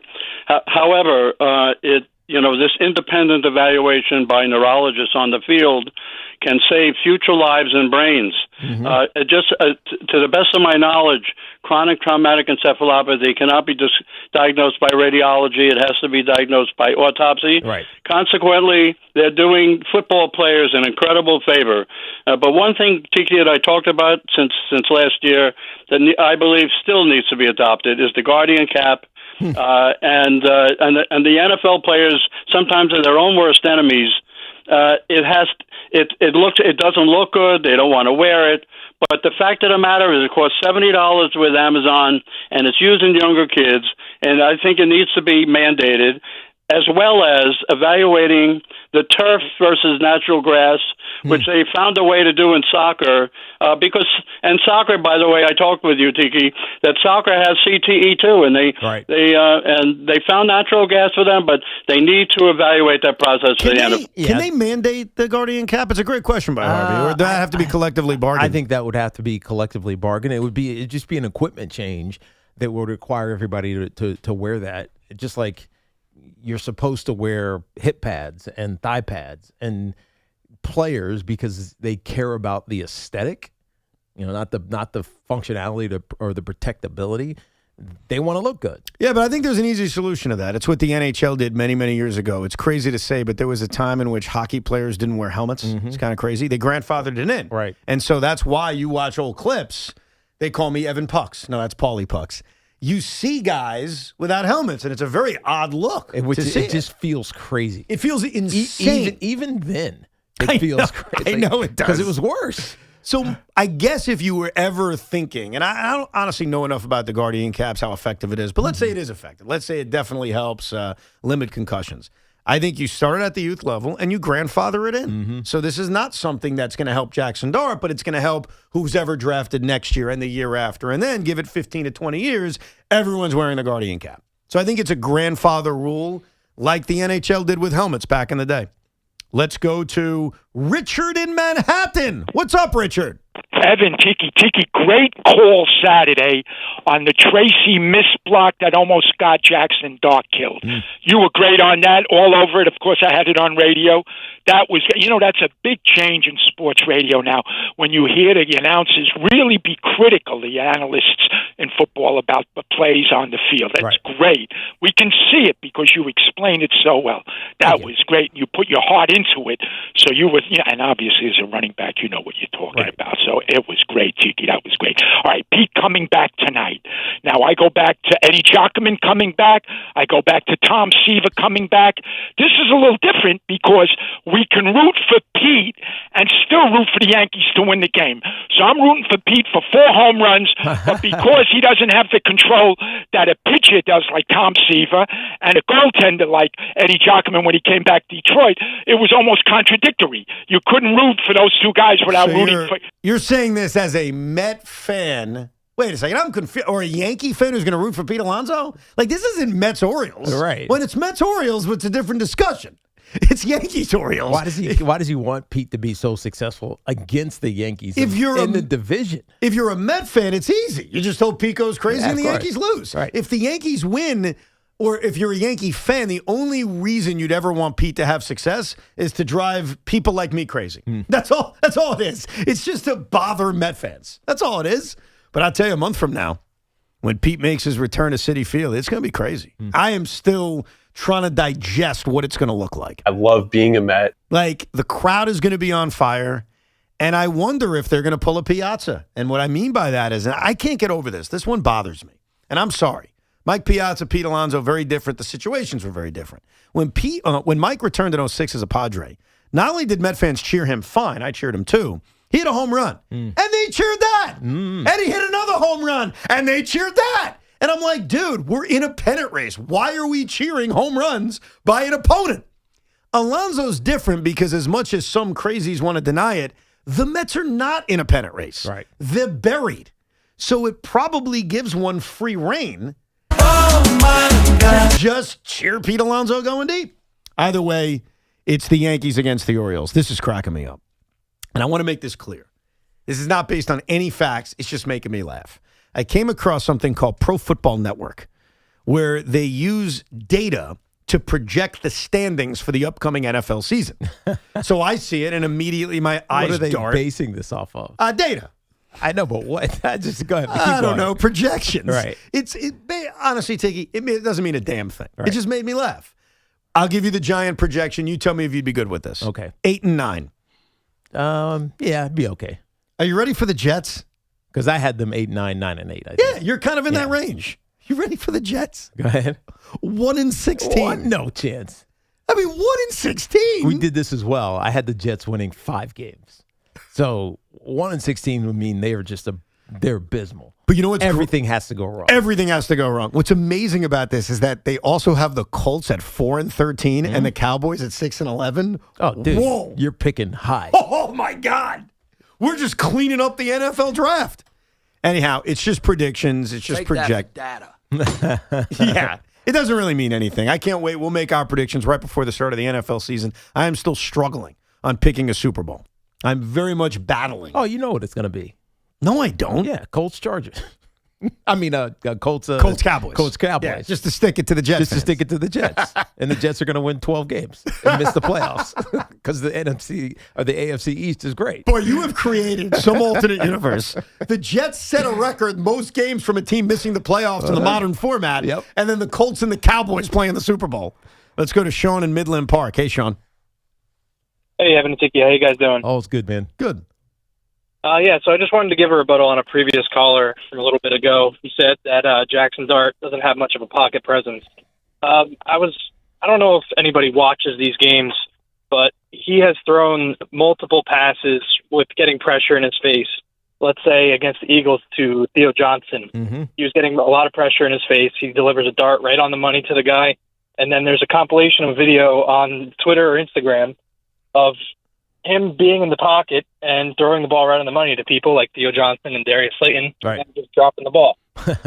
And I think that he was more of a scrambler because he didn't even have Malik Neighbors for the entire year. Yeah. So I think with Neighbors coming back, he'll sit in the pocket a little bit more. Neighbors will be able to get open, and he'll give him the ball. Yeah. So Sean, you're not wrong, but I think there's some nuance in that, especially when you talk about some of these Theo Johnson receptions. Most of those are between the hashes. They're over in the middle of the field.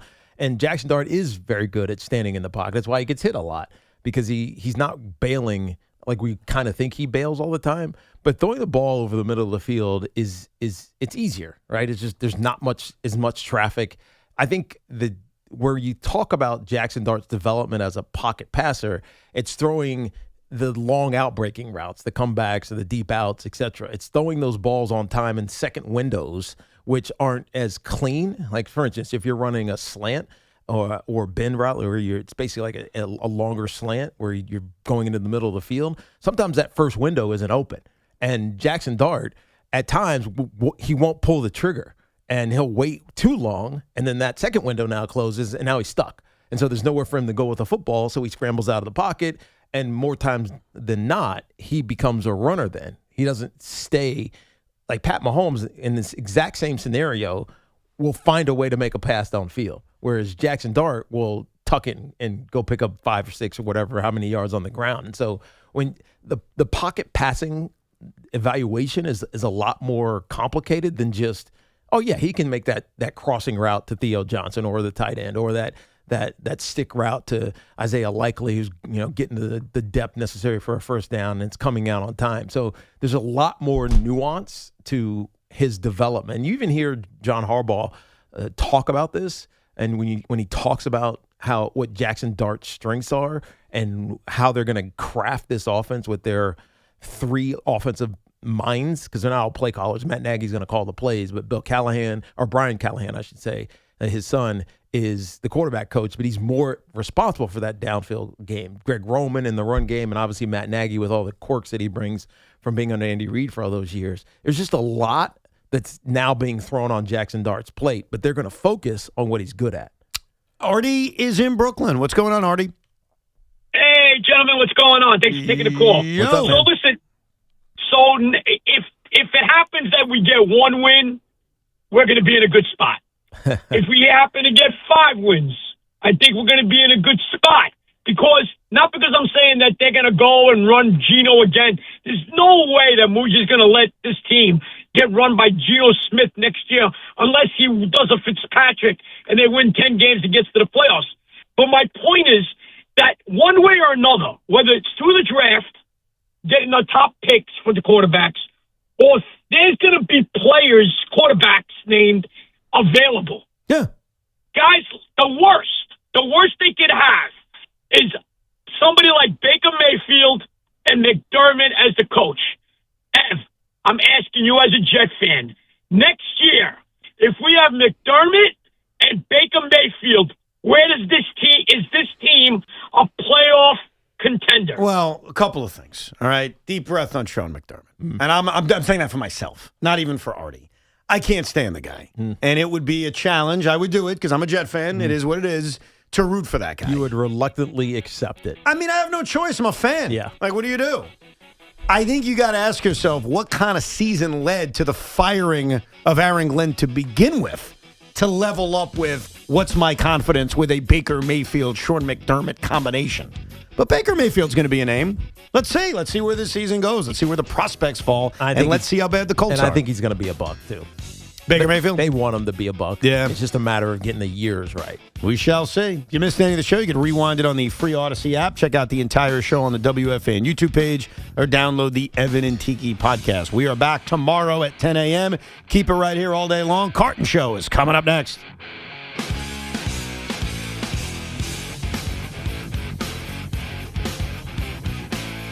This is an Odyssey Sports